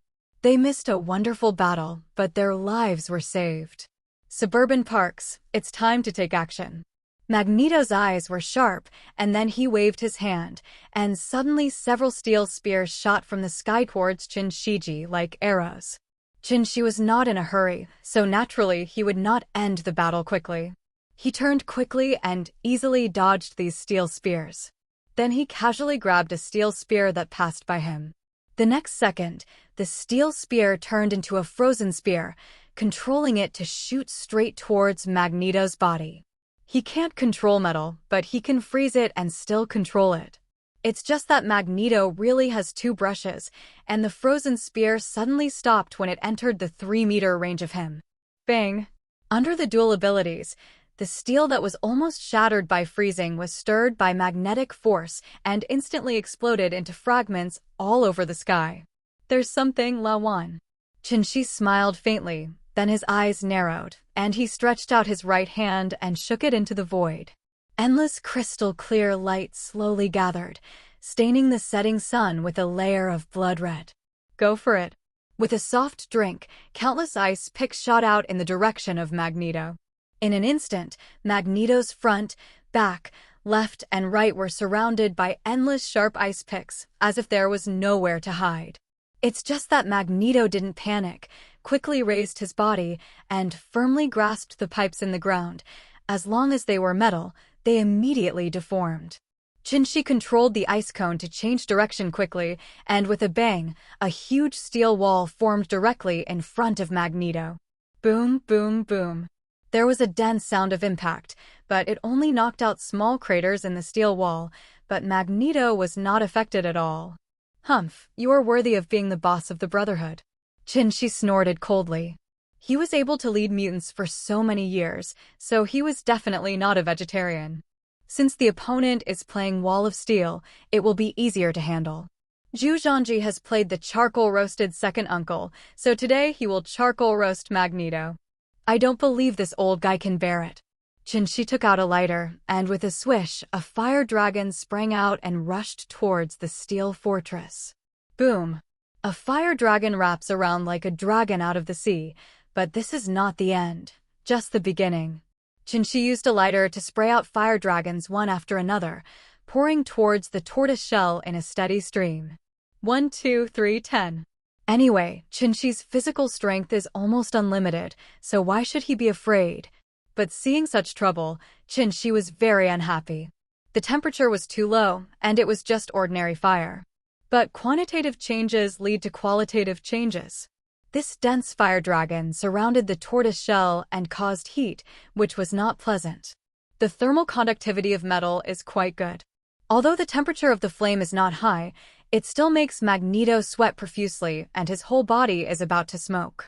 Wow, wow, wow. Magneto can't stand it anymore. The tortoise's shell was opened in one stroke and he jumped out. It's just that his current image is unbearable to look at. The dark red shirt looks like it was fished out of the water. No, his whole person looks like he was fished out of the water. His face turned red and his eyes kept blinking because his helmet was dripping and he didn't dare to take it off. Do you think he was angry or not? Just like a cooked crayfish. Magneto greedily breathed in the fresh air outside, like a dehydrated fish finding a small pond, which almost suffocated him to death. Hee, young people have their own tricks. Lao Wan was bent over, breathing hard, and looking at Shinshi with a frown. The eyes are full of fear and envy, but more importantly, they're a kind of appreciation and expectation. He is the future of mutants, the hope of mutants. If he is willing to accept the entire mutant race, then he must take a back seat to Charles and make him king. Make him the king of their mutants. Although Shinshi couldn't get anything useful from Magneto's head, he could understand his eyes. This is the infinite expectation for him and the infinitely bright future of mutants. Magneto is not wrong, and neither are ordinary people. This is the law of nature. Elimination. Elimination. Endless elimination.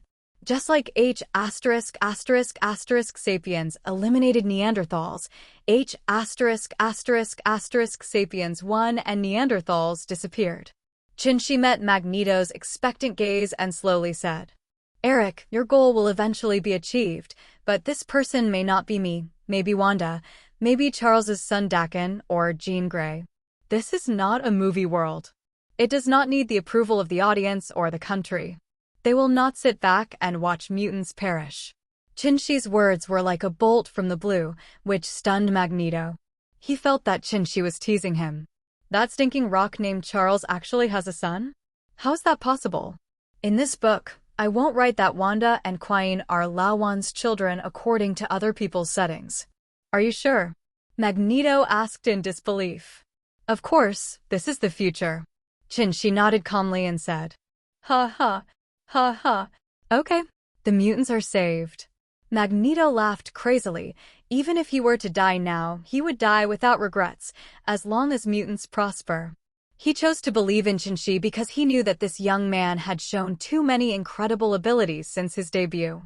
Maybe predicting the future is just one of his abilities, and there's no need to lie to him. So, should we still fight? Chinchi looked at the somewhat crazy Magneto and chuckled. No fight, I admit defeat. Magneto waved his hands repeatedly, and he was convinced. He knew that he was no match for Chinchi. Well, I have a suggestion. You can talk to Charles's X-Men. After all, there will be many crises in the future, and I won't be able to talk about it. Now that they have met, he doesn't want the mutants to fight on their own and consume them endlessly. After all, unity is strength. Otherwise, if others break him down one by one, wouldn't he be picked off by others when he goes to the fish pond? How can that be done? Absolutely not. What's the crisis? When Magneto heard this, his heart tightened and he asked quickly, "Alien invasion, genetically modified food." Chinchi replied casually that he knew this. The country went all out to produce genetically modified food, but as a result, there were no more new mutants. One less person dies, just like boiling frogs in warm water. Alien invasion? Genetically modified food. The first one is easy to say, but the second genetically modified food is really extremely vicious. This is unprecedented. Upon hearing this, Magneto's eyes narrowed and he frowned with murderous intent. He never expected such a result. He had to discuss it with Charles. The matter was important and related to the entire mutant community. He could not make the decision alone. Chinchi, thank you. Otherwise, I can't imagine what kind of disaster and blow this would be. Magneto thanked Chinchi from the bottom of his heart for telling him all this. No, I am closely related to you, so I will not let you go down the road of destruction. Chinchi thought to himself, you are my fish pond. There are too many mutants in the future, and that means endless abilities. I can't let you die no matter what. Of course, only he knows this. It is his only secret. Magneto here couldn't wait to discuss with Charles, hurriedly shook hands and said goodbye, and asked Quicksilver to take him away. Quine, a spirited young man, travels very quickly.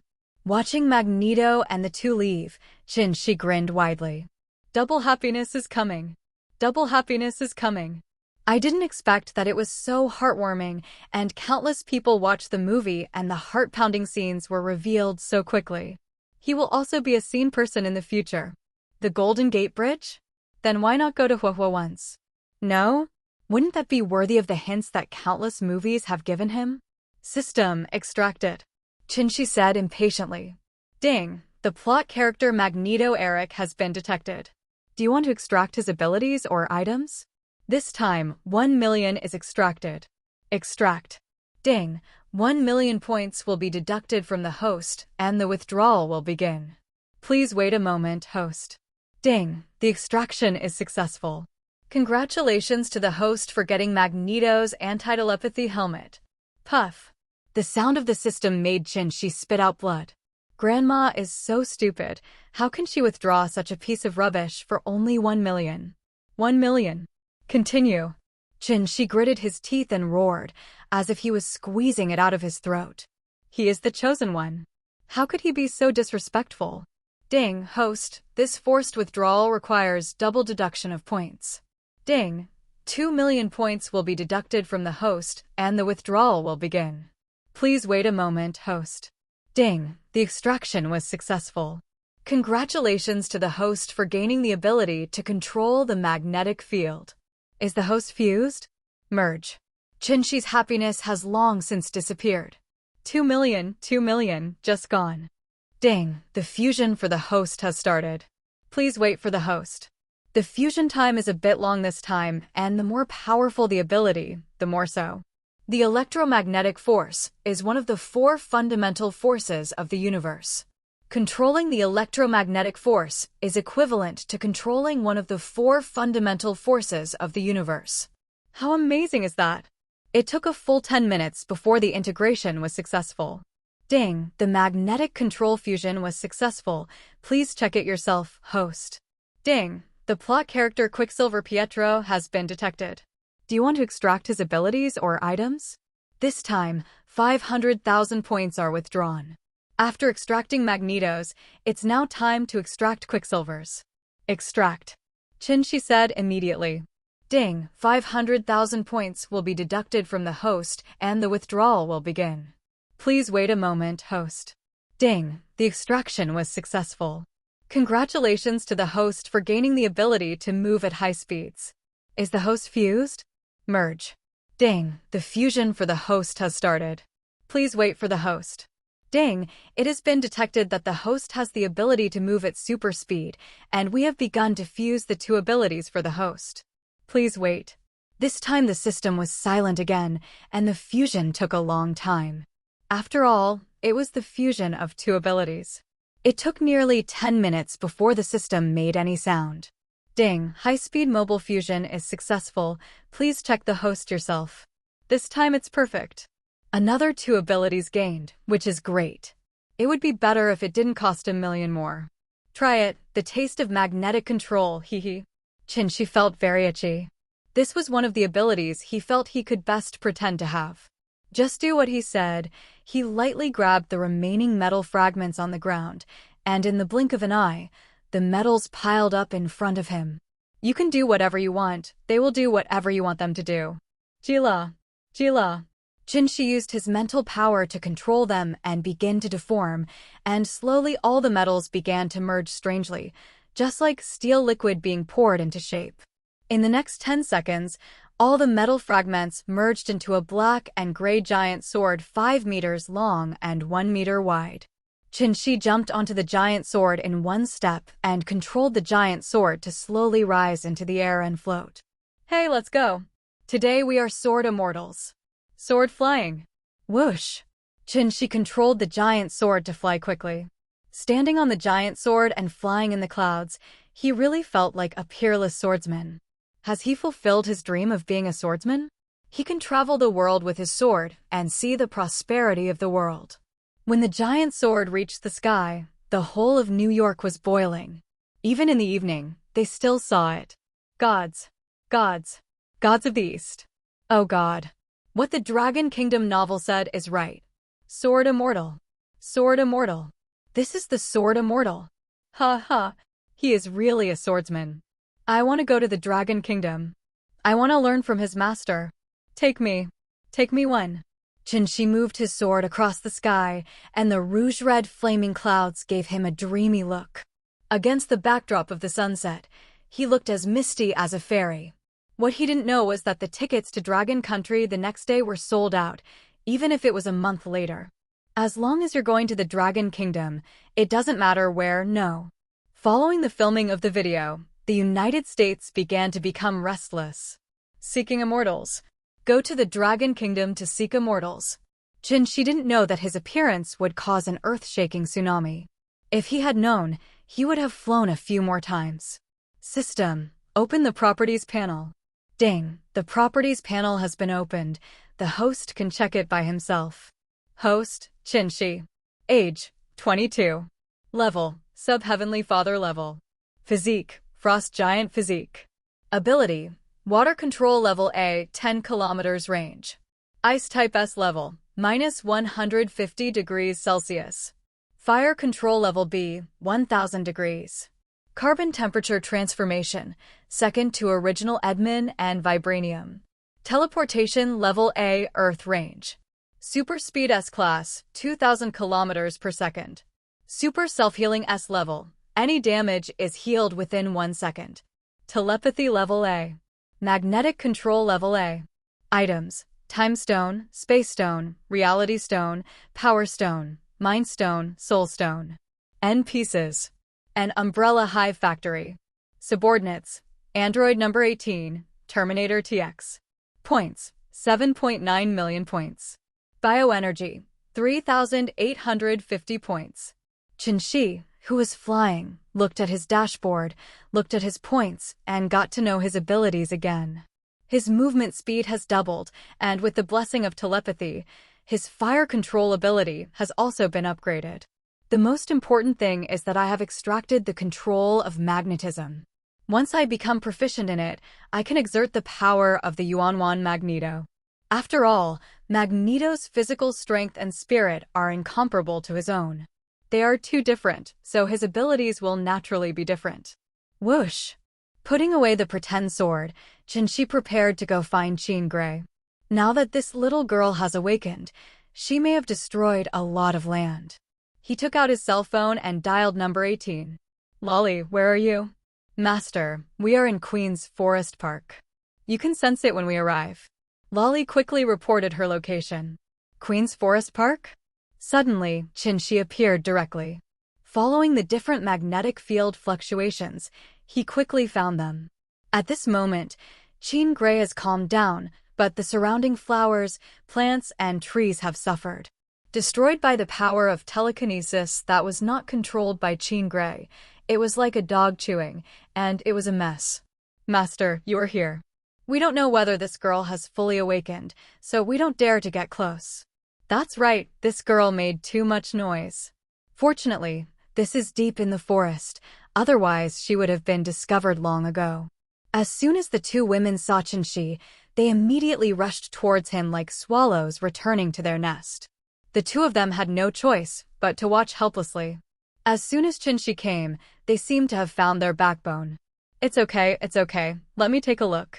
Qinshi pinched their little faces, comforted them, and then walked in the direction of Jean Grey. It's very simple to confirm whether she has awakened. Qinshi walked to Jean Grey, who was sitting quietly, and slowly put his hand on her little head. Sure enough, he got the answer. Ding! The plot character Phoenix Girl Jean Grey has been detected. Do you want to extract her abilities or items? This time, 5 million points will be withdrawn. The system gave the answer immediately. It's just that fake squid is a system. Are you cheating on me? Withdraw 5 million points once? Then he can only withdraw once and gamble for fun? Get lost. If he extracts telekinesis or telepathy, he will become a pauper. Points are not easy to get.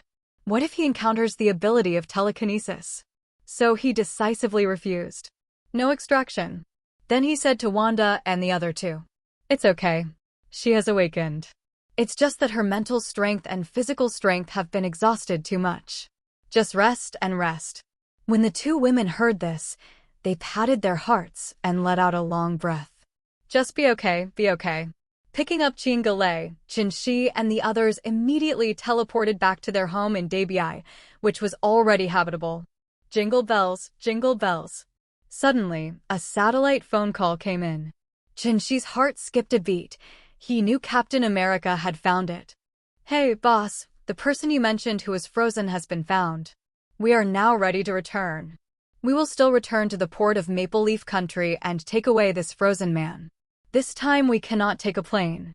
We will first transfer to Maple Leaf Country and drive back to the United States. It will probably take 4 or 5 days to get back to New York.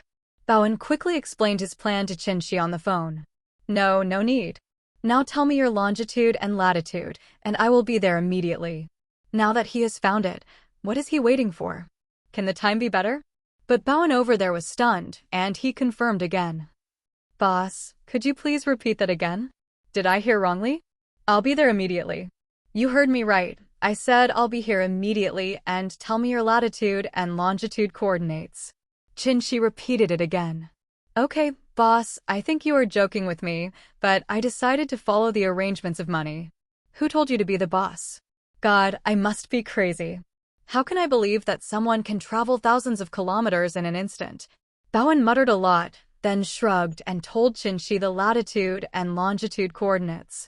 Don't blink. Qinshi smiled mysteriously. Okay, I won't blink.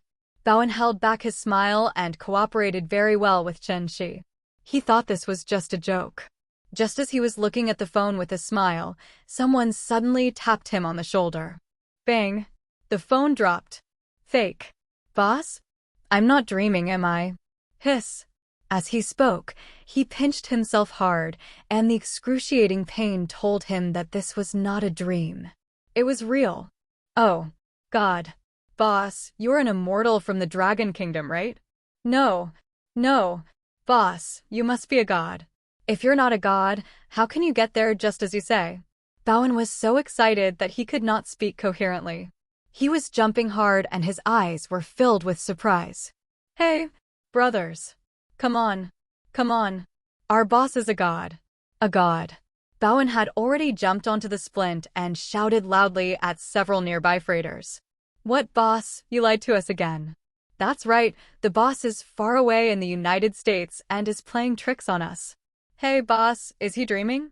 Naturally, the crew members didn't believe it, and they all laughed and laughed at Bowen's whims. Fake. Look at me with your eyes wide open. Who is behind me?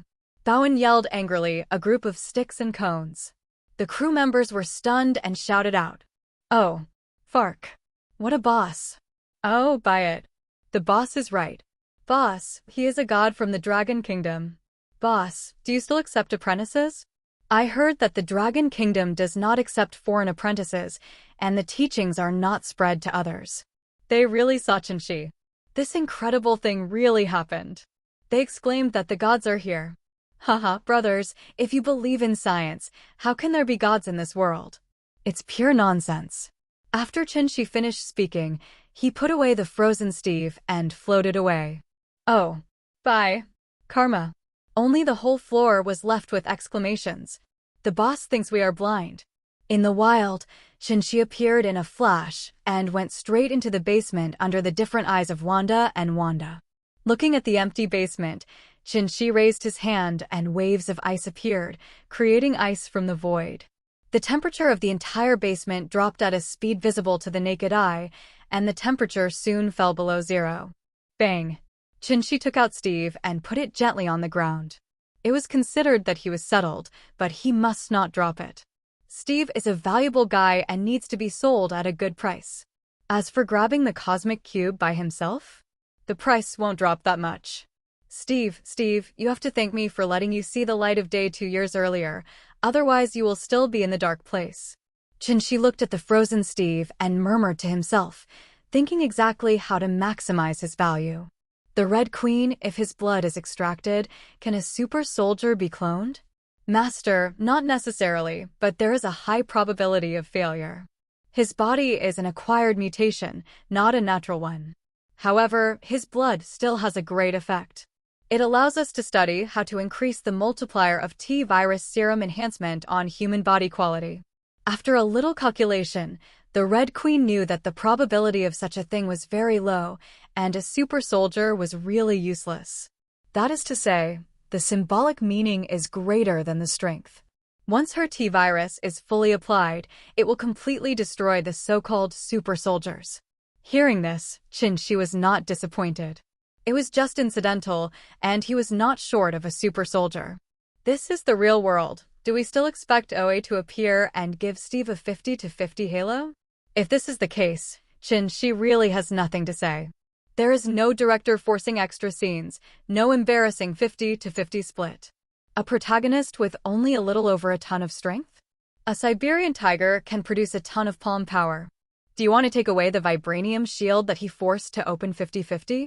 Chen Shi couldn't help but murmur, if he didn't have this prop, wouldn't he be useless? Forget it, it's just a piece of vibranium. Queen Hong, go and get a container and a blood-drawing needle. Okay, Lord. The Red Queen now controls the steel armor to get a set of tools that have been prepared long ago. This guy has already had Steve's idea. It can only be said that it is a bit sad that Steve was targeted by Chen Shi. People sleep in the ice, and pots come from the sky. Chen Shi carefully controlled the ice to expose a 3 to 4 millimeter micro-incision, and then used magnetic force to slowly penetrate the needle deep into the ice. Poof! The needle pierced the artery in his arm. This needle was made of subgrade adamantium alloy. His skin is tough, but it's no better than a normal person's defense. Everything worked very smoothly, and Chin-Shi extracted 800 milliliters of Steve's blood. If an ordinary person had so much blood, he would have fainted from excessive blood loss, but for Steve, it was still acceptable. Of course, this is not within the scope of Chin-Shi's consideration. As long as Steve is sold to Nick Fury, he will not care about anything else. The gap was frozen, and everything was so seamless. Who could have noticed the tiny pinhole, and it would have been healed long ago? The Red Queen, now take over the major portals and spread the news that Captain America Steve Rogers is alive. Let the people of America be lively and happy. Hey, their superhero and national idol is still alive. While talking, Chin-Shi inadvertently showed a fox-like smile, this damn charm of manipulating everything behind the scenes. Haha. The Red Queen followed her instructions and used a special scanning light to see through Steve's frozen ice cube and take a clear picture. At this moment, when everyone was taking a break from Get Off Work, suddenly, something terrifying happened. All TV stations and major websites have been captured. What happened next instantly detonated the United States. Slowly, it even detonated the whole world. The front pages of TV stations and major portal websites are all clear photos. The photos are not scary, but the scary thing is that the content of the photos is a bit creepy. Are you still disappointed and complaining that there are no superheroes in this world? No. America's superhero, the country's defender, Captain America Steve Rogers, is still alive. The hero needs someone to rescue him, and only the Strategic Homeland Defense Attack and Logistics Agency can rescue him. Everyone, take action. Heroes once saved America, and now heroes are waiting for us to save. But in the dozen or so photos of Steve that were posted, his face was pale in every one. One has to wonder, is he alive? But no matter whether it is alive or not, even if it is just a body, we must snatch it back. This is a hero. It was night at this moment, and everyone's passion was ignited. They don't know what the Homeland Strategic Defense Attack and Logistics Support Agency is, but they know that it is an official organization of the United States. The masses poured into the streets and alleys, waving flags and shouting in an orderly manner. We want the superhero Captain America Steve Rogers. We must take back the hero's body no matter what.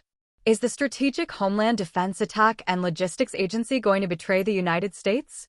Please do something. Various slogans have plunged the whole of New York and the whole of America into madness. The influence of Steve Rogers of the American team is too great. Even the Supreme Council has held an emergency meeting at this moment. They can no longer imagine that if Steve cannot be brought back according to the wishes of the people, then will their heads be secretly cut off by the angry crowd? There was already a sea of people outside. They were angry people, a sea of people. People outside are speculating that all this is the incompetence of the Strategic Homeland Defense Attack and Logistics Support Bureau? Or do they do nothing? Driven by the malicious intent of some well-intentioned people, rumors are flying everywhere. The support rate of the current parliament suddenly plummeted by 10 points. Isn't it possible that these people are in the opposition? Everyone was present in the emergency meeting room. No matter how busy they were, they put aside everything and came here without delay. Nick Fury, there's a lot of commotion outside. It's widely rumored that your Strategic Homeland Defense Attack and Logistics Support Agency has failed to act. How do you explain this? Brother Black Horse looked at Nick Fury with a dark face. This fellow really didn't let him worry. He is an **************. How can it be easy for him? Yeah, Nick Fury, tell me. That's right, there is no smoke without fire. Everyone is saying it, so it must be related to your bureau. No matter what, you have to solve this matter. Before Nick Fury could explain, the old guys at the scene immediately dumped the blame upon him. Anyway, someone has to take the blame for this matter, which is unfortunate. There are rumors outside that this matter is related to them, which is just right. Ahem. Nick Fury coughed dryly and stood up, looking around at a group of old foxes with disdain on their faces. You can just blame them. Well, since this matter is directed at S.H.I.E.L.D. Oh, I forgot to tell you that we changed our name. Then I am here to tell you that I will be able to solve the case tomorrow, and I have already guessed whose handiwork this is. Please tell all the people now that our Aegis will protect everyone's safety. We are their patron saint." What Nick Fury said was quite tough. If he relents and is chased by these old foxes, then let him slap these old guys in the face. Everyone was dumbfounded after hearing this, and they didn't know what to say about all the things they had planned to do to shirk responsibility and take advantage of the opportunity to embed their own people. "All the roads are blocked, Nick Fury. You don't follow the rules." Haha, everyone. "If nothing happens, I'll leave first. After all, I have to get back Captain America Steve's body." Nick Fury stood up and sneered, turned around and left. "Oh, by the way, I disappoint you." When he reached the door, he turned around and yelled at everyone. The properties of this cannon are also very powerful. Everyone's faces turned red and white, and they were so angry that they died. SHIELD is under the jurisdiction of the World Security Council, and they can't intervene forcefully. They can only arrange people secretly, and this best opportunity is missed. This night, at least 300 to 400 million people are destined to suffer from insomnia. They cannot fall asleep at all. Superhero Steve Rogers may be alive. After Nick Fury left, he rushed to Qin-Shi's location without stopping. He knew that this was the gift Qin-Shi mentioned. He just didn't expect that the gift was really too big, as he said, and it knocked him unconscious. Ding dong. Ding dong. Nick Fury's anxiety can be seen from the rapid ringing. "Queen Red, open the door." "Yes, Lord." As soon as the Red Queen opened the door, Nick Fury walked in quickly. Nick Fury is not surprised at all that Qin-Shi is waiting for him. Everyone is a smart person. "Mr. Qin-Shi, I want to see Steve's body first." Nick Fury said straight to the point. "No problem, come with me." Qin-Shi did not hesitate. When doing business, you are not allowed to let buyers inspect the goods first. In the basement, Nick Fury saw Steve, who was frozen. He observed carefully for a while before confirming that this was America's first superhero, Captain America Steve. "What do you want?" Nick Fury didn't hesitate and asked directly. "Cosmic Rubik's Cube," Qin-Shi said. "What? The Cosmic Cube?" Nick Fury exclaimed. "How do you know the Cosmic Cube is in our shield?" Qin-Shi laughed and said, "How do you know? There is nothing in this universe that I don't know. I even know the pager Carol gave you. What else don't I know?" "Oh, that's right." When Nick Fury thought about the Cosmic Cube, it was really not a secret. "But the Cosmic Rubik's Cube is too expensive. Let's change the conditions." Qin-Shi shook his head. "No. If I say Steve is still alive, is he worth it?" "What? Really?" Nick Fury is suspicious by nature, and he sneered at what was said on TV and on the website before, but he didn't expect it to be true. "Certainly." Qin-Shi's answer made Nick Fury fall into deep thinking. On one side is the Cosmic Rubik's Cube, which they have been studying for many years, but still don't know how to use or what it is. They don't even know that it is a space gem. On one side is the national idol Steve, who is still alive. "Haha, do you think it's better to form the Avengers with the cube or Steve?" Qin-Shi suddenly said something casually. This sentence is enlightening. Nick Fury instantly knew what he wanted.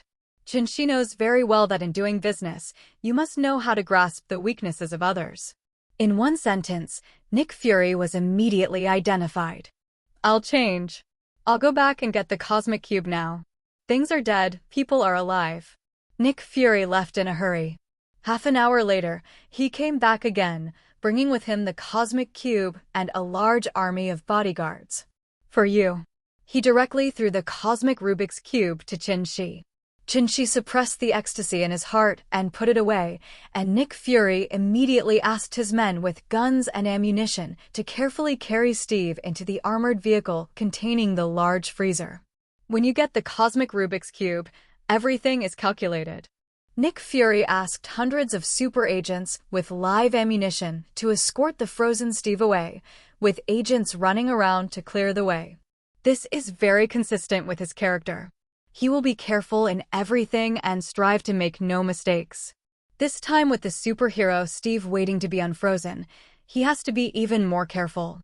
Little did he know that all of this was done intentionally by Alexander Pierce to make it so smooth for him. If it weren't for his order, these agents would have sold Steve halfway. Shield is shield, and it has long been infiltrated into a sieve. Although it appears to be extremely powerful, it is actually the largest base of Hydra. Nick Fury, who is kept in the dark, is still complacent, thinking how much shield represents justice. Alexander Pierce, who is far away, is naturally a behind-the-scenes boss like an old fox. Since Nick Fury is disobedient, let's assassinate him. It's just that the timing wasn't right. He had a better candidate and needed to use Nick Fury. Pierce needs this disobedient and are to recruit Captain America Steve into S.H.I.E.L.D. and subtly allow Steve to fully integrate into S.H.I.E.L.D. At that time, Nick Fury was directly kicked out, and naturally he picked up a National Idol superhero Steve for nothing. He believes that Nick Fury really has this ability, and he also believes that Steve cannot take orders from anyone. Steve will only be loyal to this country and its people. By then, Steve is loyal to the country, so doesn't his control of this organization mean he controls Steve? Pierce's calculations are ringing. We didn't dare to walk on the main road late at night. It was too chaotic, and even a few hundred of them couldn't stop the surging crowd. So they all ran around in the alleys, which exhausted the agents. They were so angry that they hated these damn N***G***S. Nick Fury, who was sitting in the car, was grinning from ear to ear. He had already imagined that he had Steve, the most powerful idol in the United States, to cheer up. So what team couldn't build up? Ha ha. It's worth exchanging an unusable Rubik's Cube for a super mascot Steve. The more Nick Fury thought about it, the more valuable it became. He knew that the Cosmic Cube was quite valuable, but he still chose to exchange it. He is an extremely realistic person. 1,000 birds in the forest is not as practical as a bird in the hand. On the other side, Shi played with the Rubik's Cube in his hand, watching Nick Fury, who couldn't wait to run back and fell into deep thought. Nick Fury, I'm here to help you," Shi murmured to himself. The Cosmic Cube, also known as the Space Gem, is a divine object that mortals like them can control. It represents the strongest space law in the universe and an infinite source of energy. There are too many people who covet it. The little Earth cannot withstand such a torment. A common man is not guilty, but he is guilty of possessing a treasure. A child is running all over the street holding gold? Isn't that equivalent to giving it away? The Earth is the child, and the Rubik's Cube is the gold. They can't stand such a cosmic artifact, and countless people come knocking on their door. But now, if it's in your hands, others will give up. If it's in his mouth, it's impossible to spit it out. Shi looked at the Rubik's Cube that stole the show in the movie, and his eyes seemed to be deeply attracted by it. The deep blue Rubik's Cube of the universe was displayed before his eyes like a miniature universe, with billions and billions of stars inside. The universe is full of stars, emitting a faint light like pearls, like handfuls of broken gold, scattered on the jasper plate. The cosmic Rubik's Cube in the movie was just made by a man, but he actually existed, and what he held was a universe. For a long time, Shi took a deep breath before waking up from the shock brought by the Cosmic Cube. Cool.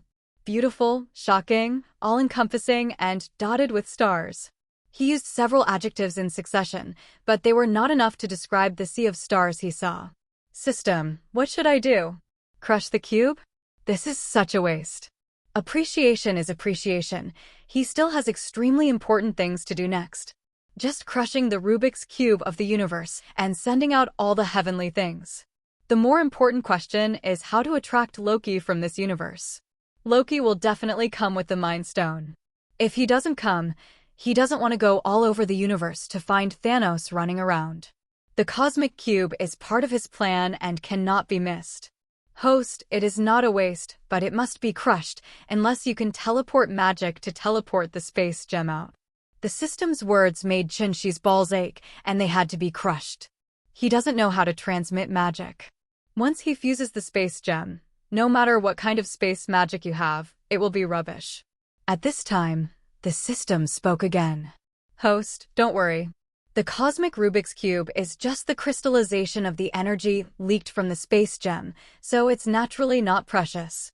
After fusion, it can be repaired with just some energy. Isn't it easy with the power of the super space gem? The system's words made Qinshi's eyes light up. Yes, the cosmic Rubik's Cube is just the crystallization of the energy leaked from the space gem, and it can be done at any time. Just do it. With a click, Qinshi crushed the cosmic Rubik's Cube.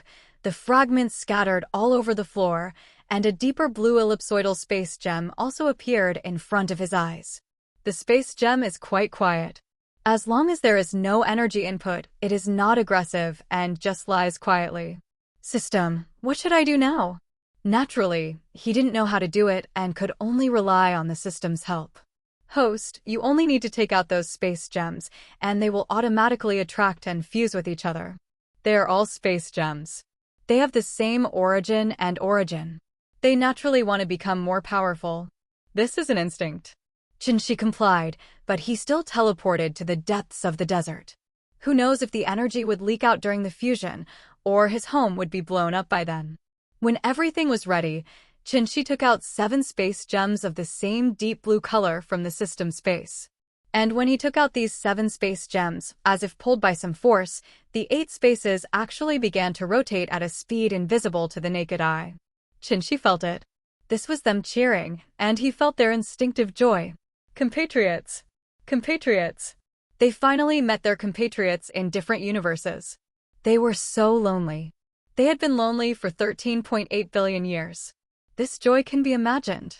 Suddenly, the space gem that was originally rotating in a circle suddenly stopped and became motionless. Buzz. Buzz. A violent vibration came, they were resonating, and it seemed that they had reached a unanimous decision. The 8 space gems began to bloom with deep blue light, and all the light began to gather among them. Gee! With the gathering of endless divine light, an erratic and almost transparent larger ellipse was born. Then the space gems tried their best to release their energy and use up all their energy. Boom! Like the final sound, the 8 space gems exploded. The endless powder seemed to have found its destination, and it all rushed towards Qinshi's eyebrows at the same time. As if the heaven and earth were first opened, after the infinitely dense singularity exploded, the universe was born. Then, Qinshi saw their origins and all their experiences. Loneliness. Loneliness. Only endless loneliness. Great human being, thank you for granting us hope. Please treat us kindly and make use of our hope. No, don't let our pearl be covered in dust. After the fusion of the 8 space gems, the will was born at the moment of ultimate sublimation, which also became their last breath. All things can give birth to will, but for Qinshi, it is too difficult for the laws of the universe to give birth to will. The multiverse does not allow them to give birth to will. This is the rule set by the OA. They are too powerful. If they had a will, it would be really terrible. Who knows whether they are evil or just? I didn't expect that you broke through the shackles at the last moment and gave birth to your final will. Qinshi slowly opened his eyes, a tear streaking across the corner of his eyes. He felt the endless loneliness. This despair tortured them for endless time, and he felt the same way. Come on, you have to carry their will and exist forever. Qinshi sighed and waved gently to the super space gem floating in front of him. Whoosh! The super space gem flew into Qinshi's eyebrows like a swallow returning to its nest, and it finally settled down. Qinshi's mental power entered the sea of consciousness and found that the super space gem was standing there quietly, slowly spitting out blue light. And he felt that from now on, he was absorbing the energy gift of the law of space all the time. Ding! Congratulations to the host for successfully integrating the first infinite gem. The host will be rewarded with 5 million points. Ding! Congratulations to the host for successfully integrating the first infinite gem, and congratulations to the host for awakening the ability to transfer space. Ding! Congratulations to the host for successfully integrating the first infinite gem, and congratulations to the host for awakening the space-cutting ability. Ding! Congratulations to the host for successfully integrating the first infinite gem, and congratulations to the host for awakening the dimensional space ability. A series of super space gems directly gave Qinshi 3 top-level space abilities. This big gift package of 5 was a bit unexpected. I have just absorbed space energy. What if I absorb more space energy in the future? Space is king and time is supreme. An existence as powerful as the Space Stone has 5 brothers? In the Marvel world, the Infinity Stones are quenched from the essence of 6 singularities that contained infinite energy before the Big Bang. The universe was not born, but the gem already existed. What does this mean? This infinite gem is even older than the universe. The 6 infinite gems control the 6 basic attributes of space, time, reality, power, mind, and soul, respectively. The 6 Infinity Stones control the 6 laws of the Marvel Universe, and this is especially true for the entire Marvel movie. Behind any major event is related to these 6 Infinity Stones. It can be said that 6 Infinity Stars run through the entire Marvel Cinematic Universe. Qin also has a bunch of infinite gems in his hand. The combined power of so many infinite gems can be imagined. The key is that these infinite gems are all blessed together, and the power produced is not as simple as 1 plus 1. Qin is particularly looking forward to whether the fusion of 6 super infinity stones will reach the level of the heart of the universe. The Infinity Gauntlet with 6 Infinity Stones is multiverse level, but the one with extremely low utilization rate, but he has 50 or 60 of them. He still brought them with him. Qin stood there in a daze and giggled. This guy is already dreaming of a better life. Who will step on who? After a while, Qin finally stopped imagining and wiped away the non-existent saliva. At this time, Qin suddenly took out the super space gem, held it in his hand and stared at it for a long time, and finally made up his mind. It's finally time for you to use your strength. Gather a cosmic Rubik's Cube and come out. This is your first time to use your strength. After saying that, Qin began to input energy and, according to his own ideas, let the super space gem slowly release a trace of energy into the newly shattered cosmic Rubik's Cube. Jila. The newly shattered cosmic cube slowly began to gather again under the repair of space energy. Space energy is the glue, just stick those pieces together again. After a while, the space Rubik's Cube was repaired directly. Qin picked up the cosmic Rubik's Cube and looked at it carefully. There was no difference at all, just the same. Hey Loki, come here quickly, I have prepared a big gift for you. Qin couldn't help but jokingly said that as long as Loki knew about this thing, he would tell Thanos through Loki's mouth. Didn't Thanos, who was searching for the cosmic cube, take the bait? Then the Mind Stone came. After thinking happily, I felt happy again. System, open the Properties panel. Ding, the Properties panel has been opened. The host can check it by himself. Host, Qin. Age, 22. Level, Sub-Heavenly Father level. Physique, Frost Giant physique. Ability, Water Control level A, 10 kilometers range. Ice type S level, minus 150 degrees Celsius. Fire Control level B, 1000 degrees. Carbon temperature transformation, second to original admin and vibranium. Super speed S class, 2000 kilometers per second. Super self-healing S level, any damage is healed within 1 second. Telepathy level A. Magnetic control level A. Space transfer S level, within the solar system. Space cutting grade A, ordinary 10 cm steel. Dimensional space level A, circumference of 100,000 square kilometers. Items: Time Stone, Super Space Stone, Reality Stone, Power Stone, Mind Stone, Soul Stone. End pieces. An Umbrella Hive Factory. Subordinates: Android number 18, Terminator TX. Points: 11.9 million points. Bioenergy: 3,850 points. The teleportation in the panel has also become a space transfer. It is not just the teleportation of people holding hands. He can now directly teleport something, or it can also be a person, and now there is no trace of delay. No one can control his teleportation now. The super space gem makes any space law subject to its control. Although his own space ability is not that strong, he has a super space gem. Qin also saw the descriptions of the other 2 space abilities. Space cutting is the space blade. That thing is hard to guard against and is a must-have skill for people. That dimensional space is equivalent to a space cage, existing like a mirror space. He can control the size and has no effect on the real world at all. This move completely prevents the enemy from escaping, and the trapped enemy is the turtle in the urn. Qinshi was very satisfied with such a gift, and he had both offense and defense. After taking stock of his harvest, Qinshi happily prepared to go home. He couldn't wander around at night, as it would be easy to act like a ghost. If not, he would be a ghost. Master Gui, since you are here, why are you so sneaky? Qinshi suddenly raised his head, looked at a certain space, and said lightly, Jila. The space shattered, and a bald woman wearing an earthy yellow monk's robe slowly walked out of the void. The person who came was none other than Master Gui, an almost invincible supreme mage who died due to special effects in the movie. If she didn't want to die, or if she was doing it just to pave the way for the plot, who could kill her? Thanos dared to set foot on the Earth to snatch several gems? He was probably beaten to death before he even reached the solar system and fled for his life. A single universe-level boss like Damimu has been blocked from the Earth by the Ancient One Master for hundreds of years, let alone a mere purple sweet potato spirit from Sub-Heavenly Father. At this moment, Master Gui is walking from the void with a compassionate look. The void seems to have stairs, with lotus growing every step of the way. The Ancient One, a lineage of Earth mages, has met the young Infinite One. Master Gui put his hands together and bowed slightly. Haha, I have met Master Gui.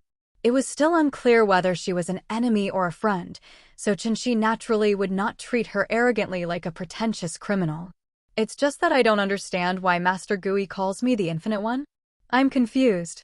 At this time, Qinshi asked again about the strange name of Gui. I am neither a member of the Eternal Clan nor a follower of Eternity. Haha, the Infinite? Only in legends. Gui said lightly. She remembered the records in ancient books. In countless universes, there are countless parallel universes, and each universe has a different version of you. You are an ordinary person in this universe. In some universes, you may be a rich man, a general, a mutant, or an alien creature. You may have any fate and encounters. Every time you encounter different choices, a different you will be born. But you are different. You are the Infinite. Gui suddenly looked at Qinshi solemnly. There are countless parallel universes, but there is only one you. What you have is an infinite future and infinite possibilities.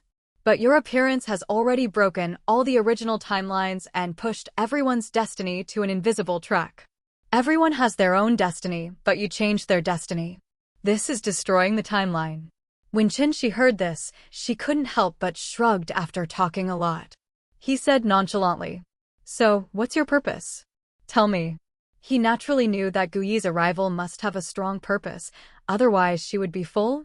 If you have nothing to do, you might as well travel around the multiverse, so why come to him? Alas, I would like to ask you not to destroy all established destiny, including the future Avengers plan.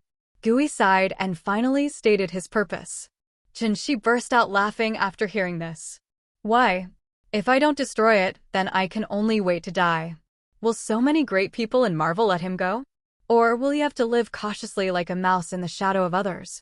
No, this is not him. If he is a person who accepts his fate, then when he was weak, he would not risk his life with others in everything. He has nothing but a life. He just wanted to fight for that glimmer of hope, and he would not regret it even if he almost died. What about you? Do you also want to die? Is this your life? It's your fate to die if you want. Give up. Death. It's definitely not the end of me, Qinshi. Qinshi laughed crazily, mocking her greatness and selflessness, but he couldn't. He didn't live for himself alone. He can't die, let alone die. What? How did you know? Gui exclaimed in shock, his body shaking violently. This established future is her choice. She is too tired. The candidate for the future Supreme Mage has appeared, and she can be relieved, abandon her decayed body, and follow the eternal God to practice with her free soul. But she didn't tell anyone about this choice. She used the time stone to seal her future timeline, but how did he know? It's terrifying to think about it carefully. Is this the terror of the infinite? Qinshi shook his head gently and did not answer her. Could it be that I am not the only one who knows it, but everyone on Earth knows it? But what should I say about this? Should I tell her that you are just an NPC in a movie? You don't exist at all? You are just a character written by someone else? He is not as mean as Deadpool. He deliberately let Charles check his memory. He made Charles go crazy. This is how Marvel's meanest Deadpool let Charles know that he is just a comic character, and then even the powerful mind of Charles, the Mind Master, collapsed. Chin-Shi looked at Gui and smiled and said, "In our Dragon Kingdom, there is a magic called Joey Bagua to play the future. Of course I can do this kind of magic. If you can see the past and future through the time stone, I can naturally do it too." Is that so? Gui was slightly startled. It would be an exaggeration to say that the place where she lived was the Dragon Kingdom. She had also lived in the Dragon Kingdom since she was a child, so she naturally knew that there was such Joey gossip. It's just that what she knew has been lost long ago, and no one knows it. She just didn't expect that the person in front of her would know it too? If it were anyone else, she would naturally not believe it, but thinking of Chin-Shi's identity, she still chose to believe it. The infinite cannot be speculated by common sense. But now is not the time to discuss it. She has her own purpose. She took a deep look at Chin-Shi again and said, "You really don't want to give in?" Chin-Shi ignored her ultimatum and was extremely determined. Ha ha, because many things are scarier than death. Do something and don't do something. Let's take action. I'll see the real chapter under my command. What a good person who does something and doesn't do anything. Gui sighed slightly. Why are you so persistent? Isn't it the best choice to follow the general trend? Everyone has his own destiny, so there is no way to choose. If possible, I really don't want to have magic power. I would rather be immortal, walk around the bustling world, and watch the sunrise and sunset. Why don't many people believe in fate? The strongest has its own master. Every mountain is higher than the other. When you are stronger, the opponents you encounter will be stronger, and the more dangerous you will be. Ha ha. Chin-Shi laughed loudly after hearing this. He has been targeted by the Time Variation Administration. King the Conqueror has not noticed him yet, or has already noticed him. If he can't become stronger, then his end is already a dead end. He doesn't want to be ruled by the final king, he wants to defeat Kang. Chin-Shi stared at Gui and said loudly, "You said that the more powerful you are, the more dangerous you are, right? Then I will be so powerful that everyone is afraid of me, afraid of me, afraid of me." Gui shook his head slightly when he heard such an arrogant tone. "Young man, don't you know how to be humble and restrained? Don't be too arrogant, or you will easily fall into trouble." Chin-Shi snorted disdainfully. "Aren't you still a young man if you're not angry? Gui, you are old, your heart is no longer young, you have become compassionate, you have no fighting spirit, and you will only follow the ending given to you by others." Gui's expression changed slightly. He was talking about himself now. She was too tired and no longer wanted to fight for anything. Everything was left to fate. No more nonsense, let's see the real deal today. I win. From now on, you cannot change your destiny. If I lose, then I will never stop you from anything you do. Okay, it's a deal, please. Chin-Shi naturally agreed, gambling. It's fun. The Karma Taj mage in Marvel prefers close combat. Let's take a look at the physical magic mage. When Gui heard this, he took a deep look at Chin-Shi. This person was too calm and asked him to strike first, so it would be better to strike first. She saw her right hand making a seal, and a burst of sparks flashed. Chin-Shi clearly felt that she had arrived in a dimensional space. What a great idea, mirror space. Chin-Shi praised it and experienced it personally. It was indeed extraordinary. That's ridiculous. At some point, Gui was already close. A dim yellow magic shield appeared in his hands and hit Chin-Shi's head straight. The fire surrounding shield increases the power of close combat, increases one's own defense, and attacks with fire attributes. When Chin-Shi saw this, he naturally would not show any weakness and flashed about 3 meters to the right to avoid this tentative blow. Take my move, freeze arrows. With a loud shout, countless frozen arrows condensed in front of Chin-Shi. Whoosh whoosh. As if thousands of arrows were fired in unison, the flying arrows flashing with a cold light rushed towards Gui, covering the sky and the sun. Little tricks. Gui remained motionless, looking straight at the arrows flying at extremely fast speeds. Light shield technique. Bang, bang, bang. In an instant, ice arrows filled the sky surrounded Gui, But Gui, who had used the shield, was unscathed, and the shield blocked them all. Hee, there is something. Qinshi was not in a hurry. This round was just about testing each other. It's not really true at all. He moved again. Suddenly, Qinshi disappeared from Gui's sight. Gui, who thought of something, formed seals with both hands without hesitation, condensed a feminine shield, and smashed it hard somewhere in the void. Boom! The two of them clashed with each other again. Under the shock, yellow sand rose up all over the desert and shot up to a height of 100 meters. This shows how fierce the collision was. The feminine shield condensed by Ancient One shattered suddenly and turned into golden fragments all over the sky, shattered like a mirror being shattered. She herself even stumbled back 7 to 8 meters. Fortunately, she was protected by a fire surrounding shield and was not injured. But this time Gui was shocked. She no longer looked expressionless and calm. She pointed at Qinshi with wide eyes and shouted, "You can actually hide in the mirror space and teleport? And you actually have hundreds of tons of strength." No wonder Gui was so shocked. It's normal to have powerful ice abilities.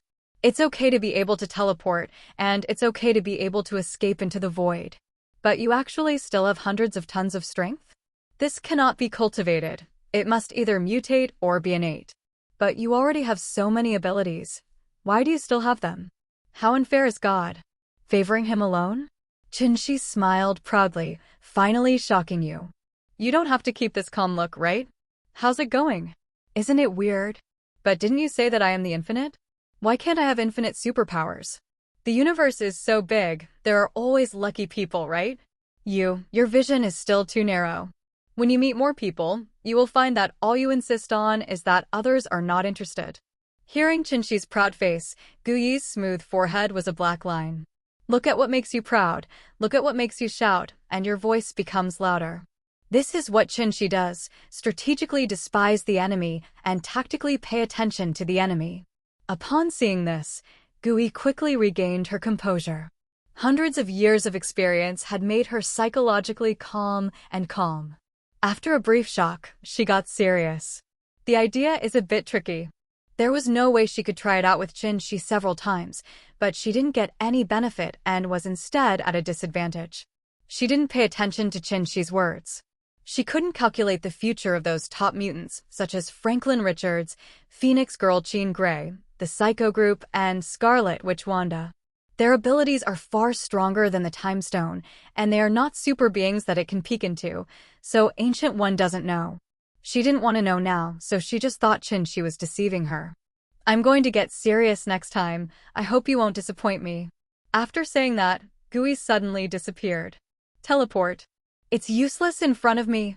Qinshi smiled faintly, and a deep blue divine light suddenly bloomed in front of him. Buzz. Gui immediately appeared, but Zhang Feng was already close to him. It seems that Qinshi has nowhere to escape this time. This is her unique trick, leaving her body. Ancient One used this move to wake up Doctor Strange and the Hulk. It can be said that this move is impossible to guard against.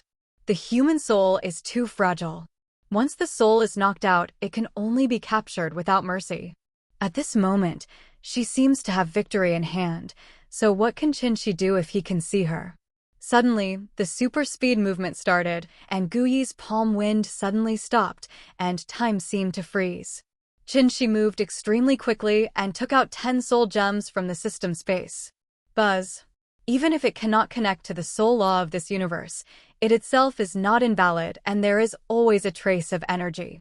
10 soul gems were lined up in a row, standing in front of Qinshi and emitting the slightest light. He planned to take this move head-on. Hide? Run? That's impossible. He's not the one who runs away from everything. He's the lunatic. Guyi's reaction was also very fast, even if it was only a second. From the time she appeared, Qinshi slowed down the flow of time and took out the soul gem for defense. It only took a second. Buzz. Endless green light bloomed on her neck, and the eye of Agamotto sensed the change of time, and even felt the same kind. All of this happened between lightning and flint, and the flow of time was suddenly broken by the time gem. However, before Gui could react, her confident blow collided hard with the soul gem. However, this time there was no disturbance at all, no feeling at all. It was like everything suddenly disappeared from the world. But only Gui and Chinchi know the danger, and the silent battle is the most deadly. At this time, everything is silent than sound, and the soul level is the most mysterious. Gui, who failed to succeed, didn't care at all. Her heart was not in this matter at all. She was completely frightened now. In front of her eyes were 10 soul gems. Who could tell her that this was a dream? She believed it. 10 soul gems? Gui's eyes widened at this moment, staring at the row of soul gems in front of him with horrified eyes.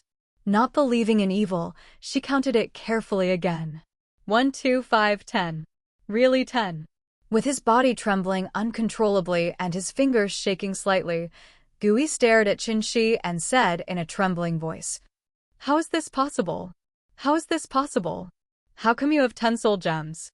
Have you robbed countless parallel universes? No, no, no. No, no, no.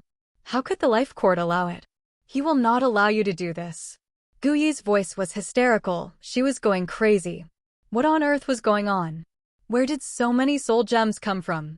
But the soul gem in front of me is not a broken stone. All this truly told her that this was not a dream. Ha ha. Are you surprised? Are you surprised? Ha ha. This is fate. I am destiny. I am the chosen one. Chinchi's big mouth almost reached his ears. He asked you to treat everything calmly. I'll teach you a lesson today. He hasn't taken out the other infinity stones yet, otherwise Gui would be scared crazy. That wouldn't be fun. No, you're not. I don't understand where you got so many infinite stones, but I feel that they have no rules at all. So they are all disabled, they are not activated. Ancient E shook his head firmly and retorted loudly. She had held the Eye of Agamotto for hundreds of years, so she naturally felt everything was abnormal. These are infinite gems without much energy. Their activation requires an opportunity, perhaps the sole gem of this universe. Gui is worthy of being Gui, a wise man who has lived for hundreds of years. She guessed it in an instant. Okay, no matter what happens to them, your out-of-body experience has expired, so from now on, it's rude to not reciprocate. What? Gui exclaimed after reacting. However, she was still slow. Click. Her fire-encircling shield shattered, and then a heartbreaking pain came. When she lowered her head and looked down, she saw that a large piece of her arm had been severely cut off, and blood flowed profusely in an instant. Are you doing space magic? Guda was horrified and shouted, and she immediately used 2 layers of fire surrounding shield on herself again. Haha, it's just a space blade that makes Master Gui laugh. Chinchi said it very modestly, but the row of big white teeth betrayed him. He was very arrogant at the moment. Space blade? New space magic attack? Gui didn't say anything after hearing it. He just wrote it down so that he can develop it when he goes back. She was always on guard against this weird attack without any warning. The next second, the Eye of Agamotto once again released green light and swept it at Gui's injured arm. The arm that had been bleeding just now recovered as before, as if it had not been injured. Haha, time gem, this is really good. When Chinchi saw this, he chuckled and watched quietly. When Gui healed his arm, he looked at Chinchi again. His eyes were neither contemptuous nor calm, but filled with fear and murderous intent. This young man has already made him feel unprecedented pressure. She is afraid that if she blinks again, she will be no match for him. At this moment, she must do something. Otherwise, there is such an uncertain factor on Earth that she is afraid that her successor will not be her opponent at all. No, there is no chance at all. She must work hard for the future. Oh, I'm really going to risk it all to ask you to leave here. Young strong man, I'm sorry. After saying that, Gui's eyes condensed and his temperament changed drastically. Space magic. Space exile. Gui shouted loudly and quickly formed a seal. As fast as lightning, a khaki-colored circle of light flashing with sparks passed through Chinchi at lightning speed. However, the next scene was beyond her expectation. She saw Chinchi standing motionless and looking at her with a smile. As if to say again, "You continue, I am waiting for your performance." Gui was stunned. She didn't understand. Could it be that the man in front of her was more accomplished in space magic than she was? No. Space gem. Ancient One came to his senses. This person had so many unactivated soul gems. Couldn't he also have space gems? Didn't he know the existence of this person just because he was attracted by a burst of space fluctuations? Haha, keep going. Qinshi smiled softly. It depends on what you do to me. You must be convinced. Gui looked deeply at Qinshi, who was indifferent, and slowly took off the Eye of Agamotto from his neck. I hope you can still catch the next move. Time and space magic. Time exile. Buzz. In the Eye of Agamotto, the green light flourished, and the dazzling light came out of his body. A mysterious and unpredictable rule instantly enveloped Qinshi. This is to erase Qinshi's timeline and banish him to an unknown abandoned timeline, leaving him to fend for himself and never return to the present world. However, what happened next was that the deep blue divine light on Qinshi's body was even stronger, overwhelming the law of time in an instant. Bo! A slight fluctuation came out, which was the collision of the laws of time and the laws of space, a contest of the supreme laws. However, the time gem was much weaker. Even if Gui exerted his full strength and Qinshi only defended passively, Gui's attack was still like a stone's throw. Her whole body was also severely knocked away by this wave. Plop. She didn't resist, but just let the wave of power knock her away. Because she saw the space gem, a stronger space gem. Alas. Why? Why? How come you have a really powerful space gem? Gui stood still and asked in despair. Is this the favoritism of the life court? Ancient One knows that there is no god in this world. She only knows that the god of the multiverse is the life court. Of course, there are many real big guys she doesn't know about, and the life tribunal is the limit of what she knows. The person in front of her was no longer something she could stop. It was unbelievable that a person possessed dozens of infinite gems. He was a bit invincible. It's my luck that I have these. Are you worried that I will destroy the timeline and destroy the Earth? She looked at the lonely Gui. He didn't have any victor's attitude this time. He just spoke calmly. I don't understand. I don't understand you. Gui shook his head. She lowered her eyes and did not answer directly. She was not surprised at all by her answer. The human heart is the most difficult thing to predict in the world and can change at any time. Maybe you are a friend at this moment and an enemy at the next moment. What are you afraid of? Are you afraid of Domu? Thanos? Because my appearance will bring about unpredictable changes, Qinshi asked tentatively. He couldn't make any guesses about Gui's thoughts. Gui didn't speak, just nodded slightly. What she fears most is unknown changes, factors beyond her control that are beyond her calculations. The lineage of Supreme Mage is to protect the Earth from being invaded. Qinshi laughed loudly after hearing this. Domu? His true body cannot come down. At most, he has the fighting power of a heavenly father. Can he still go to heaven? As for Thanos' purple potato spirit, this guy won't appear until you die and Odin and Hela die. He still doesn't know where in the corner he will implement his so-called policy of killing half and leaving half. This guy is just a guy who doesn't understand anything about biology. Qinshi's words were rude but not rude, and she expressed all her worries openly. But he really doesn't know that Gui is not worried about someone else right now. Gui is worried that the biggest variable is him.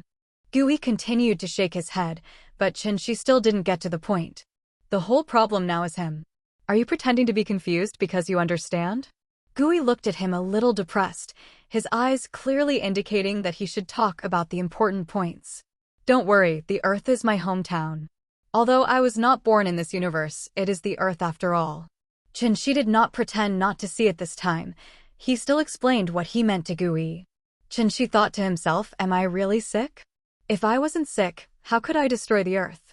Are you going to an alien planet to fight for territory? Slave a group of aliens to do handyman services for him? That would be so tiring. After hearing Qinshi's assurance, Gui felt a little relieved. There was nothing she could do.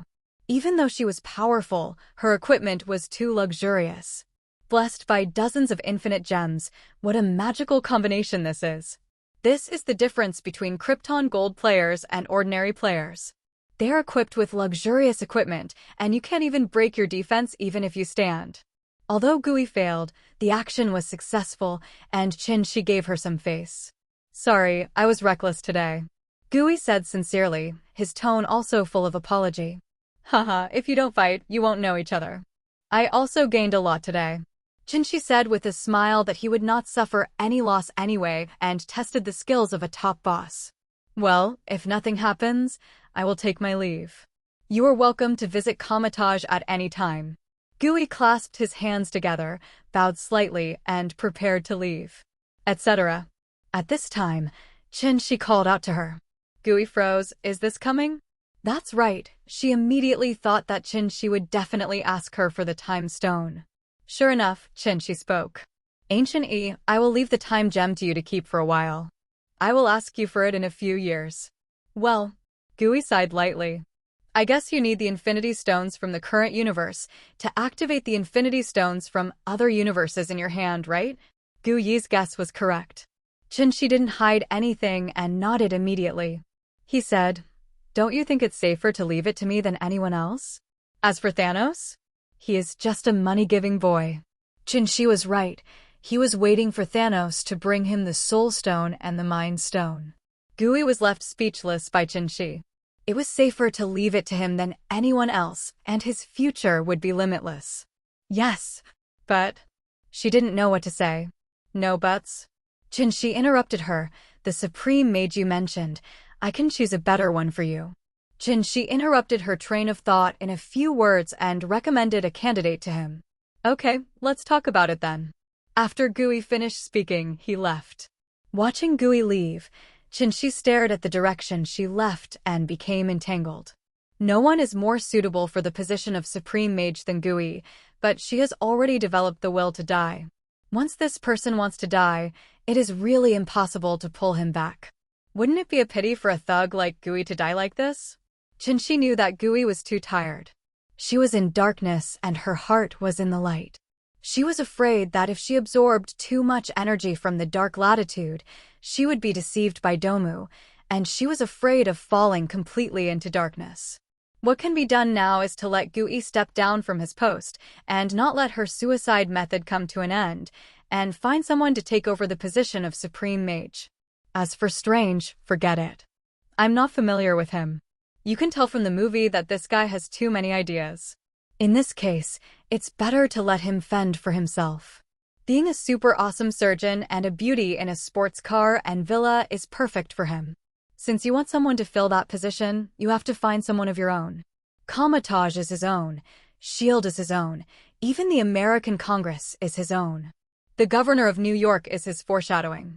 If he is obedient, he will be rewarded with merit and allowed to reach the top. If not, let a clone take his place. Chin-Shi, who was sitting on the ground, thought of 3 candidates, each of whom was a good candidate for the Supreme Mage. Wanda, Charles, and Tony are all particularly suitable. Wanda possesses chaos magic, which is the most powerful magic. It is very suitable to learn the Kamatage spell. Charles is the master of the mind. His spiritual power is infinitely stronger than that of the destined Strange. He is a born magician. As for Tony, his intelligence is undoubted, and it is more than enough for him to be the Supreme Mage. There is already Tony the Supreme Mage. But Tony still needs to be reformed. He has a very bad character and is disobedient. It's time to give this guy a makeover. But even if he can't be the Supreme Mage, he can still learn magic. Magic steel armor, Destroyer understands. After thinking about it, I haven't decided yet, but there is no need to worry about these things. There is still a long time. Patting the sand on his body, Chin-Shi remembered the most important thing. The space in this universe must be reinforced, otherwise it will be very dangerous to break the space at every turn. This is your own base camp. Chin-Shi took out the super space gem and frantically channeled his energy towards the space gem. The space gem instantly bloomed with divine light, and the invisible law of space instantly enveloped the earth. This surprised many people. It's just that his energy is limited and can only surround the earth, and it's not that dozens of times better. Ancient One, who had just returned to Kamatage, instantly felt the reinforcement of the Earth's space. If he could easily break the space with a serious blow before, he must go all out now. And it seems that my own space teleportation requires more magic energy. For the same distance, I have to spend 5 or 6 times the energy. Oh, I don't know if it's a blessing or a curse. This stable space seems to make the Earth independent of the universe. I hope this guy is a good person, otherwise if he rules the universe, who can stop him? Earth space reinforcement, for her currently, the benefits far outweigh the disadvantages, such as Demomo Mephisto. At this moment, Demomo in the dark latitude suddenly woke up from his deep sleep. He found that the space on Earth that he had been paying attention to had become extremely solid. Fake. What is going on? Has the infinite god taken action? It shouldn't be. How could she pay attention to a small Earth? Demomo was born on the Earth and is determined to devour the Earth. There are many such persistent villains who always have trouble with the Earth. I don't know what there is on the Earth that attracts their prying eyes. Is this the center of the world? Demomo doesn't understand. If he wants to invade the Earth, how much energy will he have to spend? Fake squid. What I can't understand is Mephisto. He doesn't understand either. There is a big gap between his own hell latitude and the Earth's real space. His true body cannot come at all, unless he forces a wave and contacts multiple latitude demons to launch a massive attack. Oh, what's the matter? Even if I get this St. Fonganza contract, I can't get in. Fake. Fake. Where did such a strange thing come from? Who did it? This is not giving us a way to survive. In an old castle in England, an aristocratic old man on crutches cursed and smashed precious antiques, obviously very angry. What can I do with this clone? No one can beat me. He carefully manages various plans and collects souls in order to one day open the passage between the latitude of hell and the real universe and devour the Earth. Even if a 1,000-year plan is lost, even the Pacific Ocean cannot wash away his anger. Odin, who was far away in Asgard, naturally felt that the atrium, that is, the Earth, was suddenly further away from their nominal rule. What is going on? Why has the Earth's space suddenly become so stable? Could it be that Ancient One asked the infinite god to take action? Is she going to leave? She shouldn't. She shouldn't. With Ancient One on Earth, countless young people can't even take a step forward. Even Odin, the God King, doesn't dare to fight to the death with Ancient One. Ancient One may not necessarily die, but he will definitely be finished. If he were young, Ancient One would definitely not be his opponent, but now he is already decayed and often uses Odin's sleep to maintain his vitality. Maybe he will never be able to unify the 9 realms again in this life. He can only place all his hopes on his son Thor, the god of thunder.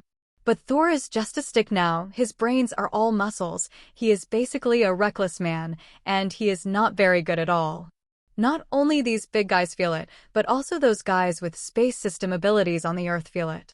The teleportation distance has become shorter, the energy consumption has increased, the distance to teleport people has become shorter, the attack has become weaker, etc. Of course, the initiator of all this was Qin Shi, who now returned to the villa leisurely and contentedly. System extracted. Ding, the plot mission Supreme Mage Ancient One has been detected. Can the host extract her abilities and items? Each extraction requires 1 million points. Extract. Ding, 1 million points will be deducted from the host, and any ability extraction will begin. Please wait a moment, host. Another slot machine-like lottery machine appeared in front of Qin Shi's eyes and began to rotate. Invisibility, astral projection, out-of-body experience, telekinesis, teleportation, cross-space teleportation, telekinesis, telepathy, mirror space, etc. Of course, there were too many ordinary magic spells, so the system did not include them. Bio. The cursor started to rotate crazily, and then after a while it clicked and stopped on the telekinesis. Ding, congratulations to the host on getting telekinesis. Would you like to fuse it now? Fusion. Ding, start fusion for the host. Please wait for the host. After about 5 minutes, the system issued a prompt tone. Ding, the fusion is complete. Please check it yourself, host. Is the fusion of thought power completed? This is a happy event. Qin Shi was overjoyed. This was a universal ability. It could attack, defend, and fly. It could penetrate everywhere and play multiple roles at the same time. A beautiful ability worth $1 million, but she is worthy of being a big shot in ancient times. Her telekinesis is not that strong. If it were someone else, this thought power would be worth at most 300,000. After Gu Feng admired herself for a while, he came out of the basement and prepared to go upstairs to check on Qin Gray's condition. This girl is a little emotionally unstable, especially when she has just fully awakened. It's mainly a matter of mentality. Whatever happens to mutants is due to their newly awakened mentality. Whether they are extremely self-optimistic or extremely self-pessimistic, they are particularly dangerous. Obviously, Qin Gray belongs to the latter. However, when Qinshi found Qin Gray, the little girl was still in a coma. Wanda and number 18 had been sitting and chatting next to her, waiting for her to wake up. When they saw Qinshi's arrival, they stood up immediately. "Where did you go just now?" "You ran away in a hurry." Wanda asked, dissatisfied. This guy is so heartless that he let this girl Qin Gray fall asleep. "Hey, don't worry, I know what's going on." Qinshi touched her little head and spoke softly. Wanda slapped his hand away and gave him a sideways look. "Go away, you haven't been doing anything right all day. Hurry up and see when Qin will wake up." "Yeah, let me take a look." How could he not obey his beautiful wife's instructions? After Qinshi finished speaking, he walked to the bed and sat down. Through telepathy, Qinshi entered Qin Glay's mind and found her in a flowery garden on the side. It turns out that this girl is dreaming, but the content of this dream is very distressing. She was swinging on the swing and giggling, her father was swinging slowly on the side, and her mother was sitting on a chair watching the father and daughter play with a smile on her face. This scene is full of family warmth. People and nature are so harmonious. The garden, which is not big or small, is full of laughter and laughter. No one wants to wake up from this, even if they know it is a dream. Qinshi stood outside the yard and watched all this with a smile, his eyes turning red. This was the dream that Qin Gray longed for, but it was not his dream. His childhood was nothing but cold, hunger, bullying, discrimination, and supercilious looks. He had never longed for the warmth of such a family, but it was no longer possible. Qinshi stared at all this blankly and couldn't bear to be disturbed. He turned around and prepared to leave, letting her enjoy everything. Maybe she had never slept so well in the past few days. At this time, a gentle female voice came. "Sir, who are you looking for?" Qin Gray's mother stopped him. "Hi, madam. I'm just passing by. I'm not looking for anyone. I'm sorry to bother you." Qinshi smiled, said nothing more, and moved on. "What a strange man," Qin Gray's mother murmured, but didn't pay attention. "What's wrong, honey?" her father asked strangely. "Oh, it's nothing. I just saw a young man looking into the yard. I thought he was looking for you, but it turned out he wasn't." Qin Gray's mother explained casually and didn't care at all. "Oh, leave him alone, maybe just passing by." Qin Gray's father didn't care either. But Qin Gray looked back at Qinshi's leaving figure and jumped off the swing with a sad expression. "I'm sorry, Mom and Dad, it's time I should go. The past will eventually pass. I can't stay in the past. Thank you for giving me joy and happiness for so long." At this moment, Qin Gray's voice sounded slightly crying. She was afraid that she would cry uncontrollably. This was all her dream. It was a dream she had weaved for herself. She really missed the warm days in the past. "Goodbye, Mom and Dad, my daughter will always love you." In the end, tears burst out of her eyes, and she could no longer hold back the sadness in her heart. Qin Gray's parents were frightened. What happened to their precious daughter? "Baby, don't scare us." "What happened?" "Yes, as long as we are together as a family, there is nothing we can't solve. Don't hide it from us." They grabbed Qin Gray's hand nervously and asked anxiously, "Something must have happened. This is their only precious daughter." "It's okay, I can handle it myself. Goodbye, Mom and Dad." It's just that Qin Gray didn't say anything. Her telepathy surged out, and she gently pushed her parents away. She was afraid that she would destroy everything, so she just kept the last beauty forever. Her parents were naturally just mortals. With this extraordinary ability, they were unable to resist and allowed Qin Gray to leave. Qin Gray left, following in Qin Shi's footsteps. You can only take a deep look at that beautiful garden and regard the warmest scene as the most beautiful memory. Brother, let's go. Uh-huh. Qin Gray caught up with Qin Shi and held Qin Shi's big hand with her small hand. Under the setting sun, two figures, one tall and one short, walked farther and farther away, and their shadows stretched longer and longer, forever. In the real world, Qin Gray slowly opened her eyes, and two tears slowly rolled down her cheeks, as if it was a farewell ceremony and a complete end to the past. She knew she couldn't immerse herself in the past or fantasy. She already had a family who loved her and protected her. She is no longer an ordinary person, she is a phoenix. Her father has kicked her out, so don't disturb the peaceful life of their new family. Are you awake? Uh-huh. The questions and answers were simple and calm, but they revealed different information. She bid farewell to the past and woke up completely. Qin Shi knew that Qin Gray would not lose control easily. The seal was always a damaging move, and there was no 100% safe cage. Charles put this memory of Jean Grey into a mental prison, which is like a time bomb that will explode sooner or later over time. The Dragon Kingdom understood in ancient times that blocking is always better than sparing. A true warrior dares to face the bleak life. Qin Shi will not set any mental prison for Qin Galley. He is not a saint, and neither is Qin Galley. Everyone has negative emotions. If you have emotions, you have to vent them. Can you keep them in your heart without causing trouble? The restlessness of the Phoenix Force is not just because it is full of desire for destruction. It just so happens that Qin Gray's father's abandonment and mother's death have never let her go, so she will be provoked by the Phoenix Force to explode emotionally. This night, Qin Gray slept extremely quietly, without any random thoughts. It was also the most peaceful night for her recently. The next day, after Qin Shi finished his morning training and battle, he walked down quietly to prepare breakfast for the big family. There was no way. The two of them couldn't count on anything anymore. Now they were slumped on the bed without moving a finger, and they had used up a set of cool pajamas they had carefully prepared. After a while, Qin Shi prepared fried eggs, toast, bacon, sausage, and oatmeal.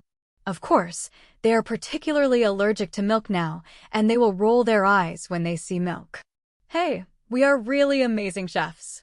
This is really a balanced breakfast with meat and vegetables. What a pity, this is America. It's not popular to eat xylon tofu, fried dough sticks in spicy soup. I can't even eat fried dough sticks. I have to go to Chinatown to eat them. Unfortunately, there is nothing at this point. 3 pulls a day, and by the time he finished, it was around 10 o'clock, and the breakfast shop in Chinatown had long been closed. Qin Shi is talking to himself here, boasting about himself. Others will definitely think that he is out of his mind. Ding dong, ding dong. As soon as Qin Shi prepared breakfast, the doorbell rang. Hey, who is it? Such a coincidence. This is a good time picker. Queen Hong opened the door. When he opened the door, Qin Shi was a little surprised. Standing at the door was a smiling Natasha with big burgundy BS and short legs. Hi, dear master, I haven't seen you for a few days.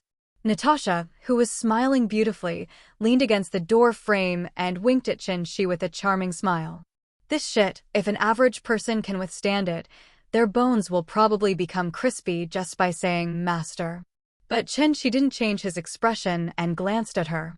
What, your bones are weak? You haven't vented for too long, and now you are almost flooded with water? I am really a genius, and you are really golden. Go away, a dog can't spit out ivory from its mouth. People think about it. Can you help them solve it? Natasha's mouth won't suffer, and I won't spoil you. Ahem, I'm afraid you'll rely on me for this. After all, whoever tries our skills knows who we are. Flirting with beautiful women will make your mood better. No, Qin Shi's mood immediately improved when he was depressed about not being able to eat Huxia food. Natasha glanced up and down at him, paying special attention to that key part. The meaning is obvious, what? Is that okay? This provocation is simply not enough. Qin Shi is naturally not the one who suffers. What are you looking at? What kind of look? Don't give it to me even if you want it. It's useless to provoke me. Come in quickly and stop being stuck. Did Nick Fury ask you to spy on me? She didn't want to talk nonsense with her. The purpose of her coming was still very simple, and she knew it without guessing. After hearing this, Natasha's face also straightened. Yeah, Nick Fury said that I have been exposed, so why not just get close to you and monitor your every move? As he said that, he moved lightly, walked in slowly, and sat down as if he were at home. That's fine, it's up to you. She nodded. Double agent, no matter how you look at it, it looks suitable for Natasha, the Black Widow. Yes, double agent, this feeling is back to the old days. Natasha smiled self-deprecatingly, as if she was always betraying or on the road to betrayal. Join the Red Room. Betray the Red Room. Joined S.H.I.E.L.D. and became a double agent. Now he has betrayed S.H.I.E.L.D. and chosen to join Qinshi. This woman of mine is really fickle. Qinshi felt the entanglement and loneliness in Natasha's heart and couldn't help but sympathize with her. The change in life from weak to strong was always full of intrigue and betrayal. Squeezing her little hand, Qinshi comforted her. Don't worry, you will never have to experience betrayal again. I am here to be your last stop in life. I don't think anyone can give more than I give. Such people don't exist. With a puff, Natasha couldn't help but laugh. It was rare to see such a narcissistic person. How could anyone praise herself like this? Yes, you gave me too much, I can't bear it. Natasha looked at her teasingly, actually imitating the palace fighting drama she saw somewhere. Haha, buddy, I'm not short of money. Are you ready, maid Natasha? Take office now. Yes, dear master. Natasha cooperates with Qinshi and satisfies his evil taste. It seems that this is how she feels about breaking the taboo. Oh my god. Don't I have any special hobbies? Natasha suddenly couldn't help but ask herself, wondering if some of her attributes had been activated. By coincidence, number 18 and Wanda also came down and brought Natasha the special maid outfit they bought. It turned out that the conversation between the two had long been heard by number 18, which made her excited. It seemed that she could transform Natasha? Hello, everyone. As we wrap up this video, I want to share a quick note. I have a Patreon account. If you'd like to support me and enjoy on-demand audiobooks, you can become a Patreon member. Alternatively, you can check out my Google Drive link, which has 500+ novel audiobooks available through my Ko-fi or Patreon shop. I appreciate your support.